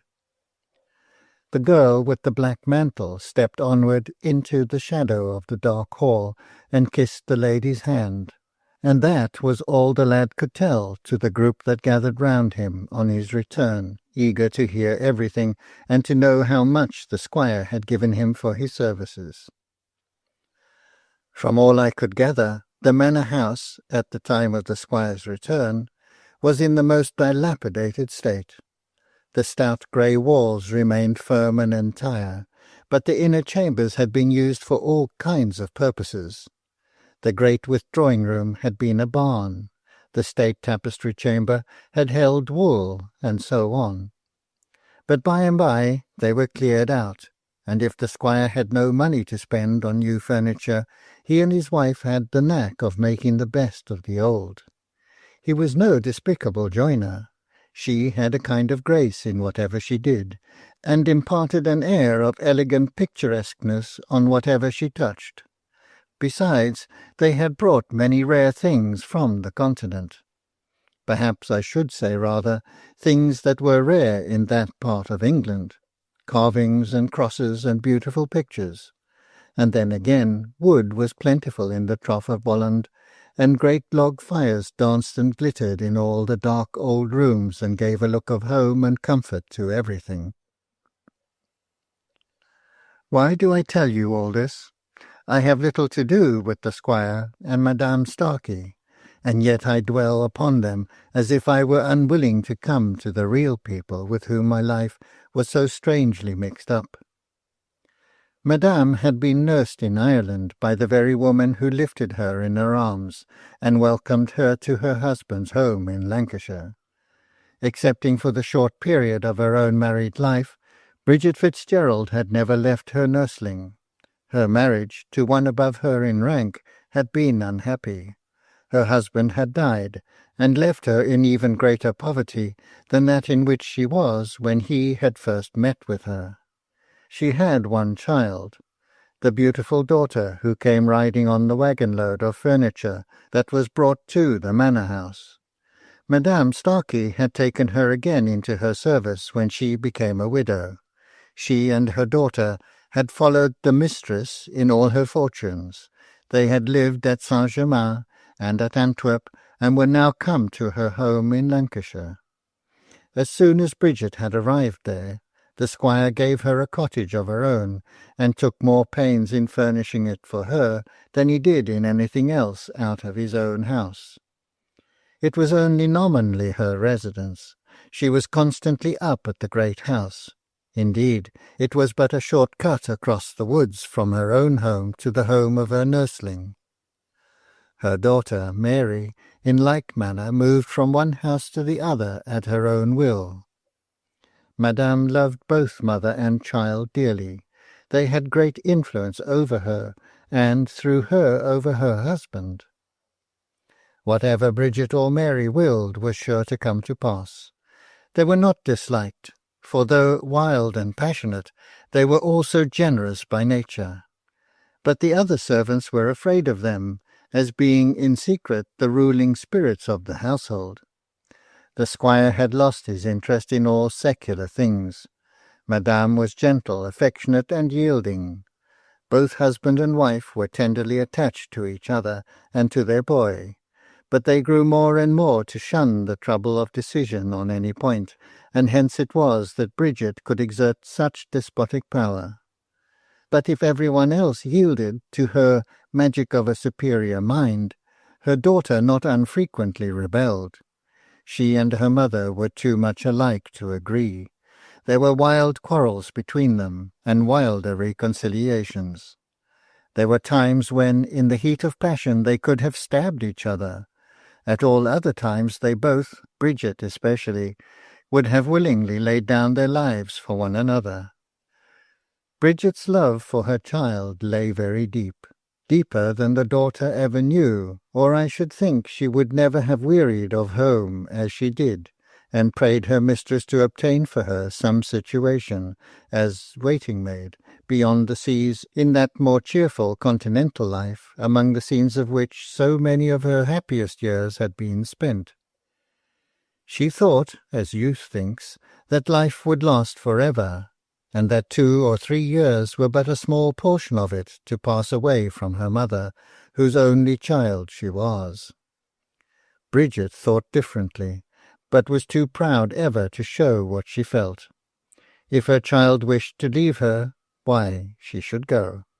But people said that Bridget became 10 years older in the course of 2 months at this time. She took it that Mary wanted to leave her. The truth was that Mary wanted for a time to leave the place and to seek some change, and would thankfully have taken her mother with her. Indeed, when Madame Starkey had gotten her a situation with some grand lady abroad, and the time drew near for her to go, it was Mary who clung to her mother with passionate embrace, and, with floods of tears, declared that she would never leave her. And it was Bridget who at last loosened her arms, and, grave and tearless herself, bade her keep her word and go forth into the wide world. Sobbing aloud and looking back continually, Mary went away. Bridget was still as death, scarcely drawing her breath or closing her stony eyes, till at last she turned back into her cottage and heaved a ponderous old settle against the door. There she sat, motionless, over the grey ashes of her extinguished fire, deaf to Madame's sweet voice as she begged leave to enter and comfort her nurse. Deaf, stony, and motionless, she sat for more than 20 hours, till for the 3rd time Madame came across the snowy path from the great house, carrying with her a young spaniel, which had been Mary's pet up at the Hall, and which had not ceased all night long to seek for its absent mistress, and to whine and moan after her. With tears Madame told this story through the closed door, tears excited by the terrible look of anguish, so steady, so immovable, so the same today as it was yesterday on her nurse's face. The little creature in her arms began to utter its piteous cry as it shivered with the cold. Bridget stirred. She moved. She listened. Again that long whine. She thought it was for her daughter, and what she had denied to her nursling and mistress she granted to the dumb creature that Mary had cherished. She opened the door and took the dog from Madame's arms. Then Madame came in and kissed and comforted the old woman, who took but little notice of her or anything. And sending up Master Patrick to the hall for fire and food, the sweet young lady never left her nurse all that night. Next day the squire himself came down, carrying a beautiful foreign picture, Our Lady of the Holy Heart, the papists call it. It is a picture of the Virgin, her heart pierced with arrows, each arrow representing one of her great woes. That picture hung in Bridget's cottage when I first saw her. I have that picture now. Years went on. Mary was still abroad. Bridget was still and stern instead of active and passionate. The little dog, Mignon, was indeed her darling. I have heard that she talked to it continually, although to most people she was so silent. The squire and Madame treated her with the greatest consideration, and well they might, for to them she was as devoted and faithful as ever. Mary wrote pretty often, and seemed satisfied with her life, but at length the letters ceased. I hardly know whether before or after a great and terrible sorrow came upon the house of the Starkeys. The squire sickened of a putrid fever, and Madame caught it in nursing him, and died. You may be sure Bridget let no other woman tend her but herself, and in the very arms that had received her at her birth, that sweet young woman laid her head down and gave up her breath. The squire recovered in a fashion. He was never strong. He had never the heart to smile again. He fasted and prayed more than ever, and people did say that he tried to cut off the entail and leave all the property away to found a monastery abroad, of which he prayed that some day little Squire Patrick might be the reverend father. But he could not do this, for the strictness of the entail and the laws against the papists. So he could only appoint gentlemen of his own faith as guardians to his son, with many charges about the lad's soul, and a few about the land, and the way it was to be held while he was a minor. Of course Bridget was not forgotten. He sent for her as he lay on his deathbed, and asked her if she would rather have a sum down, or have the small annuity settled upon her. She said at once she would have a sum down, for she thought of her daughter, and how she could bequeath the money to her, whereas an annuity would have died with her. So the squire left her her cottage for life, and a fair sum of money, and then he died, with as ready and willing a heart as, I suppose, ever any gentleman took out of this world with him. The young squire was carried off by his guardians, and Bridget was left alone. I have said that she had not heard from Mary for some time. In her last letter she had told of travelling about with her mistress, who was the English wife of some great foreign officer, and had spoken of her chances of making a good marriage, without naming the gentleman's name, keeping it rather back as a pleasant surprise to her mother, his station and fortune being, as I have afterwards reason to know, far superior to anything she had a right to expect. Then came a long silence, and Madame was dead, and the squire was dead, and Bridget's heart was gnawed by anxiety, and she knew not whom to ask for news of her child. She could not write, and the squire had managed her communication with her daughter. She walked off to Hurst, and got a good priest there, one whom she had known at Antwerp, to write for her, but no answer came. It was like crying into the awful stillness of night. One day Bridget was missed by those neighbours who had been accustomed to mark her goings out and comings in. She had never been sociable with any of them, but the sight of her had become a part of their daily lives, and slow wonder arose in their minds as morning after morning came, and her house door remained closed, her window dead from any glitter or light of fire within. At length someone tried the door. It was locked. 2 or 3 laid their heads together before daring to look in through the blank unshuttered window. But at last they summoned up courage, and then saw that Bridget's absence from their little world was not the result of accident or death, but of premeditation. Such small articles of furniture as could be secured from the effects of time and damp by being packed up were stowed away in boxes. The picture of the Madonna was taken down and gone. In a word, Bridget had stolen away from her home, and left no trace whither she was departed. I knew afterwards that she and her little dog had wandered off on the long search for her lost daughter. She was too illiterate to have faith in letters, even had she had the means of writing and sending many. But she had faith in her own strong love, and believed that her passionate instinct would guide her to her child. Besides, foreign travel was no new thing to her, and she could speak enough of French to explain the object of her journey, and had, moreover, the advantage of being, from her faith, a welcome object of charitable hospitality at many a distant convent. But the country people round Starkey Manor House knew nothing of all this. They wondered what had become of her in a torpid, lazy fashion, and then left off thinking of her altogether. Several years passed.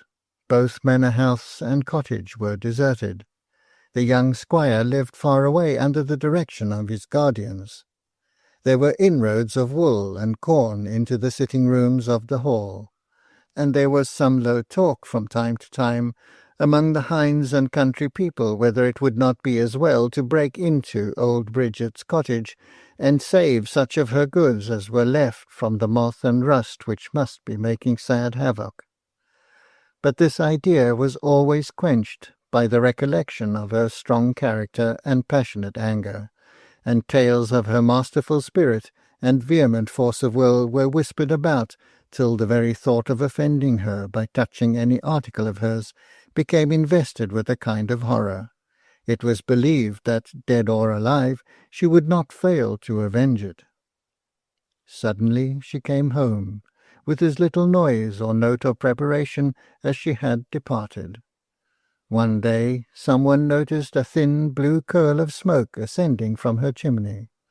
Her door stood open to the noonday sun, and, ere many hours had elapsed, someone had seen an old, travelled and sorrow-stained woman dipping her picture in the well, and said that the dark, solemn eyes that looked up at him were more like Bridget Fitzgerald's than anyone else's in this world, and yet, if it were she looked as if she had been scorched in the flames of hell, so brown and scared and fierce a creature did she seem. By and by many saw her, and those who met her eye once cared not to be caught looking at her again.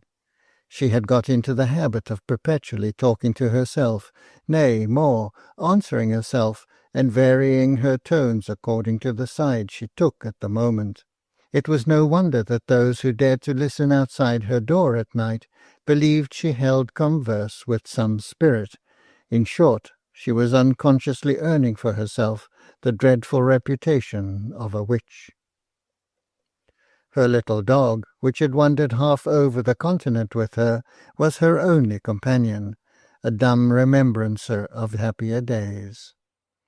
Once he was ill, and she carried him more than 3 miles to ask about his management from one who had been groom to the last squire, and had then been noted for his skill in all diseases of animals. Whatever this man did, the dog recovered, and they who heard her thanks, intermingled with blessings, that were rather promises of good fortune than prayers, looked grave at his good luck when, next year, his ewes twinned, and his meadow grass was heavy and thick. Now it so happened that, about the year 1711, one of the guardians of the young squire, a certain Sir Philip Tempest, bethought him of the good shooting there must be on his ward's property, and in consequence he brought down 4 or 5 gentlemen of his friends to stay for a week or 2 at the hall. From all accounts they roistered and spent pretty freely. I never heard any of their names but one, and that was Squire Gisborne's. He was hardly a middle-aged man then. He had been much abroad, and there, I believe, he had known Sir Philip Tempest and done him some service. He was a daring and dissolute fellow in those days, careless and fearless, and one who would rather be in a quarrel than out of it. He had his fits of ill temper besides, when he would spare neither man nor beast. Otherwise, those who knew him well used to say he had a good heart, when he was neither drunk nor angry, nor in any way vexed. He had altered much when I came to know him. One day the gentlemen had all been out shooting, and with but little success, I believe. Anyhow, Mr. Gisborne had had none, and was in a black humour accordingly. He was coming home, having his gun loaded, sportsmanlike, when little Mignon crossed his path just as he turned out of the wood by Bridget's cottage. Partly for wantonness, partly to vent his spleen upon some living creature, Mr. Gisborne took his gun and fired. He had better have never fired gun again than aimed that unlucky shot. He hit Mignon, and at the creature's sudden cry Bridget came out, and saw at a glance what had been done. She took Mignon up in her arms, and looked hard at the wound. The poor dog looked at her with his glazing eyes, and tried to wag his tail and lick her hand, all covered with blood. Mr. Gisborne spoke in a kind of sullen penitence. "You should have kept the dog out of my way, a little poaching varmint." At this very moment Mignon stretched out his legs and stiffened in her arms. Her lost Mary's dog, who had wondered and sorrowed with her for years. She walked right into Mr. Gisborne's path, and fixed his unwilling, sullen look with her dark and terrible eye. "Those never throve that did me harm," said she. "I'm alone in the world and helpless. The more do the saints in heaven hear my prayers. Hear me, ye blessed ones, hear me while I ask for sorrow on this bad, cruel man. He has killed the only creature that loved me, the dumb beast that I loved. Bring down heavy sorrow on his head for it, O ye saints. He thought that I was helpless because he saw me lonely and poor, but are not the armies of heaven for the like of me?" "Come, come," said he, half remorseful, but not one whit afraid. "Here's a crown to buy thee another dog. Take it and leave off cursing. I care none for thy threats." "Don't you?" said she, coming a step closer, and changing her imprecatory cry for a whisper, which made the gamekeeper's lad, following Mr. Gisborne, creep all over. "You shall live to see the creature you love best, and who alone loves you, ay, a human creature, but as innocent and fond as my poor dead darling. You shall see this creature, for whom death would be too happy, become a terror and a loathing to all for this blood's sake. Hear me, O holy saints, who never fail them that have no other help." She threw up her right hand, filled with poor Mignon's life-drops. They spurted, 1 or 2 of them, on his shooting-dress, an ominous sight to the follower. But the master only laughed a little, forced, scornful laugh, and went on to the hall. Before he got there, however, he took out a gold piece, and bade the boy carry it to the old woman on his return to the village. The lad was afeard, as he told me in after years. He came to the cottage and hovered about, not daring to enter. He peeped through the window at last, and by the flickering wood flame he saw Bridget kneeling before the picture of Our Lady of the Holy Heart, with dead Mignon lying between her and the Madonna. She was praying wildly, as her outstretched arms betokened. The lad shrank away in redoubled terror, and contented himself with slipping the gold piece under the ill-fitting door. The next day it was thrown out upon the midden, and there it lay, no one daring to touch it. Meanwhile Mr. Gisborne, half curious, half uneasy, thought to lessen his uncomfortable feelings by asking Sir Philip who Bridget was. He could only describe her, he did not know her name. Sir Philip was equally at a loss, but an old servant of the Starkeys, who had resumed his livery at the hall on this occasion, a scoundrel whom Bridget had saved from dismissal more than once during her palmy days, said, "It will be the old witch that his worship means. She needs a ducking if ever woman did, does that Bridget Fitzgerald." "Fitzgerald," said both the gentlemen at once. But Sir Philip was the first to continue. "I must have no talk of ducking her, Dickon. Why, she must be the very woman poor Starkey bade me have a care of. But when I came here last she was gone, no one knew where. I'll go and see her to-morrow.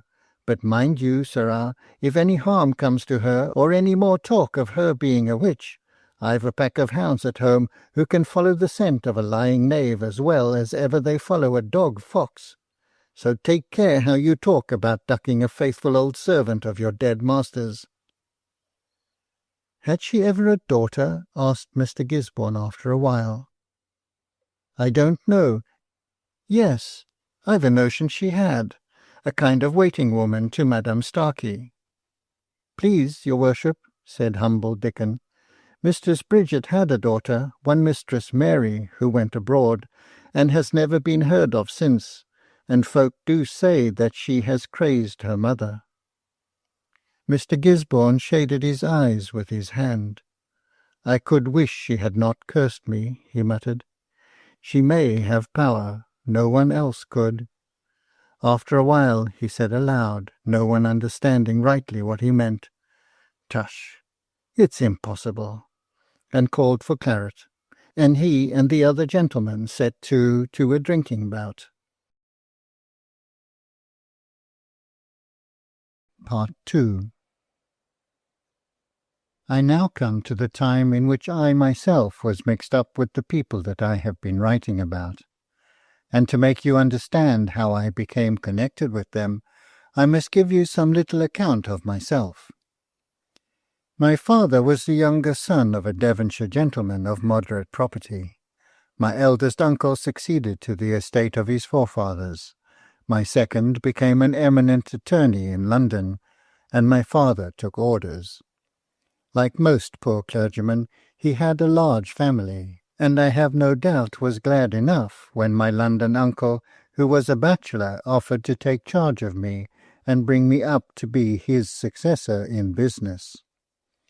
In this way I came to live in London, in my uncle's house, not far from Gray's Inn, and to be treated and esteemed as his son, and to labour with him in his office. I was very fond of the old gentleman. He was the confidential agent of many country squires, and had attained to his present position as much by knowledge of human nature as by knowledge of law, though he was learned enough in the latter. He used to say his business was law, his pleasure heraldry. From his intimate acquaintance with family history, and all the tragic courses of life therein involved, to hear him talk at leisure times about any coat of arms that came across his path was as good as a play or a romance. Many cases of disputed property, dependent on a love of genealogy, were brought to him as to a great authority on such points. If the lawyer who came to consult him was young, he would take no fee, only give him a long lecture on the importance of attending to heraldry. If the lawyer was of mature age and good standing, he would mulct him pretty well, and abuse him to me afterwards as negligent of one great branch of the profession.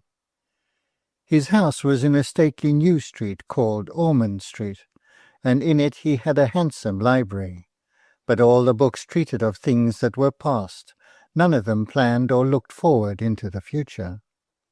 I worked away, partly for the sake of my family at home, partly because my uncle had really taught me to enjoy the kind of practice in which he himself took such delight.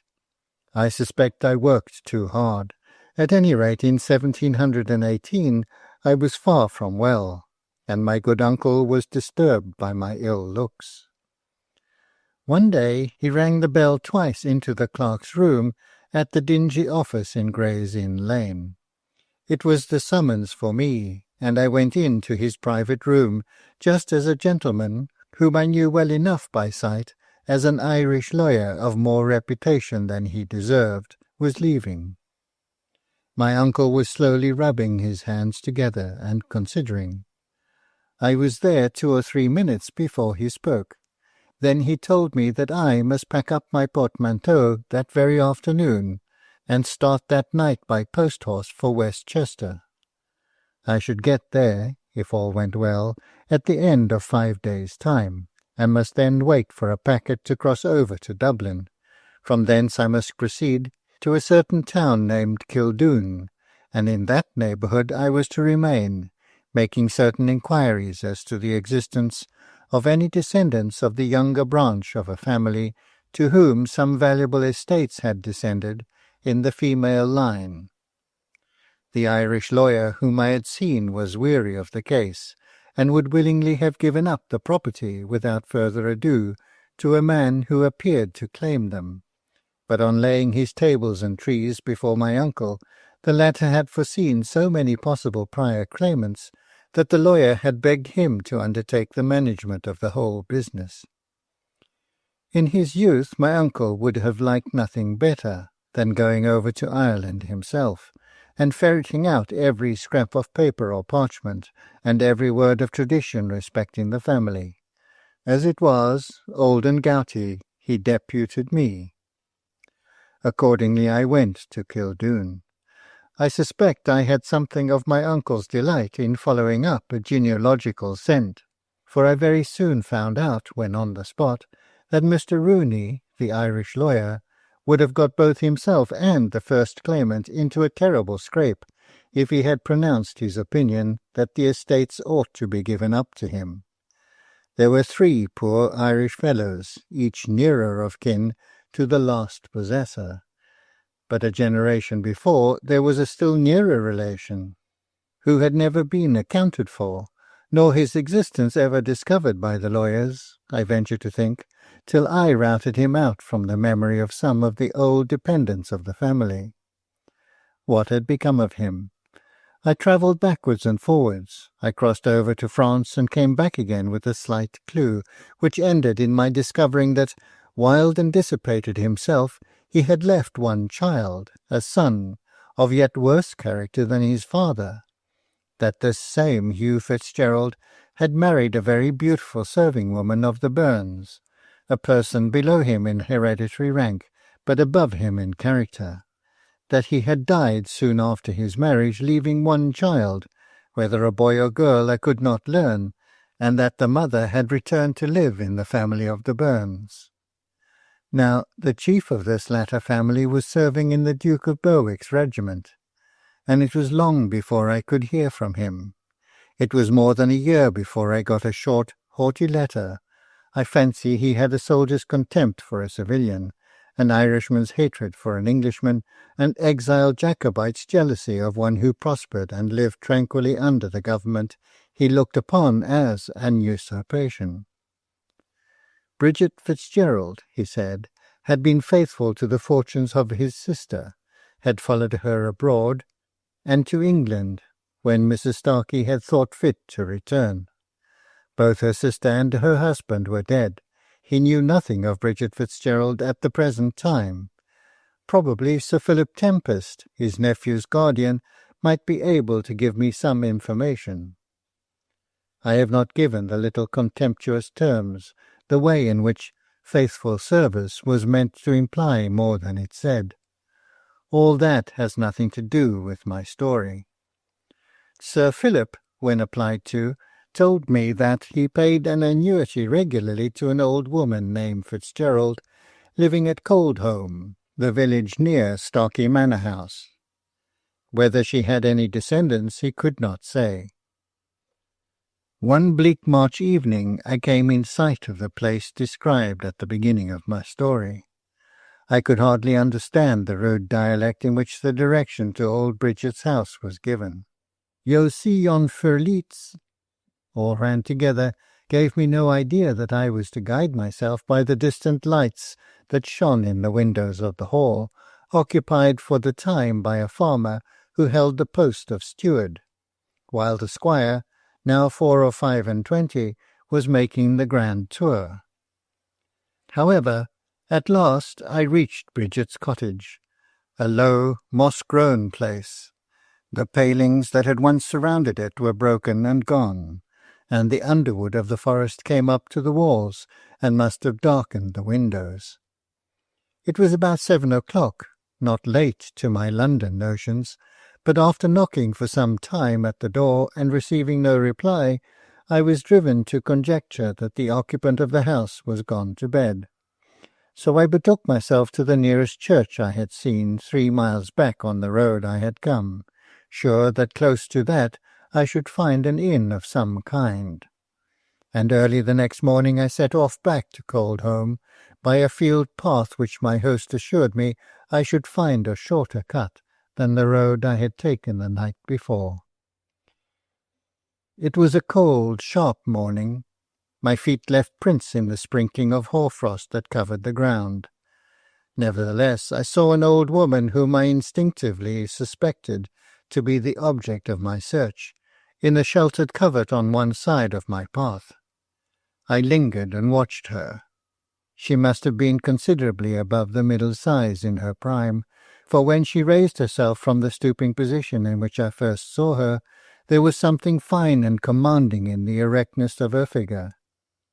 She drooped again in a minute or two, and seemed looking for something on the ground, as, with bent head, she turned off from the spot where I gazed upon her, and was lost to my sight.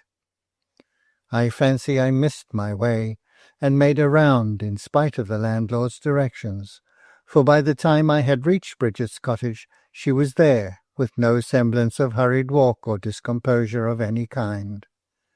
The door was slightly ajar. I knocked, and the majestic figure stood before me, silently waiting the explanation of my errand. Her teeth were all gone, so the nose and chin were brought near together.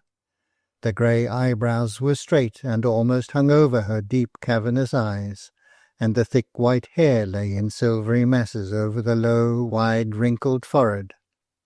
For a moment I stood uncertain how to shape my answer to the solemn questioning of her silence. "Your name is Bridget Fitzgerald, I believe?" She bowed her head in assent. "I have something to say to you. May I come in? I am unwilling to keep you standing." "You cannot tire me," she said, and at first she seemed inclined to deny me the shelter of her roof.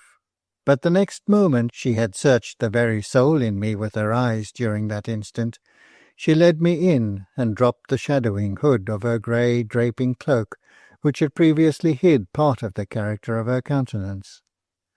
The cottage was rude and bare enough, but before that picture of the Virgin, of which I have made mention, there stood a little cup filled with fresh primroses. While she paid her reverence to the Madonna, I understood why she had been out seeking through the clumps of green in the sheltered copse. Then she turned round and bade me be seated. The expression of her face, which all this time I was studying, was not bad, as the stories of my last night's landlord had led me to expect. It was a wild, stern, fierce, indomitable countenance, seamed and scarred by agonies of solitary weeping, but it was neither cunning nor malignant. "My name is Bridget Fitzgerald," said she, by way of opening our conversation. "And your husband was Hugh Fitzgerald of Knockmahon, near Kildoon, in Ireland?" A faint light came into the dark gloom of her eyes. "He was." "May I ask if you had any children by him?" The light in her eyes grew quick and red. She tried to speak. I could see, but something rose in her throat and choked her, and until she could speak calmly she would fain not speak at all before a stranger. In a minute or so she said, "I had a daughter, one Mary Fitzgerald."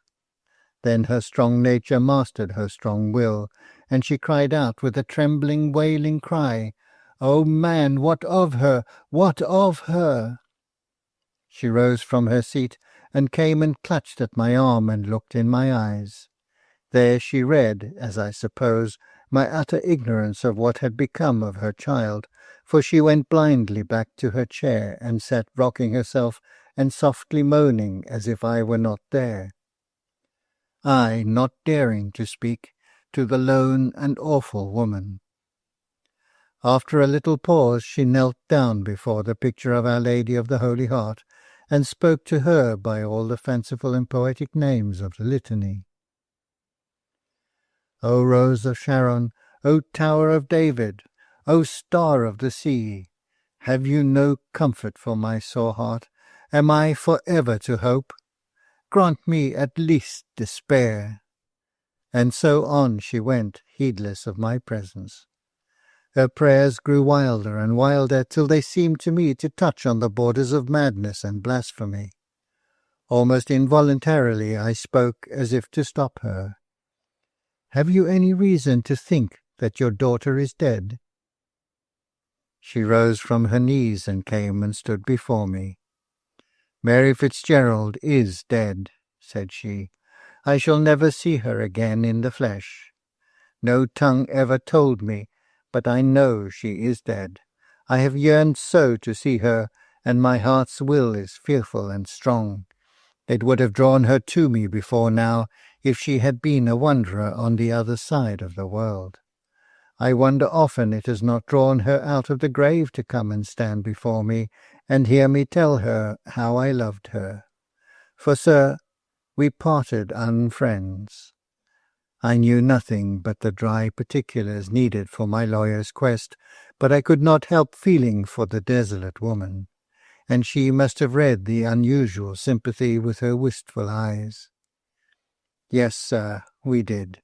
She never knew how I loved her, and we parted unfriends, and I fear me that I wished her voyage might not turn out well, only meaning, oh, Blessed Virgin, you know I only meant that she should come home to her mother's arms, as to the happiest place on earth. But my wishes are terrible, their power goes beyond my thought, and there is no hope for me, if my words brought Mary harm. "But," I said, "you do not know that she is dead. Even now you hoped she might be alive. Listen to me." And I told her the tale I have already told you, giving it all in the driest manner, for I wanted to recall the clear sense that I felt almost sure she had possessed in her younger days, and by keeping up her attention to details, restrain the vague wildness of her grief. She listened with deep attention, putting from time to time such questions as convinced me I had to do with no uncommon intelligence, however dimmed and shorn by solitude and mysterious sorrow. Then she took up her tale, and in few brief words told me of her wanderings abroad in vain search after her daughter, sometimes in the wake of armies, sometimes in camp, sometimes in city. The lady whose waiting woman Mary had gone to be had died soon after the date of her last letter home. Her husband, the foreign officer, had been serving in Hungary, whither Bridget had followed him, but too late to find him. Vague rumours reached her that Mary had made a great marriage, and this sting of doubt was added, whether the mother might not be close to her child under her new name, and even hearing of her every day, and yet never recognizing the lost one under the appellation she then bore. At length the thought took possession of her that it was possible that all this time Mary might be at home at Coldholm, in the trough of Bolland, in Lancashire, in England, and home came Bridget in that vain hope to her desolate hearth and empty cottage. Here she had thought it safest to remain. If Mary was in life, it was here she would seek for her mother. I noted down 1 or 2 particulars out of Bridget's narrative that I thought might be of use to me, for I was stimulated to further search in a strange and extraordinary manner. It seemed as if it were impressed upon me that I must take up the quest where Bridget had laid it down, and this for no reason that had previously influenced me, such as my uncle's anxiety on the subject, my own reputation as a lawyer, and so on, but from some strange power which had taken possession of my will only that very morning, and which forced it in the direction it chose. "I will go," said I. "I will spare nothing in the search. Trust to me. I will learn all that can be learnt. You shall know all that money or pains or wit can discover. It is true she may be long dead, but she may have left a child." "A child?" she cried, as if for the first time this idea had struck her mind. "Hear him, blessed Virgin! He says she may have left a child, and you have never told me, though I have prayed so for a sign, waking or sleeping." "Nay," said I know nothing but what you tell me. You say you heard of her marriage." But she caught nothing of what I said. She was praying to the Virgin in a kind of ecstasy which seemed to render her unconscious of my very presence. From Coldholm I went to Sir Philip Tempest's. The wife of the foreign officer had been a cousin of his father's, and from him I thought I might gain some particulars as to the existence of the Count de la Tour d'Auvergne, and where I could find him, for I knew questions de vive voix aid the flagging recollection, and I was determined to lose no chance for want of trouble. But Sir Philip had gone abroad, and it would be some time before I could receive an answer. So I followed my uncle's advice, to whom I had mentioned how wearied I felt, both in body and mind, by my will-o'-the-wisp search.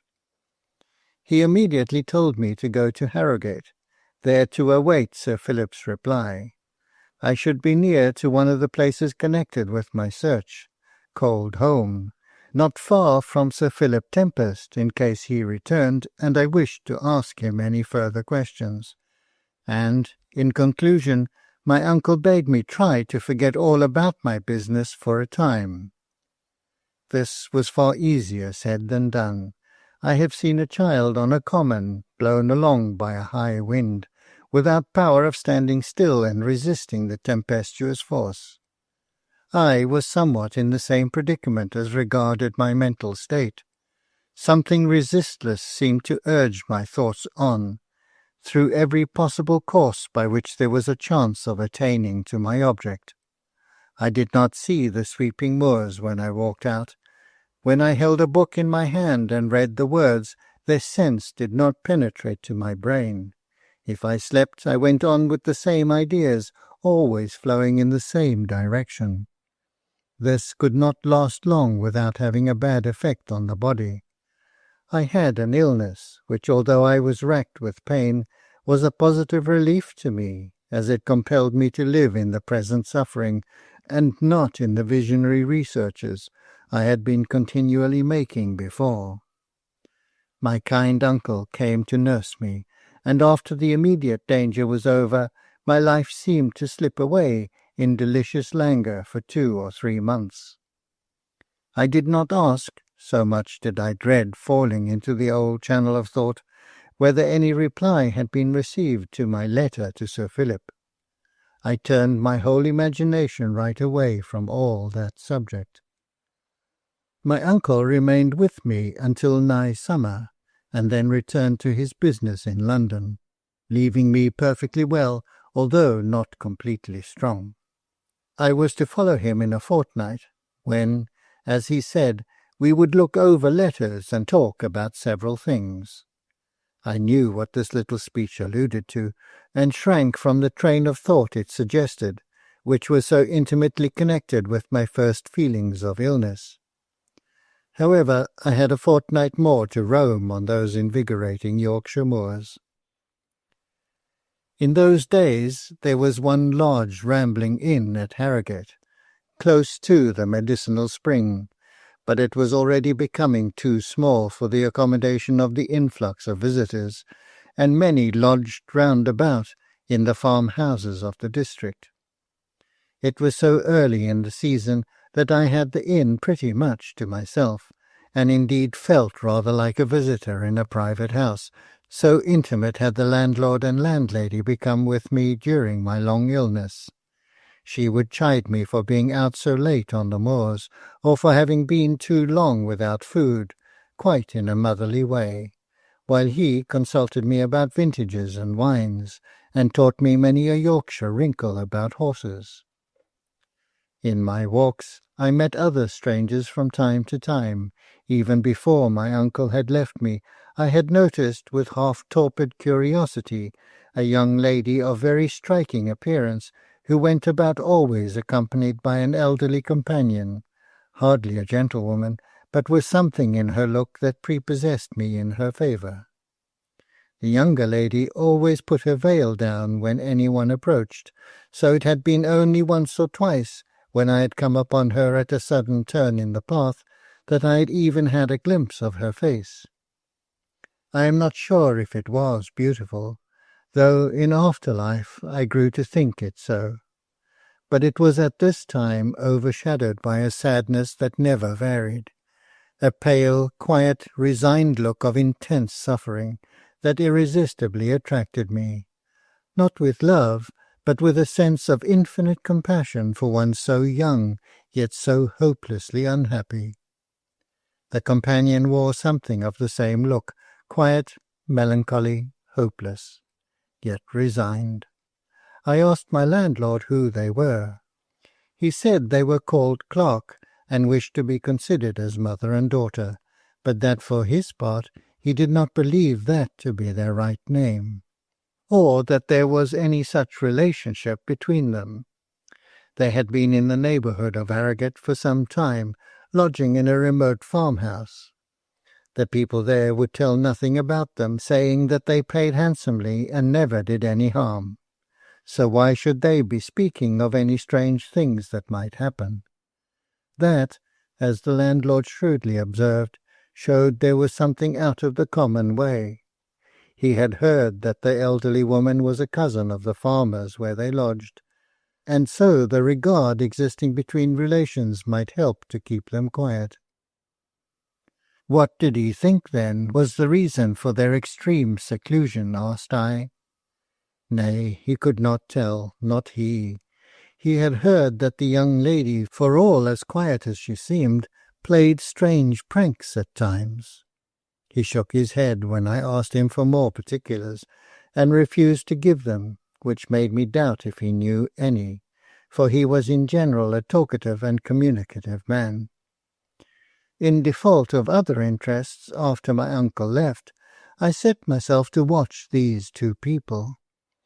I hovered about their walks, drawn towards them with a strange fascination, which was not diminished by their evident annoyance at so frequently meeting me.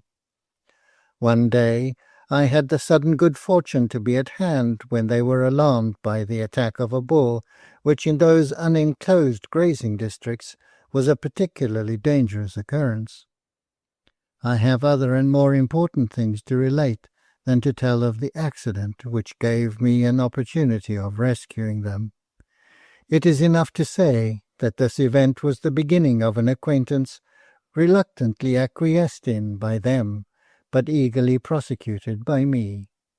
I can hardly tell when intense curiosity became merged in love, but in less than 10 days after my uncle's departure I was passionately enamoured of Mistress Lucy, as her attendant called her, carefully, for this I noted well, avoiding any address which appeared as if there was an equality of station between them.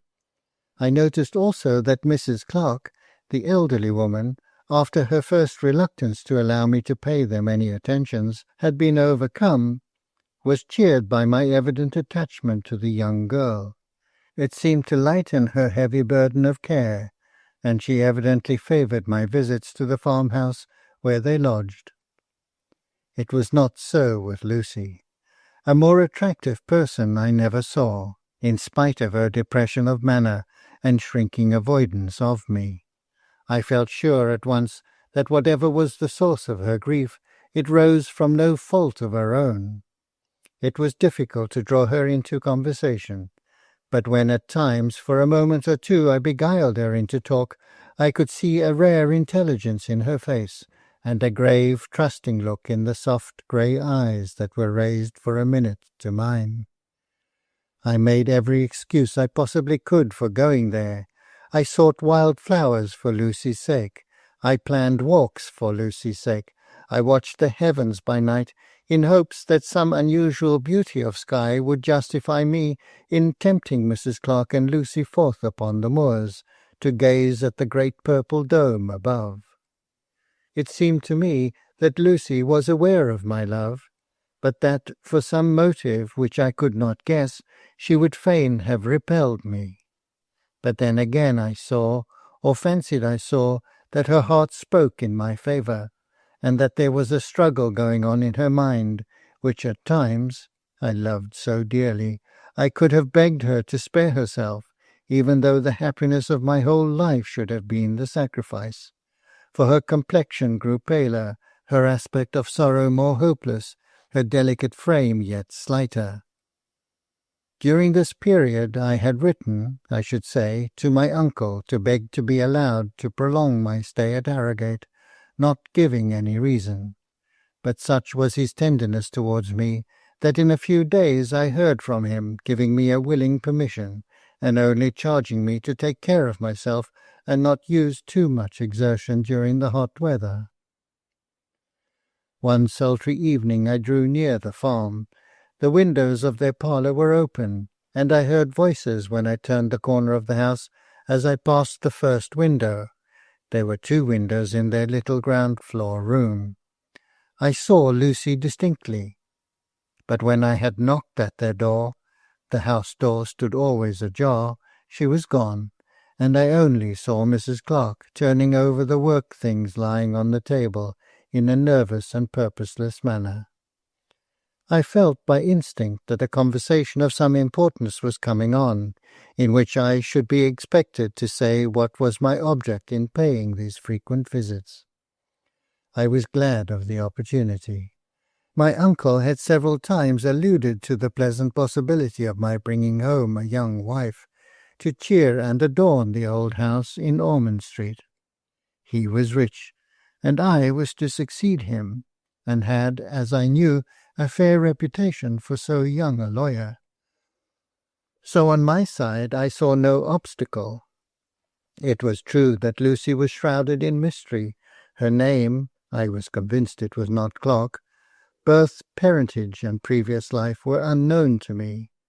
But I was sure of her goodness and sweet innocence, and although I knew that there must be something painful to be told to account for her mournful sadness, yet I was willing to bear my share of her grief, whatever it might be.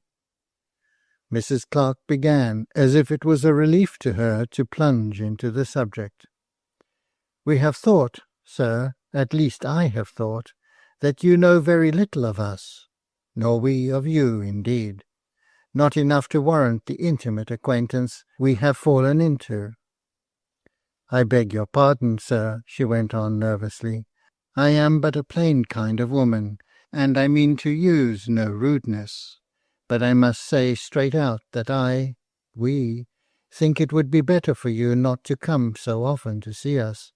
She is very unprotected, and—" "Why should I not come to see you, dear madam?" asked I eagerly, glad of the opportunity of explaining myself. "I come, I own, because I have learnt to love Mistress Lucy, and wish to teach her to love me." Mistress Clark shook her head and sighed. "Don't, sir.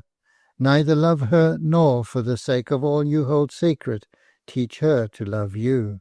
If I am too late, and you love her already, forget her. Forget these last few weeks. Oh, I should never have allowed you to come. she went on passionately. But what am I to do? We are forsaken by all except the great God, and even he permits a strange and evil power to afflict us. What am I to do? Where is it to end? She wrung her hands in her distress. Then she turned to me. Go away, sir, go away, before you learn to care any more for her. I ask it for your own sake. I implore. You have been good and kind to us, and we shall always recollect you with gratitude. But go away now, and never come back to cross our fatal path. Indeed, madam, said I shall do no such thing. You urge it for my own sake? I have no fear so urged, nor wish except to hear more, all. I cannot have seen Mistress Lucy in all the intimacy of this last fortnight without acknowledging her goodness and innocence, and without seeing, pardon me, madam, that for some reason you are two very lonely women in some mysterious sorrow and distress. Now, though I am not powerful myself, yet I have friends who are so wise and kind that they may be said to possess power. Tell me some particulars. Why are you in grief? What is your secret? Why are you here? I declare solemnly that nothing you have said has daunted me in my wish to become Lucy's husband, nor will I shrink from any difficulty that, as such an aspirant, I may have to encounter. You say you are friendless. Why cast away an honest friend? I will tell you of people to whom you may write, and who will answer any questions as to my character and prospects. I do not shun inquiry. She shook her head again. You had better go away, sir. You know nothing about us. I know your names, said I, and I have heard you allude to the part of the country from which you came, which I happen to know as a wild and lonely place. There are so few people living in it that if I chose to go there, I could easily ascertain all about you. But I would rather hear it from yourself. You see, I wanted to pique her into telling me something definite. You do not know our true names, sir, said she hastily. Well, I may have conjectured as much, but tell me then, I conjure you. Give me your reasons for distrusting my willingness to stand by what I have said with regard to Mistress Lucy. Oh, what can I do, exclaimed she, if I am turning away a true friend, as he says? Stay, coming to a sudden decision, I will tell you something. I cannot tell you all. You would not believe it. But perhaps I can tell you enough to prevent your going on in your hopeless attachment. I am not Lucy's mother. So I conjectured, I said. Go on. I do not even know whether she is the legitimate or illegitimate child of her father.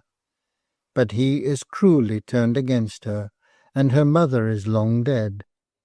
And for a terrible reason she has no other creature to keep constant to her but me.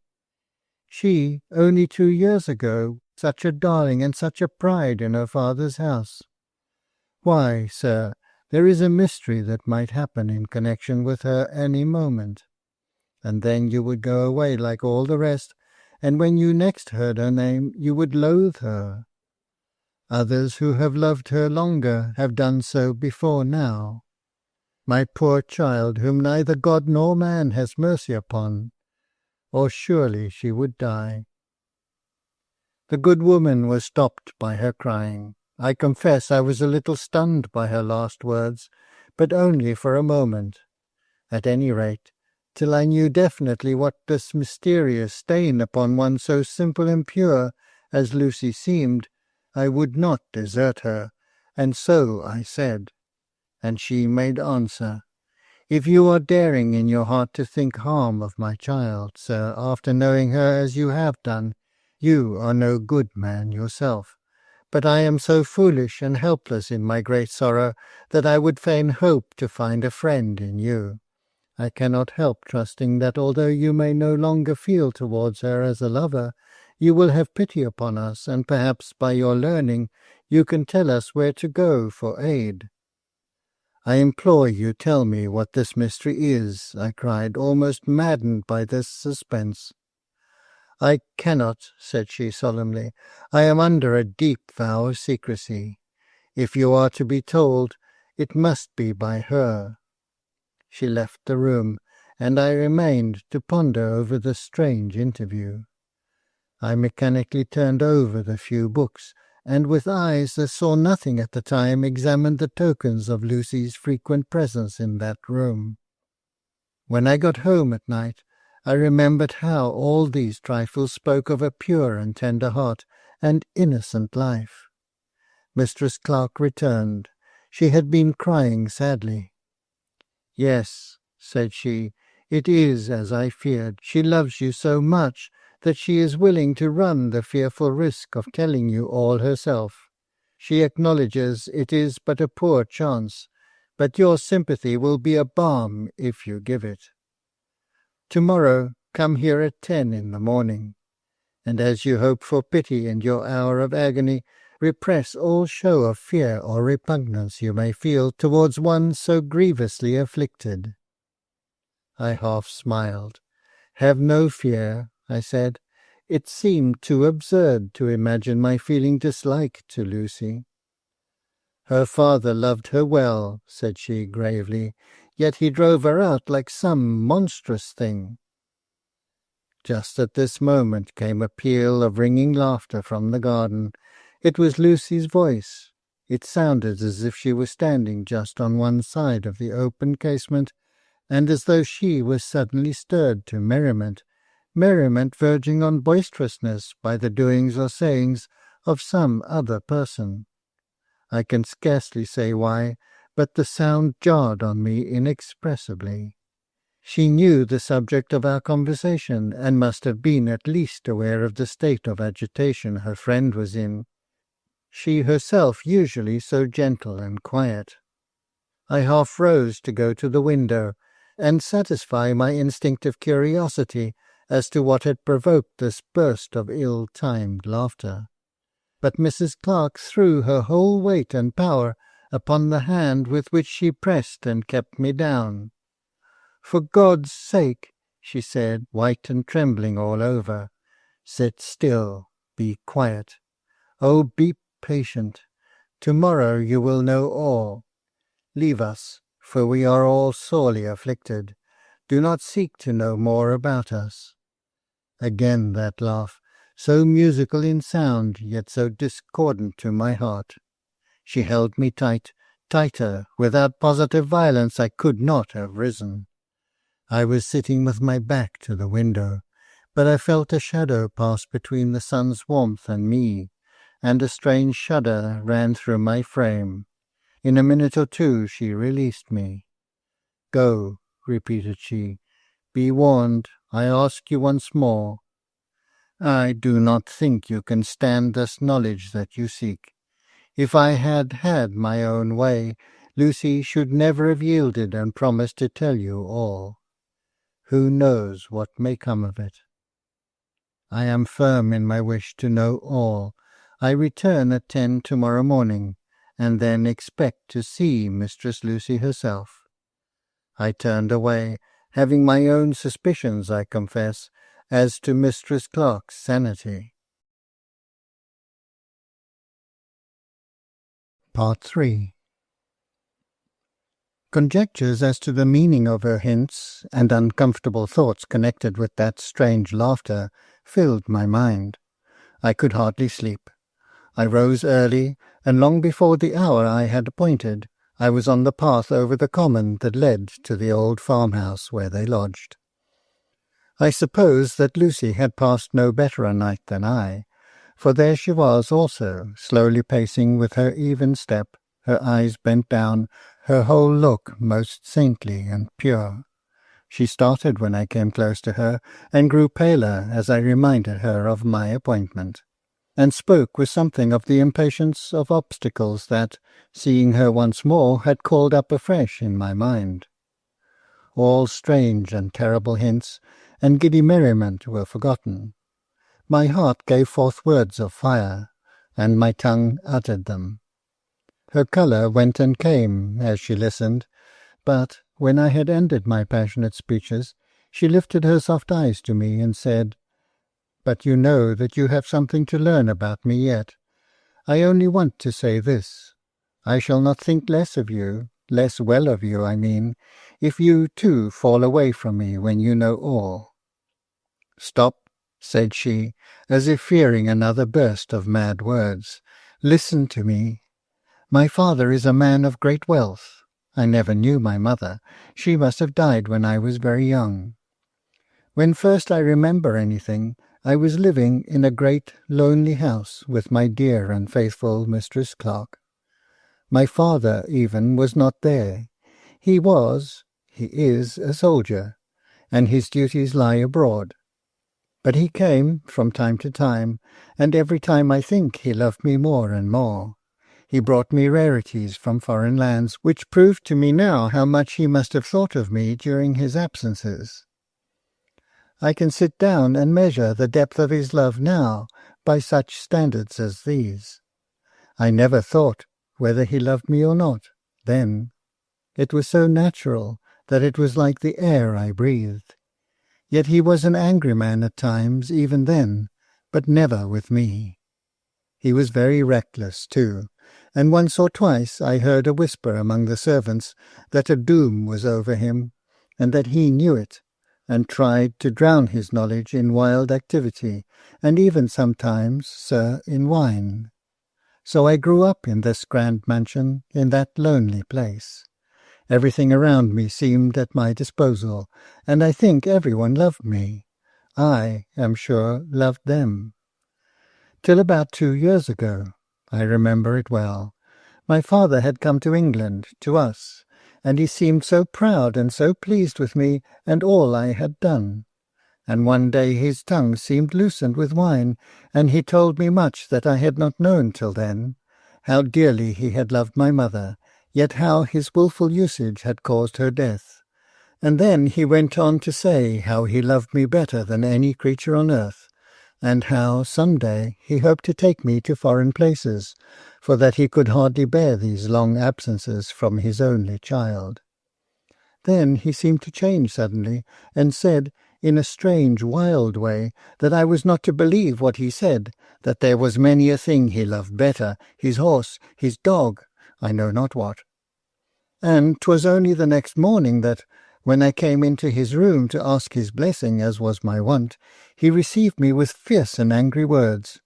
Why had I, so he asked, been delighting myself in such wanton mischief, dancing over the tender plants in the flower-beds, all set with the famous Dutch bulbs he had brought from Holland? I had never been out of doors that morning, sir, and I could not conceive what he meant, and so I said. And then he swore at me for a liar, and said I was of no true blood, for he had seen me doing all that mischief himself, with his own eyes. What could I say? He would not listen to me, and even my tears seemed only to irritate him. That day was the beginning of my great sorrows. Not long after, he reproached me for my undue familiarity, all unbecoming a gentlewoman, with his grooms. I had been in the stable-yard laughing and talking, he said. Now, sir, I am something of a coward by nature, and I had always dreaded horses. Besides that, my father's servants, those whom he brought with him from foreign parts, were wild fellows, whom I had always avoided, and to whom I had never spoken, except as a lady must needs from time to time speak to her father's people. Yet my father called me by names of which I hardly know the meaning, but my heart told me they were such as shame any modest woman, and from that day he turned quite against me. Nay, sir, not many weeks after that, he came in with a riding-whip in his hand, and accusing me harshly of evil doings, of which I knew no more than you, sir, he was about to strike me, and I, all in bewildering tears, was ready to take his stripes as great kindnesses compared to his harder words, when suddenly he stopped his arm midway, gasped and staggered, crying out, "The curse! The curse!" I looked up in terror. In the great mirror opposite I saw myself, and right behind another wicked, fearful self, so like me that my soul seemed to quiver within me, as though not knowing to which similitude of body it belonged. My father saw my double at the same moment, either in its dreadful reality, whatever that might be, or in that scarcely less terrible reflection in the mirror. But what came of it at that moment I cannot say, for I suddenly swooned away. And when I came to myself, I was lying in my bed, and my faithful clerk sitting by me. I was in my bed for days, and even while I lay there, my double was seen by all flitting about the house and gardens, always about some mischievous or detestable work. What wonder that everyone shrank from me in dread, that my father drove me forth at length, when the disgrace of which I was the cause was past his patience to bear. Mistress Clark came with me, and here we try to live such a life of piety and prayer as may in time set me free from the curse." All the time she had been speaking, I had been weighing her story in my mind. I had hitherto put cases of witchcraft on one side as mere superstitions, and my uncle and I had had many an argument, he supporting himself by the opinion of his good friend Sir Matthew Hale. Yet this sounded like the tale of one bewitched, or was it merely the effect of a life of extreme seclusion telling on the nerves of a sensitive girl? My scepticism inclined me to the latter belief, and when she paused, I said, "I fancy that some physician could have disabused your father of his belief in visions." Just at that instant, standing as I was opposite to her in the full and perfect morning light, I saw behind her another figure, a ghastly semblance, complete in likeness so far as form and feature and minutest touch of dress could go, but with a loathsome demon soul looking out of the grey eyes, that were in turns mocking and voluptuous. My heart stood still within me. Every hair rose up erect. My flesh crept with horror. I could not see the grave and tender Lucy. My eyes were fascinated by the creature beyond. I know not why, but I put out my hand to clutch it. I grasped nothing but empty air, and my whole blood curdled to ice. For a moment I could not see. Then my sight came back, and I saw Lucy standing before me, alone, deathly pale, and I could have fancied almost shrunk in size. "It has been near me," she said, as if asking a question. The sound seemed taken out of her voice. It was husky, as the notes of an old harpsichord when the strings have ceased to vibrate. She read her answer in my face, I suppose, for I could not speak. Her look was one of intense fear, but that died away into an aspect of most humble patience. At length she seemed to force herself to face behind and around her. She saw the purple moors, the blue distant hills quivering in the sunlight, but nothing else. "Will you take me home?" she said meekly. I took her by the hand and led her silently through the budding heather. We dared not speak, for we could not tell but that the dread creature was listening, although unseen, but that it might appear and push us asunder. I never loved her more fondly than now, when, and that was the unspeakable misery, the idea of her was becoming so inextricably blended with the shuddering thought of it. She seemed to understand what I must be feeling. She let go my hand, which she had kept clasped until then, when we reached the garden gate, and went forward to meet her anxious friend, who was standing by the window looking for her. I could not enter the house. I needed silence, society, leisure, change, I knew not what, to shake off the sensation of that creature's presence. Yet I lingered about the garden. I hardly know why. I partly suppose because I feared to encounter the resemblance again on the solitary common where it had vanished, and partly from a feeling of inexpressible compassion for Lucy. In a few minutes Mistress Clark came forth and joined me. We walked some paces in silence. "You know all now," said she solemnly. "I saw it," said I, below my breath. "And you shrink from us now," said she, with a hopelessness which stirred up all that was brave or good in me. "Not a whit," said I. "Human flesh shrinks from encounter with the powers of darkness, and for some reason unknown to me, the pure and holy Lucy is their victim." "The sins of the fathers shall be visited upon the children," said she. "Who is her father?" asked I.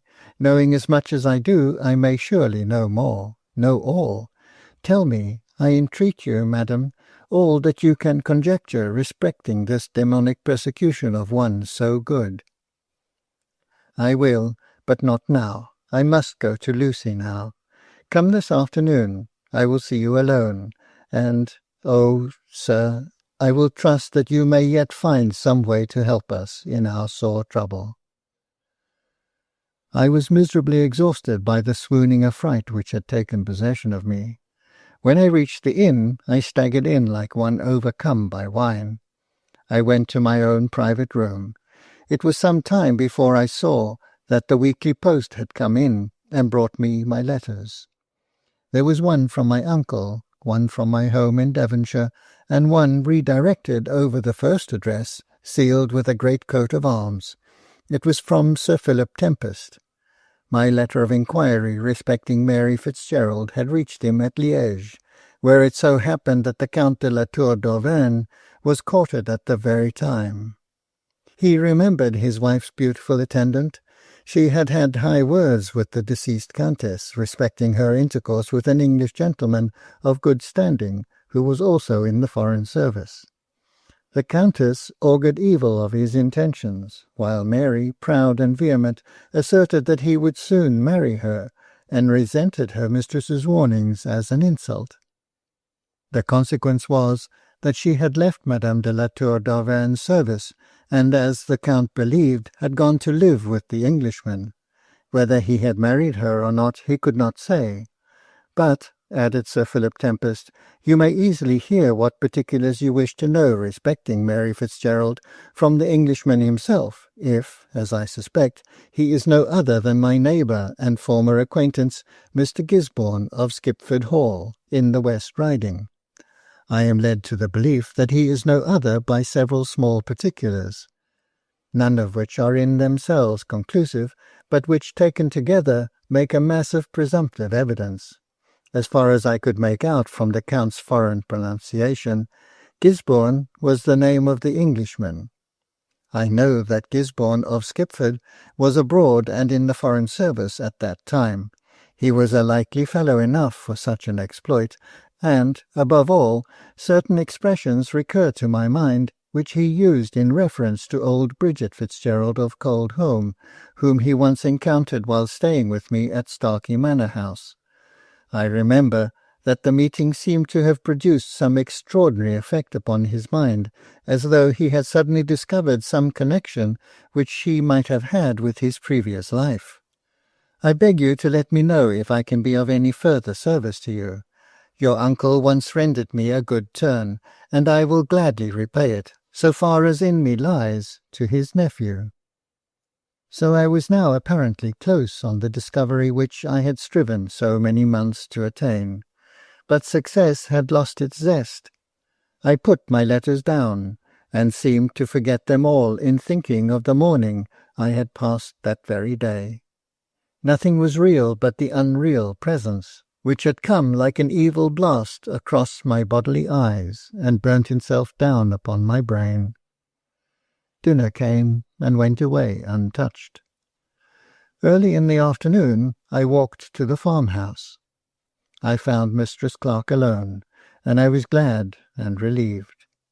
She was evidently prepared to tell me all I might wish to hear. "You asked me for Mistress Lucy's true name. It is Gisborne," she began. "Not Gisborne of Skipford?" I exclaimed, breathless with anticipation. "The same," said she quietly, not regarding my manner. "Her father is a man of note, although, being a Roman Catholic, he cannot take that rank in this country to which his station entitles him. The consequence is that he lives much abroad, has been a soldier, I am told." "And Lucy's mother?" I asked. She shook her head. "I never knew her," said she. "Lucy was about 3 years old when I was engaged to take charge of her. Her mother was dead." "But you know her name? You can tell if it was Mary Fitzgerald?" She looked astonished. "That was her name? But, sir, how came you to be so well acquainted with it? It was a mystery to the whole household at Skipford Court. She was some beautiful young woman whom he lured away from her protectors while he was abroad.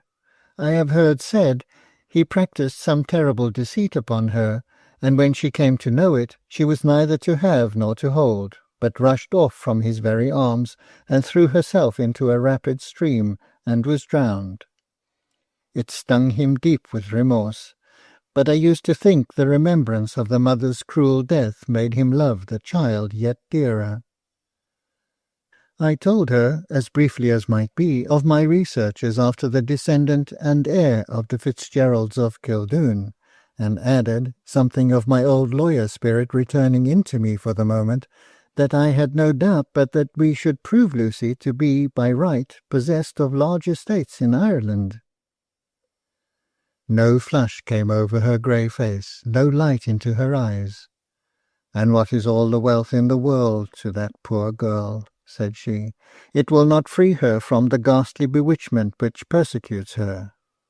As for money, what a pitiful thing it is! It cannot touch her." "No more can the evil creature harm her," I said. "Her holy nature dwells apart, and cannot be defiled or stained by all the devilish arts in the whole world."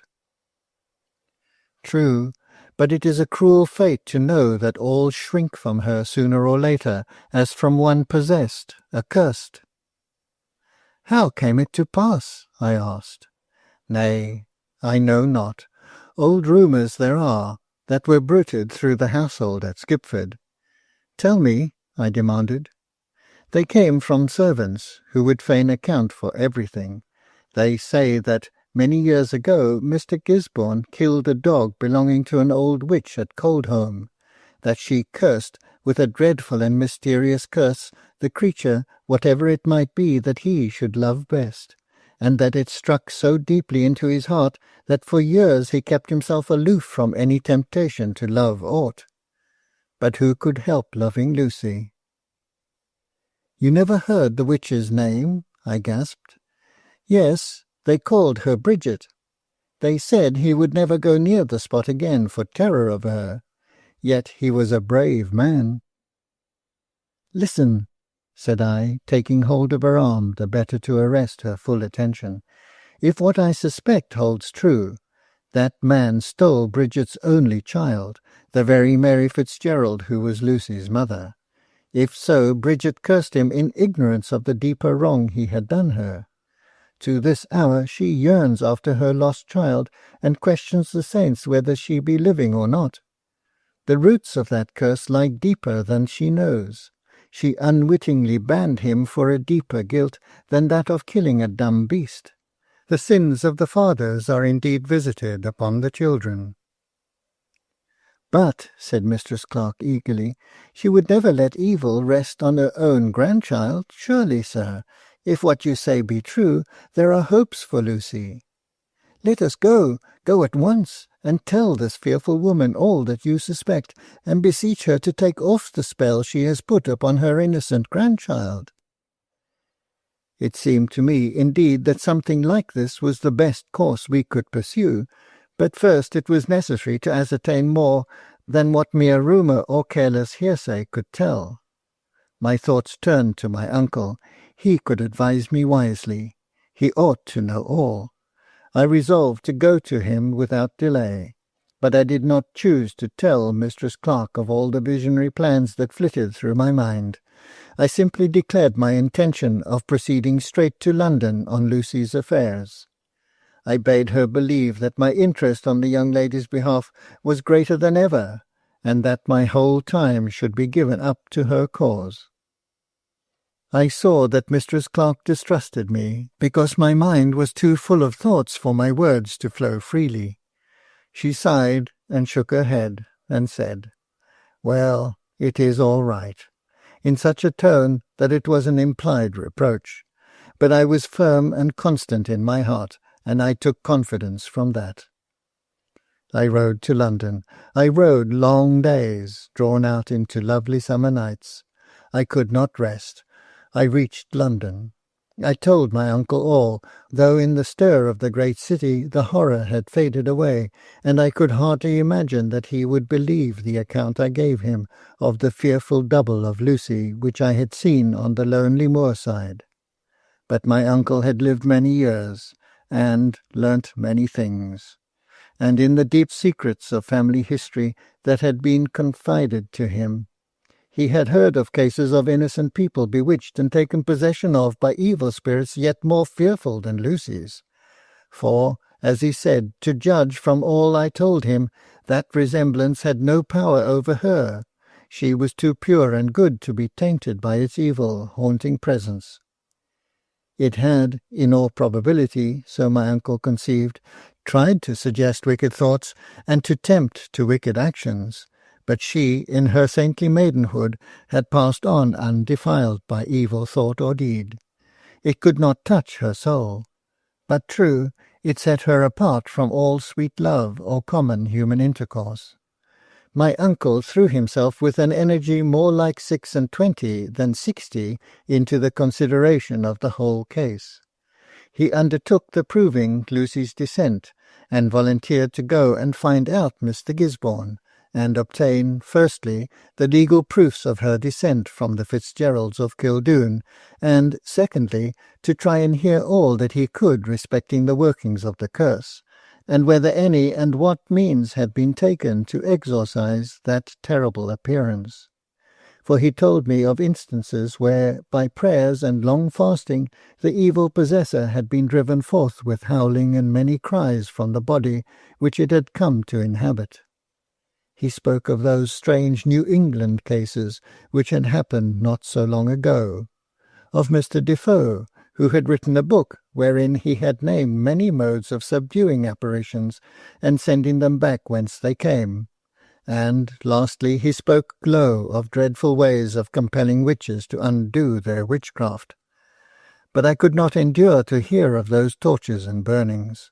I said that Bridget was rather a wild and savage woman than a malignant witch, and, above all, that Lucy was of her kith and kin, and that, in putting her to the trial, by water or by fire, we should be torturing, it might be to the death, the ancestress of her we sought to redeem. My uncle thought a while, and then said that in this last matter I was right, at any rate.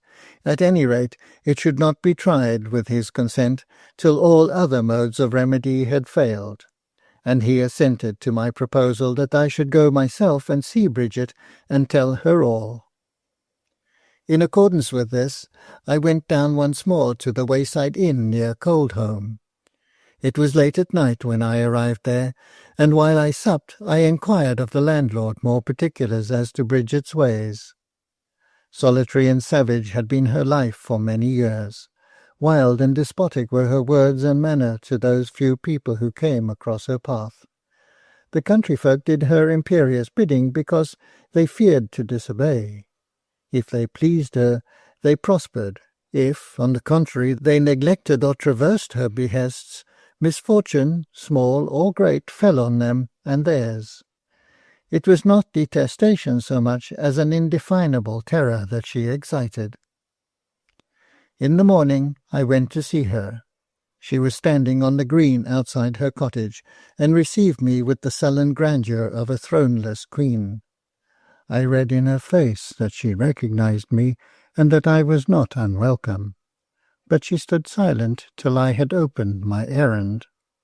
"I have news of your daughter," said I, resolved to speak straight to all that I knew she felt of love, and not to spare her. "She is dead." The stern figure scarcely trembled, but her hand sought the support of the door-post. "I knew that she was dead," said she, deep and low, and then was silent for an instant. My tears that should have flowed for her were burnt up long years ago. Young man, tell me about her. Not yet, said I, having a strange power given me of confronting one whom, nevertheless, in my secret soul I dreaded. You had once a little dog, I continued. The words called out in her more show of emotion than the intelligence of her daughter's death. She broke in upon my speech. I had. It was hers, the last thing I had of hers, and it was shot for wantonness. It died in my arms. The man who killed that dog rues it to this day. For that dumb beast's blood, his best beloved stands accursed. Her eyes distended as if she were in a trance and saw the working of her curse. Again I spoke. O woman, I said, that best beloved, standing accursed before men, is your dead daughter's child. The life, the energy, the passion came back to the eyes with which she pierced through me, to see if I spoke truth.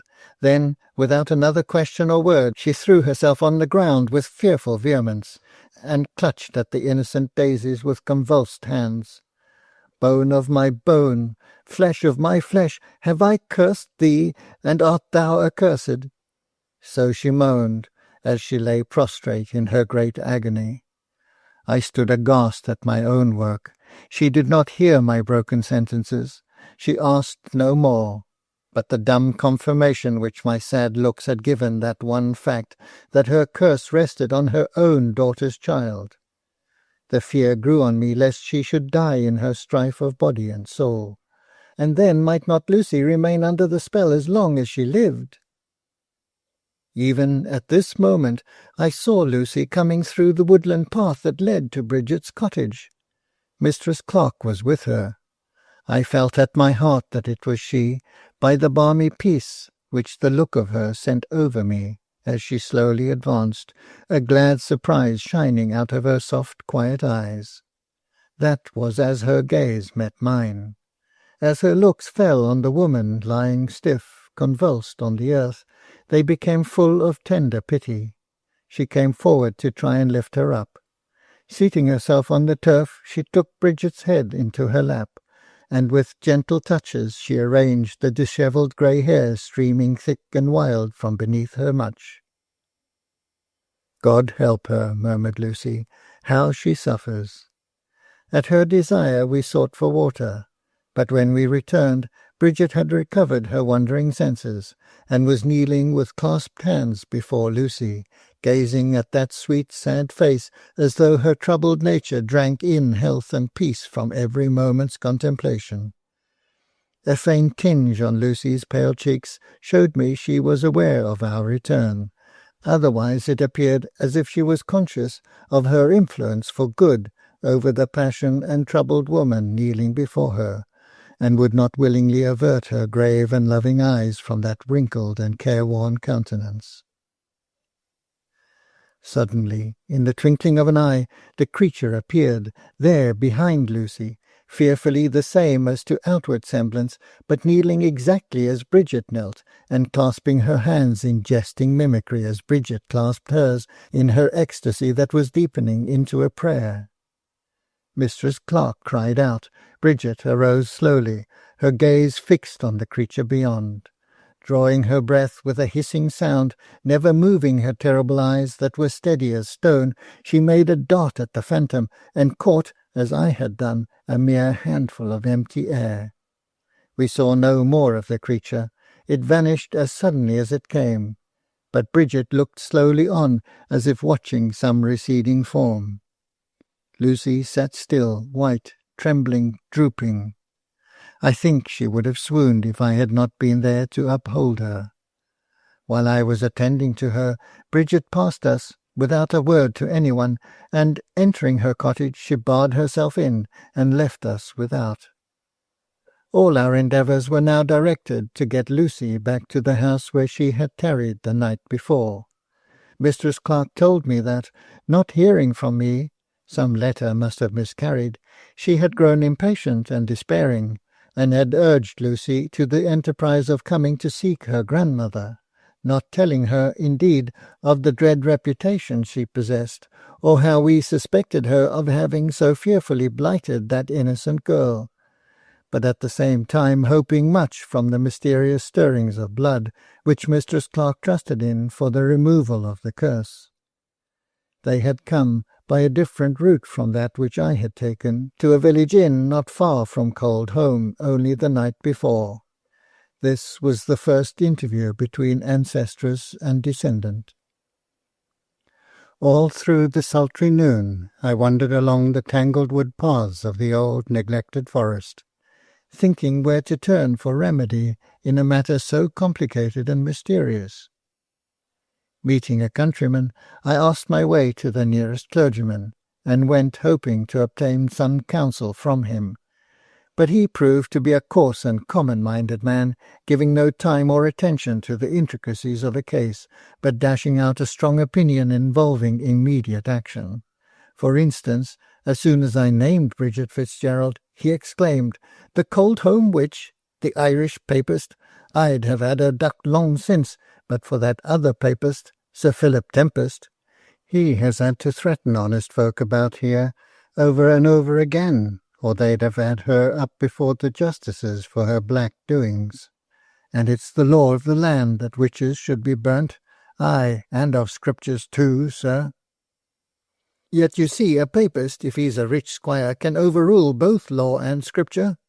I'd carry a faggot myself to rid the country of her." Such a one could give me no help.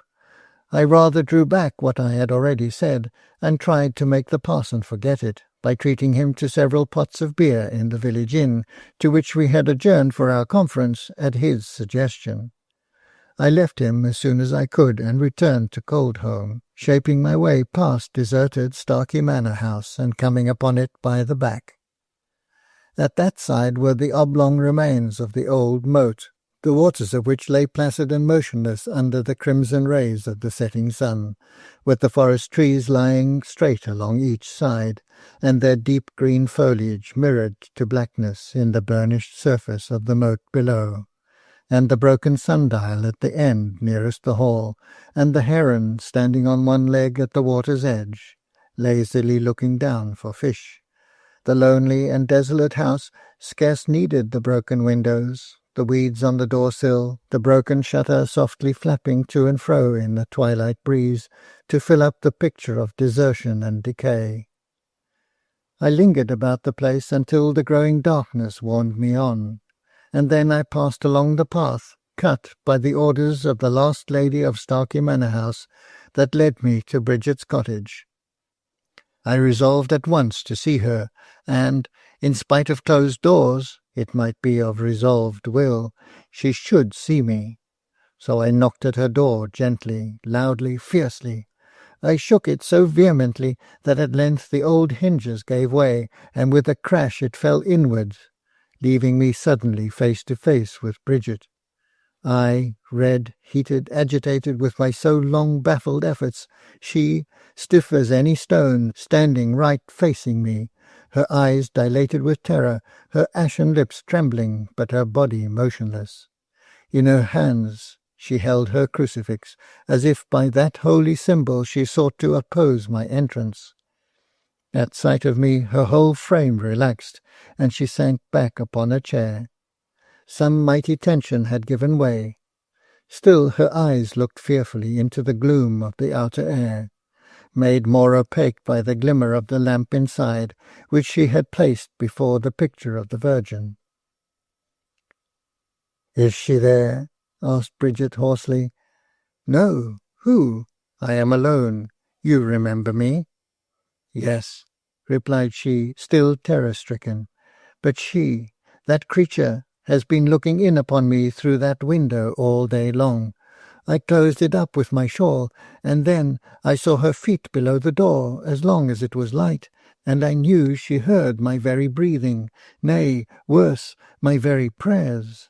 And I could not pray, for her listening choked the words ere they rose to my lips. Tell me, who is she? What means that double girl I saw this morning? One had a look of my dead Mary, but the other curdled my blood, and yet it was the same." She had taken hold of my arm, as if to secure herself some human companionship. She shook all over with the slight, never-ceasing tremor of intense terror. I told her my tale as I have told it you, sparing none of the details. How Mistress Clark had informed me that the resemblance had driven Lucy forth from her father's house. How I had disbelieved until, with mine own eyes, I had seen another Lucy standing behind my Lucy, the same in form and feature, but with the demon soul looking out of its eyes. I told her all, I say, believing that she, whose curse was working so upon the life of her innocent grandchild, was the only person who could find the remedy and the redemption. When I had done, she sat silent for many minutes. "You love Mary's child?" she asked. "I do, in spite of the fearful workings of the curse. I love her, yet I shrink from her ever since that day on the moorside.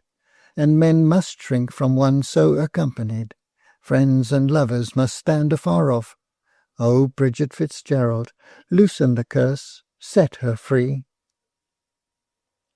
"Where is she?" I eagerly caught at the idea that her presence was needed, in order that by some strange prayer or exorcism the spell might be reversed. "I will go and bring her to you," I exclaimed, but Bridget tightened her hold upon my arm. "Not so," said she in a low, hoarse voice. "It would kill me to see her again as I saw her this morning, and I must live till I have worked my work. Leave me," said she suddenly, and again taking up the cross. "I defy the demon I have called up. Leave me to wrestle with it." She stood up as if in an ecstasy of inspiration from which all fear was banished. I lingered, why I can hardly tell, until once more she bade me begone.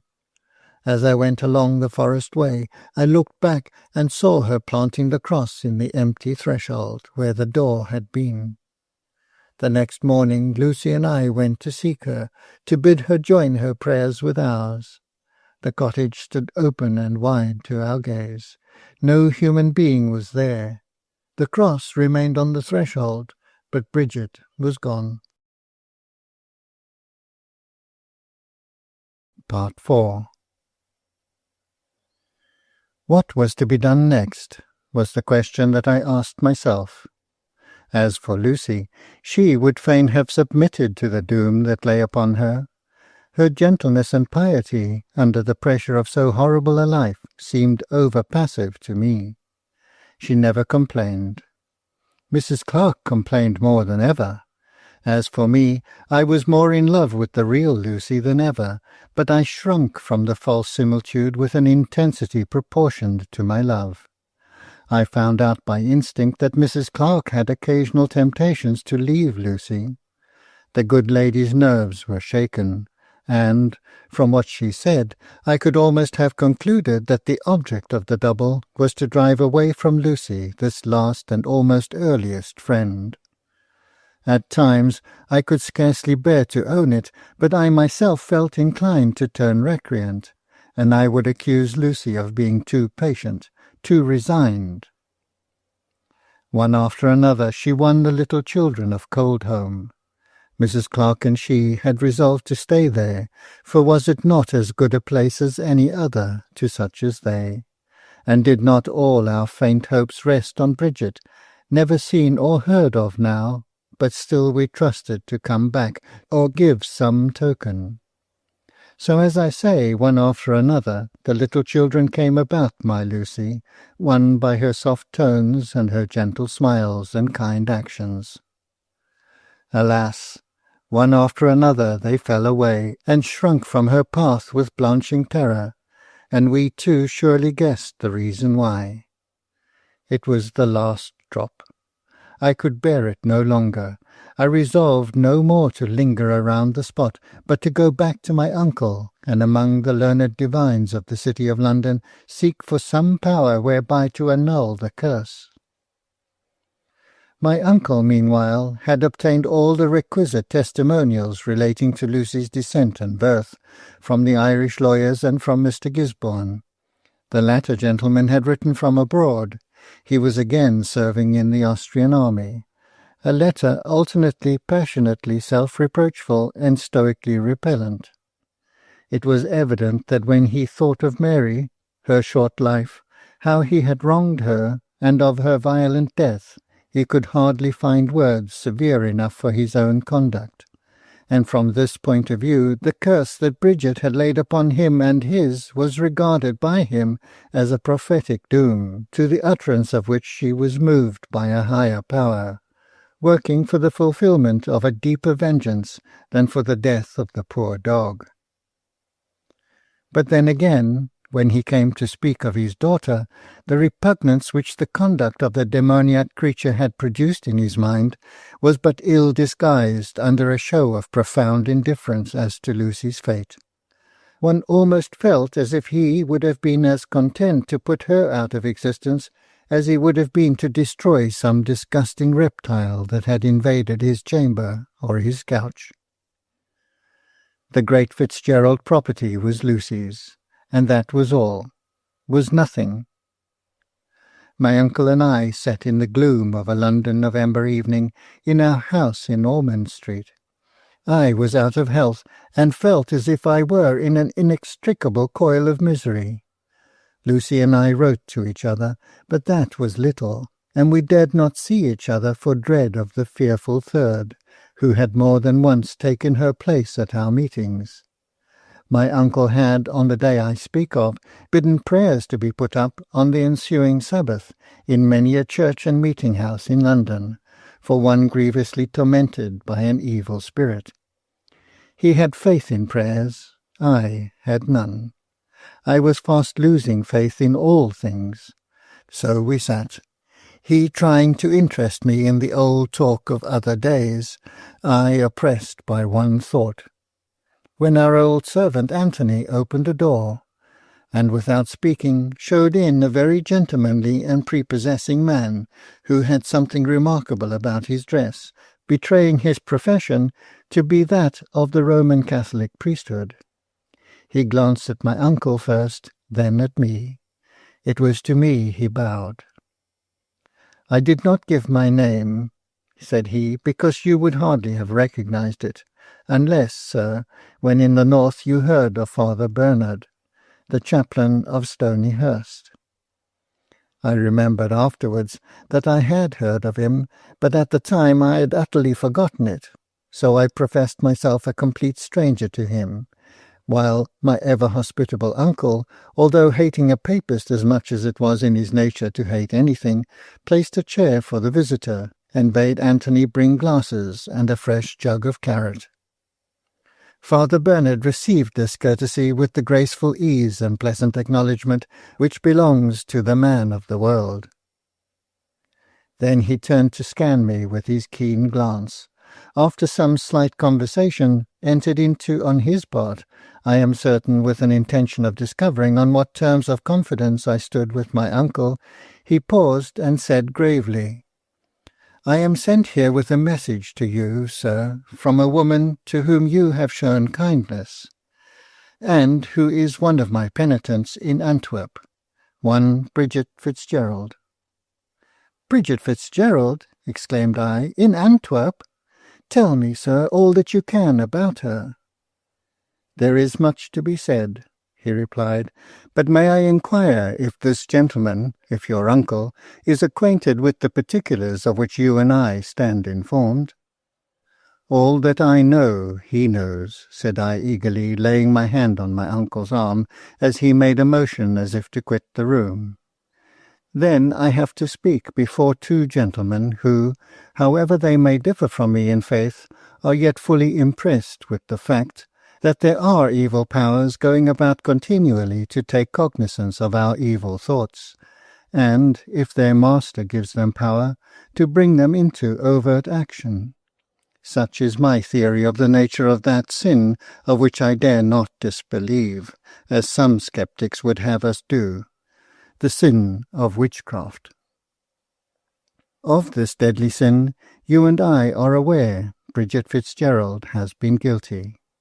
Since you saw her last, many prayers have been offered in our churches, many masses sung, many penances undergone, in order that, if God and the holy saints so willed it, her sin might be blotted out. But it has not been so willed. Explain to me, said I, who you are, and how you come connected with Bridget. Why is she at Antwerp? I pray you, sir, tell me more. If I am impatient, excuse me. I am ill and feverish, and in consequence bewildered. There was something to me inexpressibly soothing in the tone of voice with which he began to narrate, as it were from the beginning, his acquaintance with Bridget. I had known Mr. and Mrs. Starkey during their residence abroad, and so it fell out naturally that, when I came as chaplain to the Sherbornes at Stonyhurst, our acquaintance was renewed, and thus I became the confessor of the whole family, isolated as they were from the offices of the church, Sherborne being their nearest neighbour who professed the true faith. Of course you are aware that facts revealed in confession are sealed as in the grave. But I learnt enough of Bridget's character to be convinced that I had to do with no common woman, one powerful for good as for evil. I believe that I was able to give her spiritual assistance from time to time, and that she looked upon me as a servant of that holy church which has such wonderful power of moving men's hearts and relieving them of the burden of their sins. I have known her cross the moors on the wildest night of storms to confess and be absolved, and then she would return calmed and subdued to her daily work about her mistress, no one witting where she had been during the hours that most passed in sleep upon their beds. After her daughter's departure, after Mary's mysterious disappearance, I had to impose many a long penance in order to wash away the sin of impatient repining that was fast leading her into the deeper guilt of blasphemy. She set out on that long journey of which you have possibly heard, that fruitless journey in search of Mary, and during her absence my superiors ordered my return to my former duties at Antwerp, and for many years I heard no more of Bridget. Not many months ago, as I was passing homeward in the evening along one of the streets near Saint-Jacques, leading into the Mere Strait, I saw a woman sitting crouched up under the shrine of the Holy Mother of Sorrows.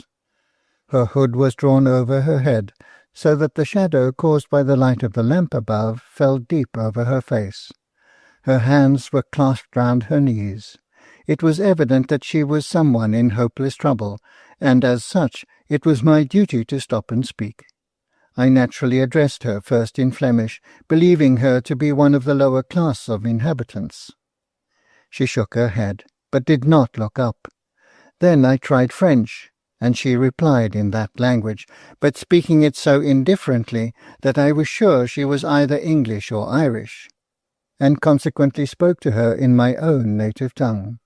She recognized my voice, and starting up, caught at my robes, dragging me before the blessed shrine, and throwing herself down, and forcing me, as much by her evident desire as by her action, to kneel beside her, she exclaimed, "O Holy Virgin, you will never hearken to me again, but hear him. For you know him of old, that he does your bidding, and strives to heal broken hearts. Hear him." She turned to me. "She will hear you, if you will only pray. She never hears me. She and all the saints in heaven cannot hear my prayers, for the evil one carries them off, as he carried that first away. Oh, Father Bernard, pray for me." I prayed for one in sore distress, of what nature I could not say, but the Holy Virgin would know. Bridget held me fast, grasping with eagerness at the sound of my words. When I had ended, I rose, and making the sign of the cross over her, I was going to bless her in the name of the Holy Church, when she shrank away like some terrified creature, and said, "I am guilty of deadly sin, and am not shriven." "Arise, my daughter," said I, "and come with me," and I led the way into one of the confessionals of Saint-Jacques. She knelt, I listened. No words came. The evil powers had stricken her dumb. As I heard afterwards, they had many a time before when she approached confession. She was too poor to pay for the necessary forms of exorcism, and hitherto those priests to whom she had addressed herself were either so ignorant of the meaning of her broken French or her Irish English, or else esteemed her to be one crazed, as, indeed, her wild and excited manner might easily have led anyone to think, that they had neglected the sole means of loosening her tongue, so that she might confess her deadly sin, and after due penance obtain absolution. But I knew Bridget of old, and felt that she was a penitent sent to me. I went through those holy offices appointed by our church for the relief of such a case. I was the more bound to do this, as I found that she had come to Antwerp for the sole purpose of discovering me and making confession to me. Of the nature of that fearful confession I am forbidden to speak. Much of it you know, possibly all. It now remains for her to free herself from mortal guilt, and to set others free from the consequences thereof. No prayers, no masses will ever do it, although they may strengthen her with that strength by which alone acts of deepest love and purest self-devotion may be performed. Her words of passion and cries for revenge, her unholy prayers, could never reach the ears of the holy saints. Other powers intercepted them, and wrought so that the curses thrown up to heaven have fallen on her own flesh and blood, and so, through her very strength of love, have bruised and crushed her heart. Henceforward her former self must be buried, yea, buried quick, if need be, but never more to make sign or utter cry on earth. She has become a poor Clare, in order that, by perpetual penance and constant service of others, she may at length so act as to obtain final absolution and rest for her soul. Until then, the innocent must suffer. It is to plead for the innocent that I come to you, not in the name of the witch, Bridget Fitzgerald, but of the penitent and servant of all men, the poor Clare, Sister Magdalene. Sir, said I listen to your request with respect. Only I may tell you it is not needed to urge me to do all that I can on behalf of one, love for whom is part of my very life. If for a time I have absented myself from her, it is to think and work for her redemption. I, a member of the English Church, my uncle, a Puritan, pray morning and night for her by name. The congregations of London on the next Sabbath will pray for one unknown, that she may be set free from the powers of darkness. Moreover, I must tell you, sir, that those evil ones touch not the great calm of her soul. She lives her own pure and loving life, unharmed and untainted, though all men fall off from her. I would I could have her faith. My uncle now spoke. Nephew, said he, it seems to me that this gentleman, although professing what I consider an erroneous creed, has touched upon the right point in exhorting Bridget to acts of love and mercy, whereby to wipe out her sin of hate and vengeance. Let us strive after our fashion, by almsgiving and visiting of the needy and fatherless, to make our prayers acceptable. Meanwhile, I myself will go down into the north, and take charge of the maiden. I am too old to be daunted by man or demon. I will bring her to this house as to a home, and let the double come if it will. A company of godly divines shall give it the meeting, and we will try issue. The kindly, brave old man, but Father Bernard sat on musing. All hate, said he, cannot be quenched in her heart. All Christian forgiveness cannot have entered into her soul, or the demon would have lost its power. You said, I think, that her grandchild was still tormented? Still tormented, I replied sadly, thinking of Mistress Clark's last letter. He rose to go. We afterwards heard that the occasion of his coming to London was a secret political mission on behalf of the Jacobites. Nevertheless, he was a good and wise man. Months and months passed away without any change. Lucy entreated my uncle to leave her where she was, dreading, as I learnt, lest if she came, with her fearful companion, to dwell in the same house with me, that my love could not stand the repeated shocks to which I should be doomed. And this she thought from no distrust of the strength of my affection, but from a kind of pitying sympathy for the terror to the nerves, which she observed that the demoniac visitation caused in all. I was restless and miserable. I devoted myself to good works, but I performed them from no spirit of love, but solely from the hope of reward and payment, and so the reward was never granted. At length I asked my uncle's leave to travel, and I went forth, a wanderer, with no distincter end than that of many another wanderer, to get away from myself. A strange impulse led me to Antwerp, in spite of the wars and commotions then raging in the Low Countries, or rather, perhaps, the very craving to become interested in something external led me to the thick of the struggle then going on with the Austrians. The cities of Flanders were all full at that time of civil disturbances and rebellions, only kept down by force and the presence of an Austrian garrison in every place. I arrived in Antwerp and made inquiry for Father Bernard. He was away in the country for a day or two. Then I asked my way to the convent of Poor Clares, but being healthy and prosperous, I could only see the dim, pent-up grey walls shut closely in by narrow streets in the lowest part of the town. My landlord told me that had I been stricken by some loathsome disease, or in desperate case of any kind, the Poor Clares would have taken me and tended me. He spoke of them as an order of mercy of the strictest kind, dressing scantily in the coarsest materials, going barefoot, living on what the inhabitants of Antwerp chose to bestow, and sharing even those fragments and crumbs with the poor and helpless that swarmed all around. Receiving no letters or communication with the outer world, utterly dead to everything but the alleviation of suffering. He smiled at my inquiring whether I could get speech of one of them, and told me that they were even forbidden to speak for the purposes of begging their daily food, while yet they lived and fed others upon what was given in charity. "But," exclaimed I, "supposing all men forgot them, would they quietly lie down and die without making sign of their extremity?" If such were their rule, the Poor Clares would willingly do it, but their founder appointed a remedy for such extreme cases as you suggest. They have a bell. 'Tis but a small one, as I have heard, that has yet never been rung in the memory of man.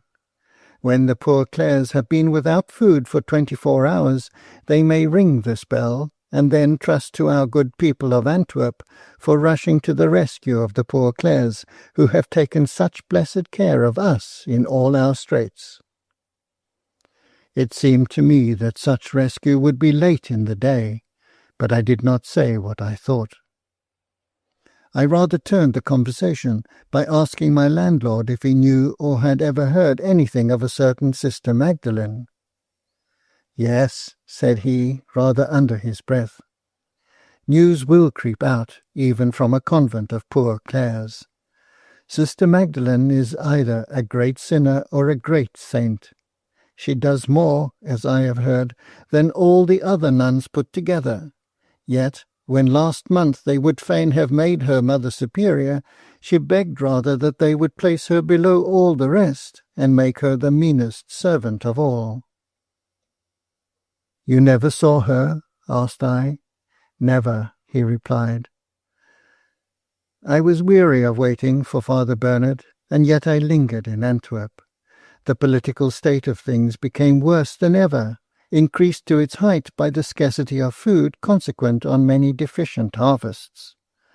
I saw groups of fierce, squalid men at every corner of the street, glaring out with wolfish eyes at my sleek skin and handsome clothes.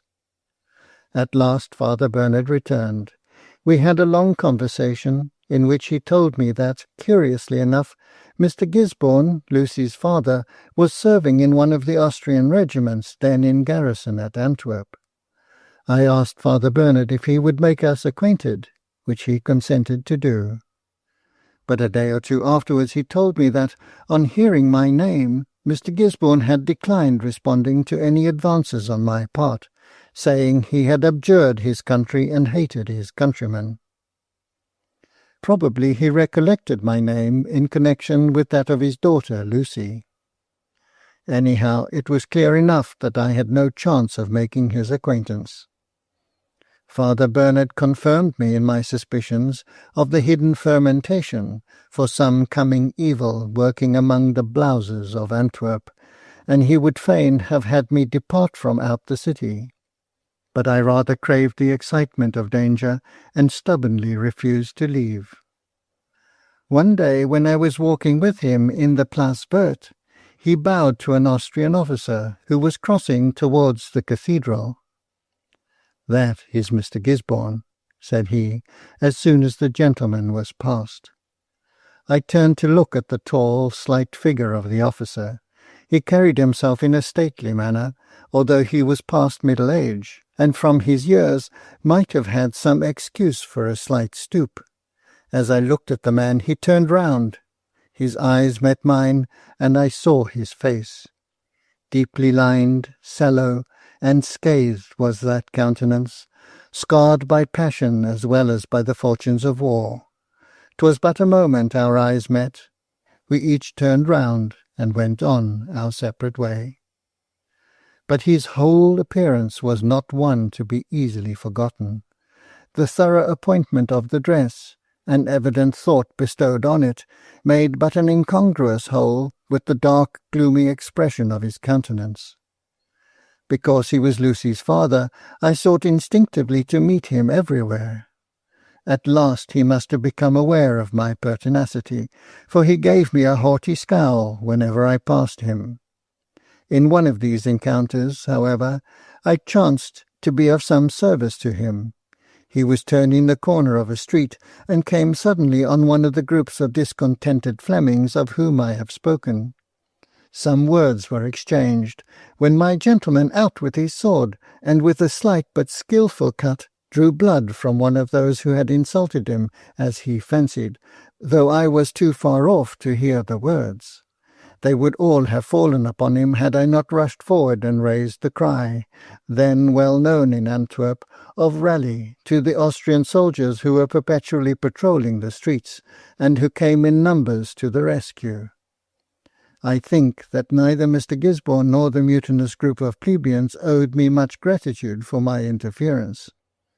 He had planted himself against a wall, in a skilful attitude of fence, ready with his bright glancing rapier to do battle with all the heavy, fierce, unarmed men, some 6 or 7 in number. But when his own soldiers came up, he sheathed his sword, and, giving some careless word of command, sent them away again, and continued his saunter all alone down the street, the workmen snarling in his rear, and more than half inclined to fall on me for my cry of rescue. I cared not if they did, my life seemed so dreary a burden just then, and perhaps it was this daring loitering among them that prevented their attacking me. Instead, they suffered me to fall into conversation with them, and I heard some of their grievances. Sore and heavy to be borne were they, and no wonder the sufferers were savage and desperate. The man whom Gisborne had wounded across his face would fain have got out of me the name of his aggressor, but I refused to tell it.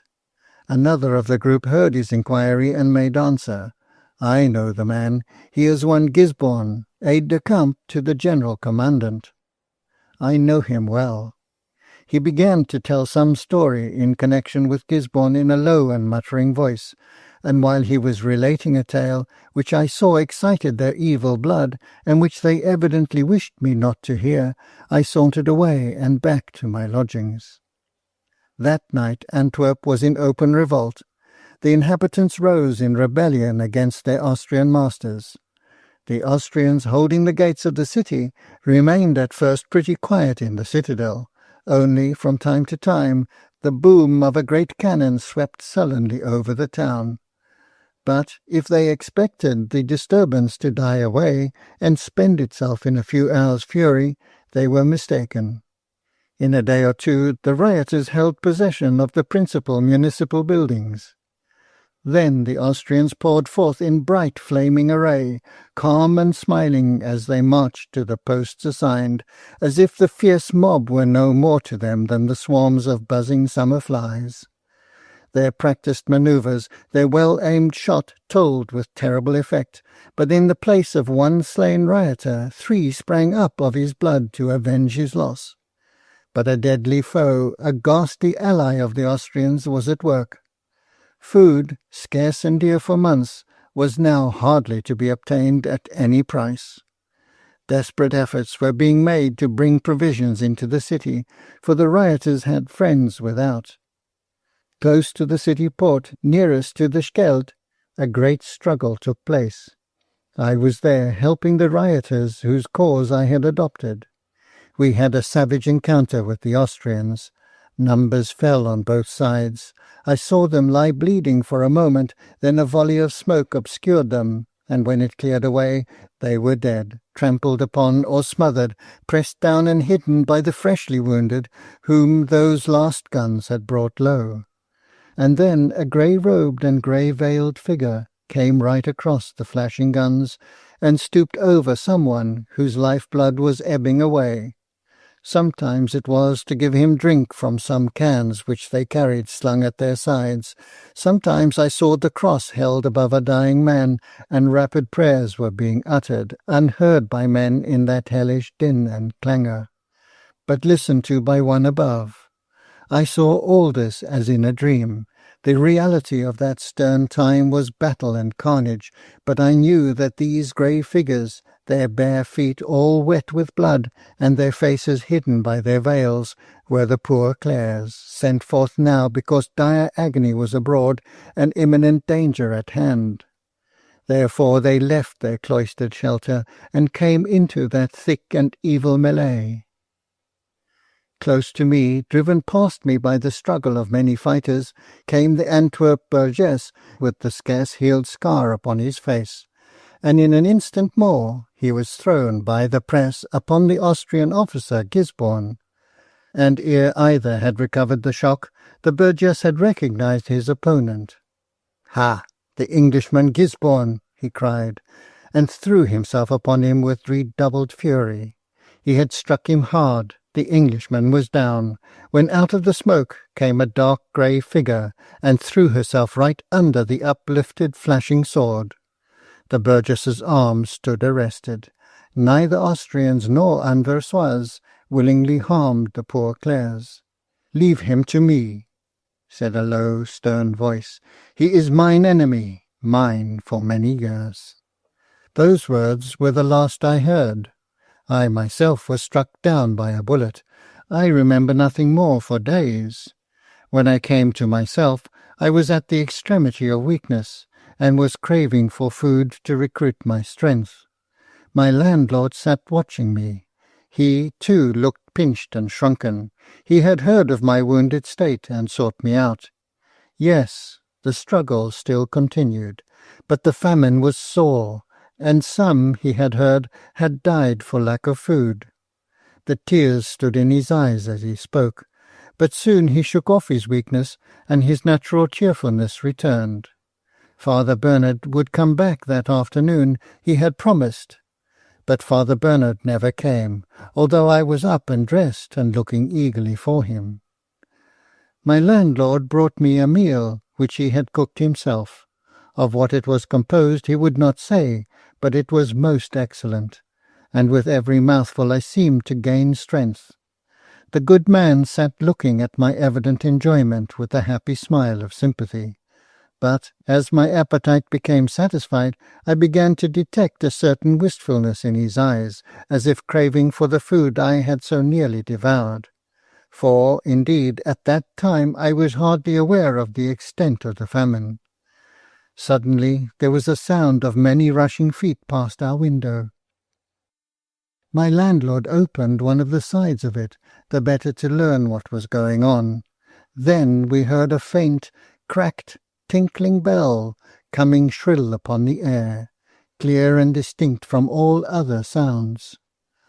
"Holy Mother!" exclaimed the landlord, "the poor Clares!" He snatched up the fragments of my meal and crammed them into my hands, bidding me follow. Downstairs he ran, clutching at more food, as the woman of his house eagerly held it out to him, and in a moment we were in the street, moving along with the great current, all tending towards the convent of the poor Clares. And still, as if piercing our ears with its inarticulate cry, came the shrill tinkle of the bell. In that strange crowd were old men trembling and sobbing as they carried their little pittance of food, women with the tears running down their cheeks, who had snatched up what provisions they had in the vessels in which they stood, so that the burden of these was in many cases much greater than that which they contained. Children with flushed faces, grasping tight the morsel of bitten cake or bread in their eagerness to carry it safe to the help of the poor Clares. Strong men, yea, both Anversois and Austrians, pressing onward with set teeth and no word spoken, and over all and through all came that sharp tinkle, that cry for help in extremity. We met the first torrent of people returning with blanched and piteous faces. They were issuing out of the convent to make way for the offerings of others. "Haste, haste," said they, "a poor Clare is dying. A poor Clare is dead for hunger. God forgive us and our city."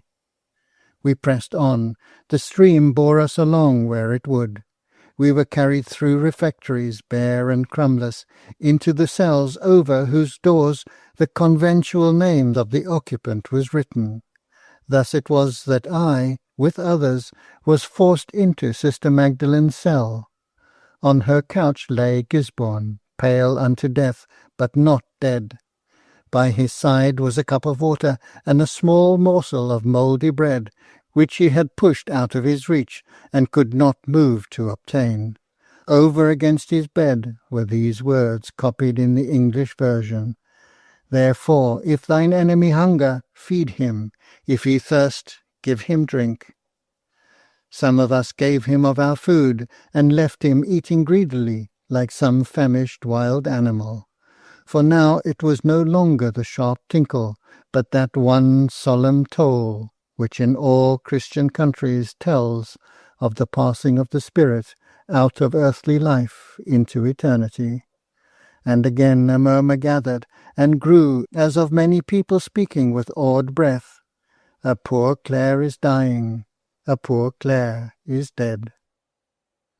Borne along once more by the motion of the crowd, we were carried into the chapel belonging to the poor Clares. On a bier before the high altar lay a woman, lay Sister Magdalen, lay Bridget Fitzgerald. By her side stood Father Bernard, in his robes of office, and holding the crucifix on high, while he pronounced the solemn absolution of the Church, as to one who had newly confessed herself of deadly sin. I pushed on with passionate force till I stood close to the dying woman as she received extreme unction amid the breathless and awed hush of the multitude around. Her eyes were glazing, her limbs were stiffening, but when the rite was over and finished, she raised her gaunt figure slowly up, and her eyes brightened to a strange intensity of joy as, with the gesture of her finger and the trance-like gleam of her eye, she seemed like one who watched the disappearance of some loathed and fearful creature. "She is freed from the curse," said she, as she fell back dead. Now, of all our party who had first listened to my Lady Ludlow, Mr. Preston was the only one who had not told us something, either of information, tradition, history, or legend. We naturally turned to him, but we did not like asking him directly for his contribution, for he was a grave, reserved, and silent man. He understood us, however, and, rousing himself, as it were, he said, "I know you wish me to tell you, in my turn, of something which I have learnt or heard during my life. I could tell you something of my own life, and of a life dearer still to my memory, but I have shrunk from narrating anything so purely personal. Yet, shrink as I will, no other but those sad recollections will present themselves to my mind. I call them sad when I think of the end of it all. However, I am not going to moralize. If my dear brother's life and death does not speak for itself, no words of mine will teach you what may be learnt from it." End of The Poor Clare. The Half-Brothers. My mother was twice married. She never spoke of her first husband, and it is only from other people that I have learnt what little I know about him. I believe she was scarcely 17 when she was married to him, and he was barely 21. He rented a small farm up in Cumberland, somewhere towards the sea-coast, but he was perhaps too young and inexperienced to have the charge of land and cattle. Anyhow, his affairs did not prosper, and he fell into ill health and died of consumption before they had been 3 years man and wife, leaving my mother a young widow of 20, with a little child only just able to walk, and the farm on her hands for 4 years more by the lease, with half the stock on it dead, or sold off one by one to pay the more pressing debts, and with no money to purchase more, or even to buy the provisions needed for the small consumption of every day. There was another child coming too, and sad and sorry I believe she was to think of it. A dreary winter she must have had in her lonesome dwelling, with never another near it for miles around. Her sister came to bear her company, and they two planned and plotted how to make every penny they could raise go as far as possible. I can't tell you how it happened that my little sister, whom I never saw, came to sicken and die. But, as if my poor mother's cup was not full enough, only a fortnight before Gregory was born, the little girl took ill of scarlet fever, and in a week she lay dead. My mother was, I believe, just stunned with this last blow. My aunt has told me that she did not cry. Aunt Fanny would have been thankful if she had, but she sat holding the poor wee lassie's hand, and looking in her pretty, pale, dead face, without so much as shedding a tear. And it was all the same when they had to take her away to be buried. She just kissed the child, and sat her down in the window-seat to watch the little black train of people, neighbours, my aunt, and one far-off cousin, who were all the friends they could muster, go winding away among the snow which had fallen thinly over the country the night before. When my aunt came back from the funeral, she found my mother in the same place, and as dry-eyed as ever. So she continued until after Gregory was born, and, somehow, his coming seemed to loosen the tears, and she cried day and night, till my aunt and the other watcher looked at each other with dismay, and would fain have stopped her if they had but known how. But she bade them let her alone, and not be over-anxious, for every drop she shed eased her brain, which had been in a terrible state before for want of the power to cry. She seemed after that to think of nothing but her new little baby. She hardly appeared to remember either her husband or her little daughter that lay dead in Bringham churchyard. At least so Aunt Fanny said. But she was a great talker, and my mother was very silent by nature, and I think Aunt Fanny may have been mistaken in believing that my mother never thought of her husband and child, just because she never spoke about them. Aunt Fanny was older than my mother, and had a way of treating her like a child, but for all that she was a kind, warm-hearted creature, who thought more of her sister's welfare than she did of her own, and it was on her bit of money that they principally lived, and on what the two could earn by working for the great Glasgow sewing merchants. But by and by my mother's eyesight began to fail. It was not that she was exactly blind, for she could see well enough to guide herself about the house and to do a good deal of domestic work, but she could no longer do fine sewing and earn money. It must have been with the heavy crying she had had in her day, for she was but a young creature at this time, and as pretty a young woman, I have heard people say, as any on the countryside. She took it sadly to heart that she could no longer gain anything towards the keep of herself and her child. My Aunt Fanny would fain have persuaded her that she had enough to do in managing their cottage and minding Gregory, but my mother knew that they were pinched, and that Aunt Fanny herself had not as much to eat, even of the commonest kind of food, as she could have done with.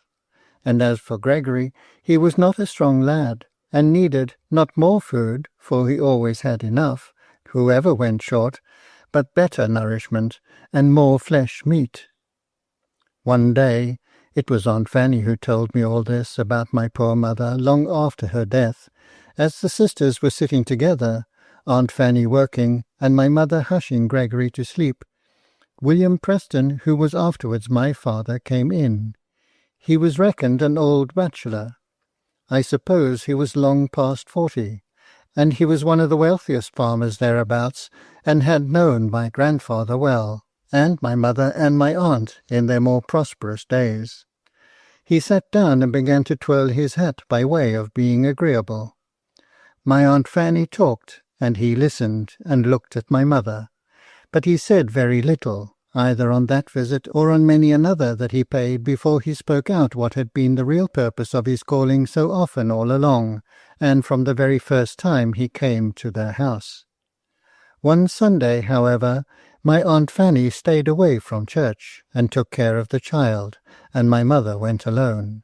When she came back, she ran straight upstairs without going into the kitchen to look at Gregory, or to speak any word to her sister, and Aunt Fanny heard her cry as if her heart was breaking, so she went up and scolded her right well through the bolted door, till at last she got her to open it. And then she threw herself on my aunt's neck, and told her that William Preston had asked her to marry him, and had promised to take good charge of her boy, and to let him want for nothing, neither in the way of keep nor of education, and that she had consented. Aunt Fanny was a good deal shocked at this, for, as I have said, she had often thought that my mother had forgotten her first husband very quickly, and now here was proof positive of it, if she could so soon think of marrying again.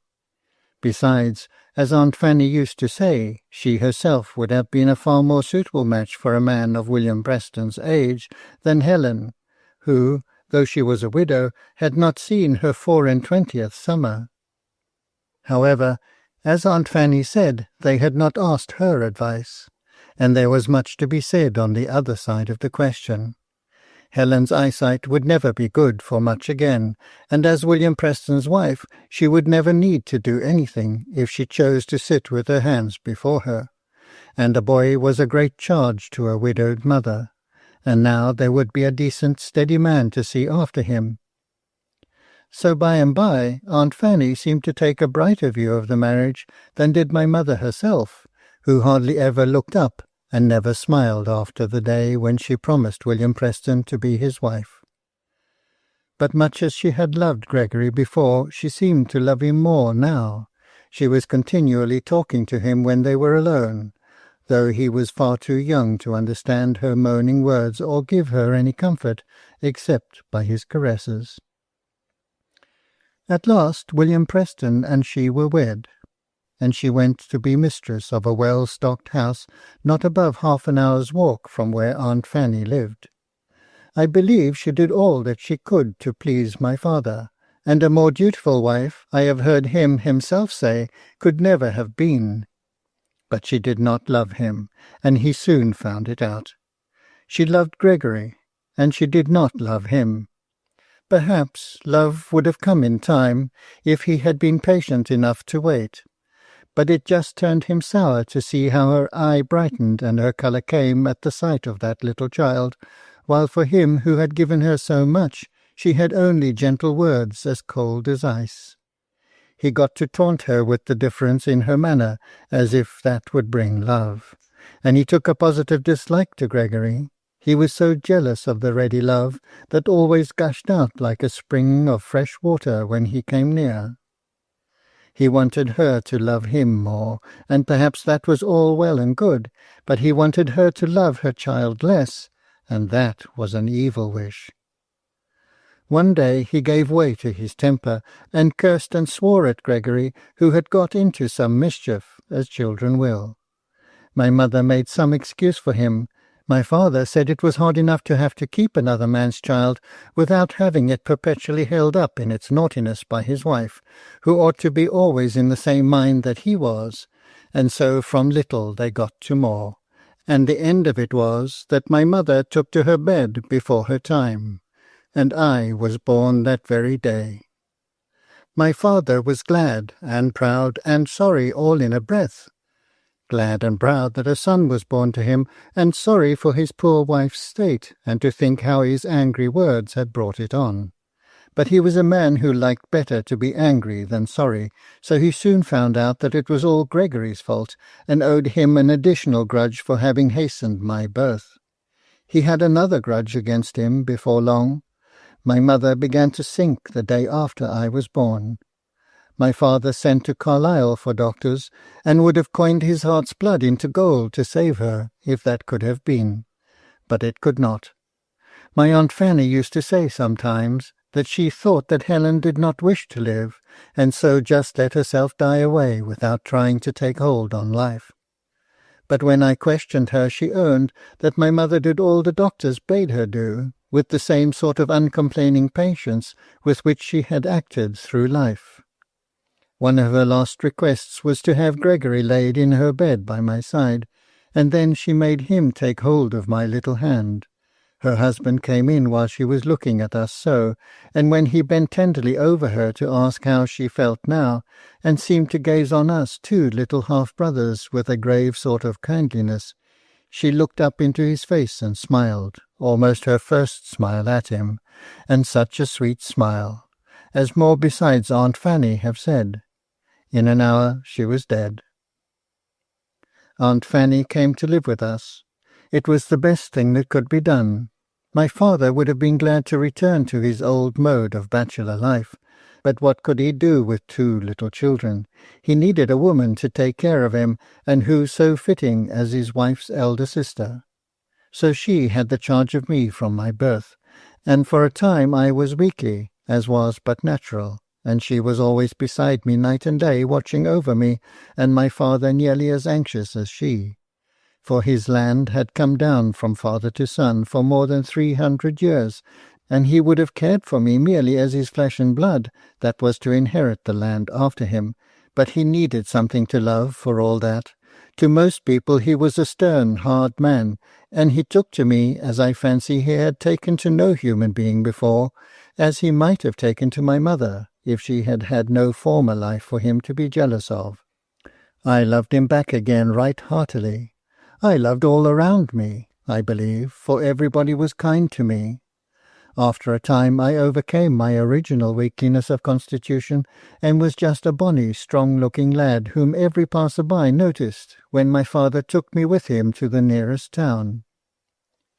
At home I was the darling of my aunt, the tenderly beloved of my father, the pet and plaything of the old domestic, the young master of the farm labourers, before whom I played many a lordly antic, assuming a sort of authority which sat oddly enough, I doubt not, on such a baby as I was.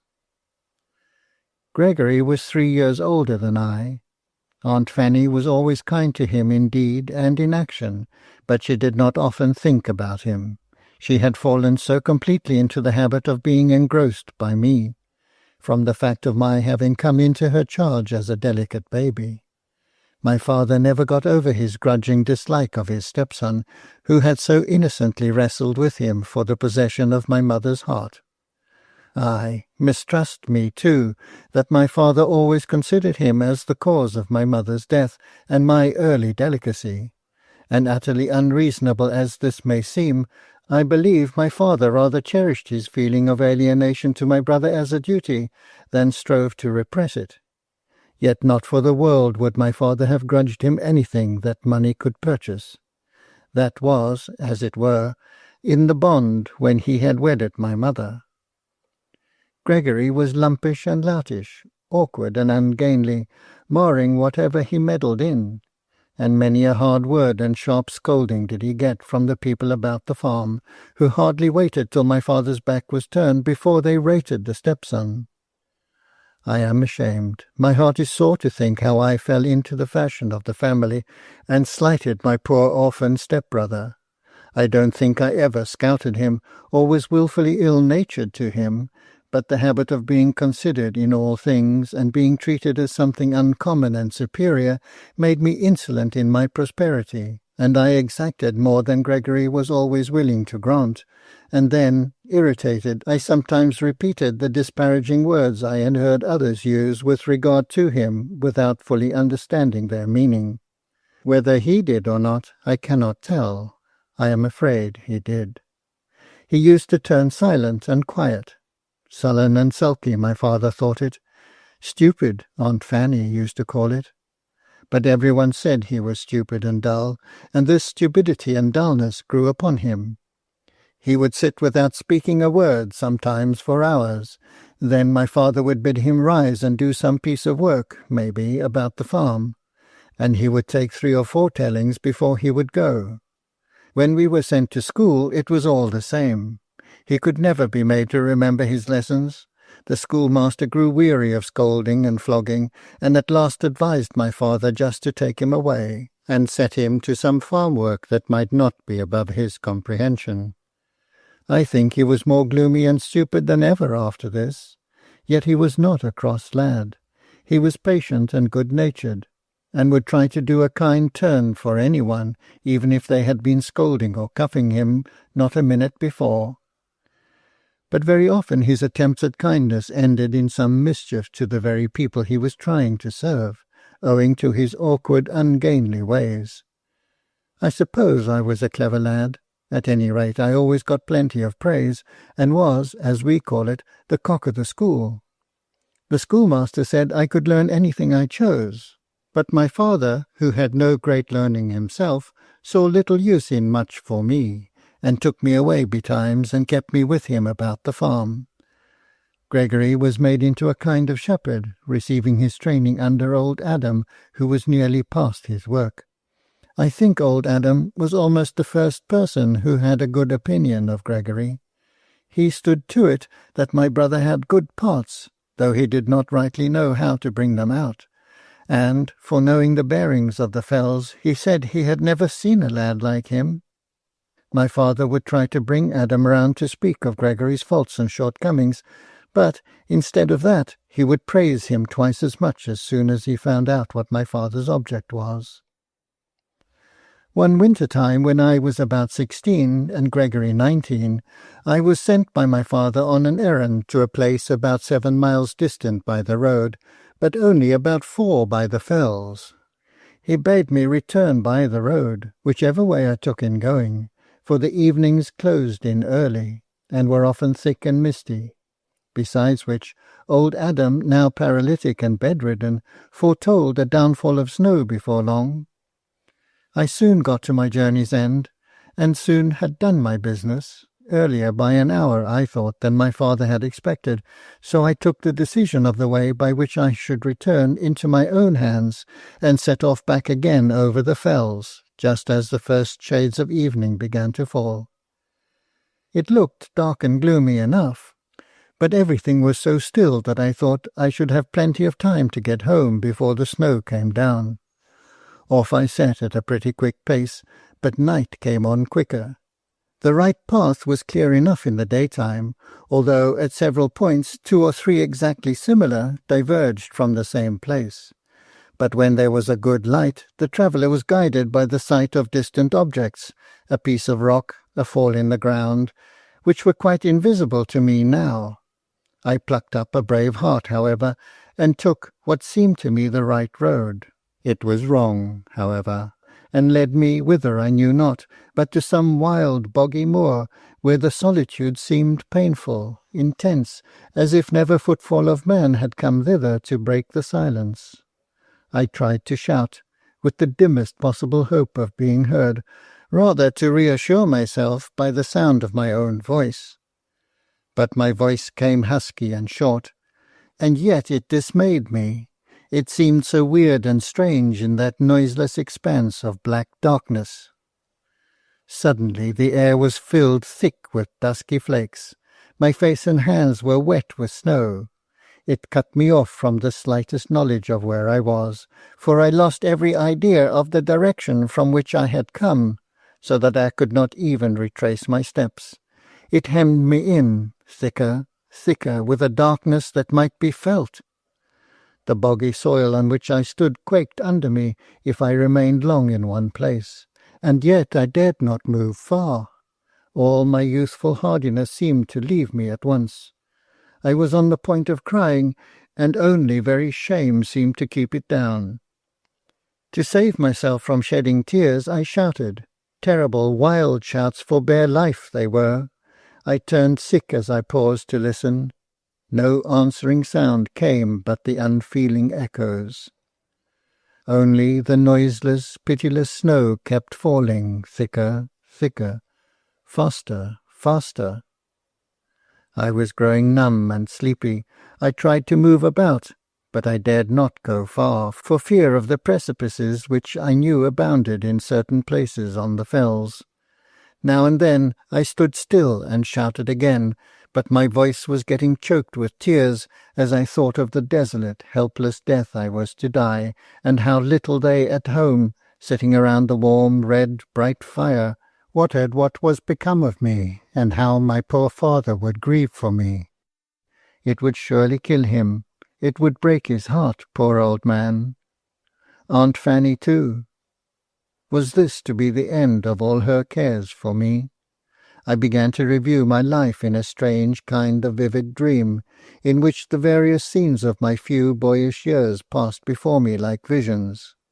In a pang of agony caused by such remembrance of my short life, I gathered up my strength and called out once more, a long, despairing, wailing cry, to which I had no hope of obtaining any answer, save from the echoes around, dulled as the sound might be by the thickened air.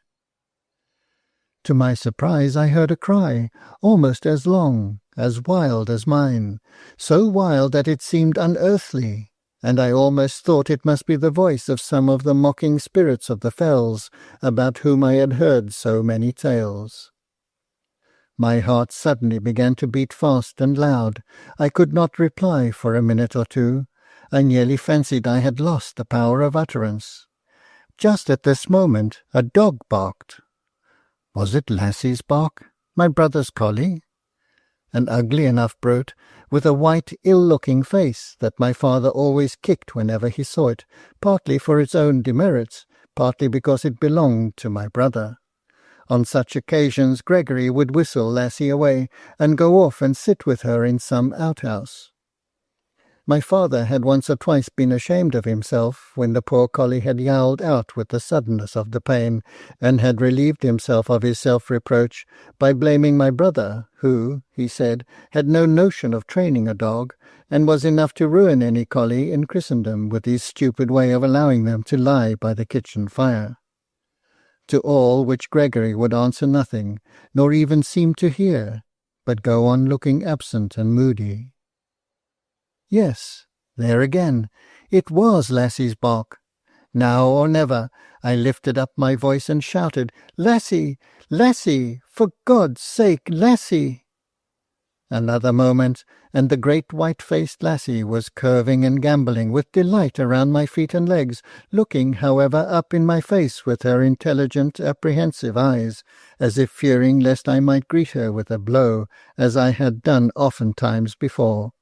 But I cried with gladness as I stooped down and patted her. My mind was sharing in my body's weakness, and I could not reason, but I knew that help was at hand. A grey figure came more and more distinctly out of the thick, close-pressing darkness. It was Gregory, wrapped in his Maud. "Oh, Gregory," said I, and fell upon his neck, unable to speak another word. He never spoke much, and made me no answer for some little time. Then he told me we must move. We must walk for the dear life. We must find our road home, if possible, but we must move, or we should be frozen to death. "Don't you know the way home?" asked I. "I thought I did when I set out, but I am doubtful now. The snow blinds me, and I am feared that in moving about just now I have lost the right gait homewards." He had his shepherd's staff with him, and by dint of plunging it before us at every step we took, clinging close to each other, we went on safely enough, as far as not falling down any of the steep rocks, but it was slow, dreary work. My brother, I saw, was more guided by Lassie and the way she took than anything else, trusting to her instinct. It was too dark to see far before us, but he called her back continually, and noted from what quarter she returned, and shaped our slow steps accordingly. But the tedious motion scarcely kept my very blood from freezing. Every bone, every fibre in my body seemed first to ache, and then to swell, and then to turn numb with the intense cold. My brother bore it better than I, from having been more out upon the hills. He did not speak except to call Lassie. I strove to be brave and not complain, but now I felt the deadly, fatal sleep stealing over me. "I can go no farther," I said, in a drowsy tone. I remember I suddenly became dogged and resolved. Sleep I would, were it only for 5 minutes. If death were to be the consequence, sleep I would. Gregory stood still. I suppose he recognized the peculiar phase of suffering to which I had been brought by the cold. "It is of no use," said he, as if to himself. "We are no nearer home than we were when we started, as far as I can tell. Our only chance is in Lassie. Here, roll thee in my Maud, lad, and lay thee down on this sheltered side of this bit of rock. Creep close under it, lad, and I'll lie by thee, and strive to keep the warmth in us. Stay, hast gotten aught about thee they'll know at home?" I felt him unkind thus to keep me from slumber, but on his repeating the question, I pulled out my pocket-handkerchief, of some showy pattern which Aunt Fanny had hemmed for me. Gregory took it and tied it around Lassie's neck. "Hie thee, Lassie, hie thee home." And the white-faced, ill-favoured brute was off like a shot in the darkness. Now I might lie down, now I might sleep. In my drowsy stupor I felt that I was being tenderly covered up by my brother, but what with I neither knew nor cared. I was too dull, too selfish, too numb to think and reason, or I might have known that in that bleak bare place there was naught to wrap me in save what was taken off another. I was glad enough when he ceased his cares and lay down by me. I took his hand. "Thou canst not remember, lad, how we lay together thus by our dying mother. She put thy small wee hand in mine. I reckon she sees us now, and belike we shall soon be with her. Anyhow, God's will be done." "Dear Gregory," I muttered, and crept nearer to him for warmth. He was talking still and again about our mother when I fell asleep. In an instant, or so it seemed, there were many voices about me, many faces hovering round me. The sweet luxury of warmth was stealing into every part of me. I was in my own little bed at home. I am thankful to say my first word was Gregory. A look passed from one to another. My father's stern old face strove in vain to keep its sternness. His mouth quivered, his eyes filled slowly with unwonted tears. I would have given him half my land. I would have blessed him as my son. O God, I would have knelt at his feet and asked him to forgive my hardness of heart. I heard no more. A whirl came through my brain, catching me back to death. I came slowly to my consciousness weeks afterwards. My father's hair was white when I recovered, and his hands shook as he looked into my face. We spoke no more of Gregory. We could not speak of him, but he was strangely in our thoughts. Lassie came and went with never a word of blame. Nay, my father would try to stroke her, but she shrank away, and he, as if reproved by the poor dumb beast, would sigh, and be silent and abstracted for a time. Aunt Fanny, always a talker, told me all.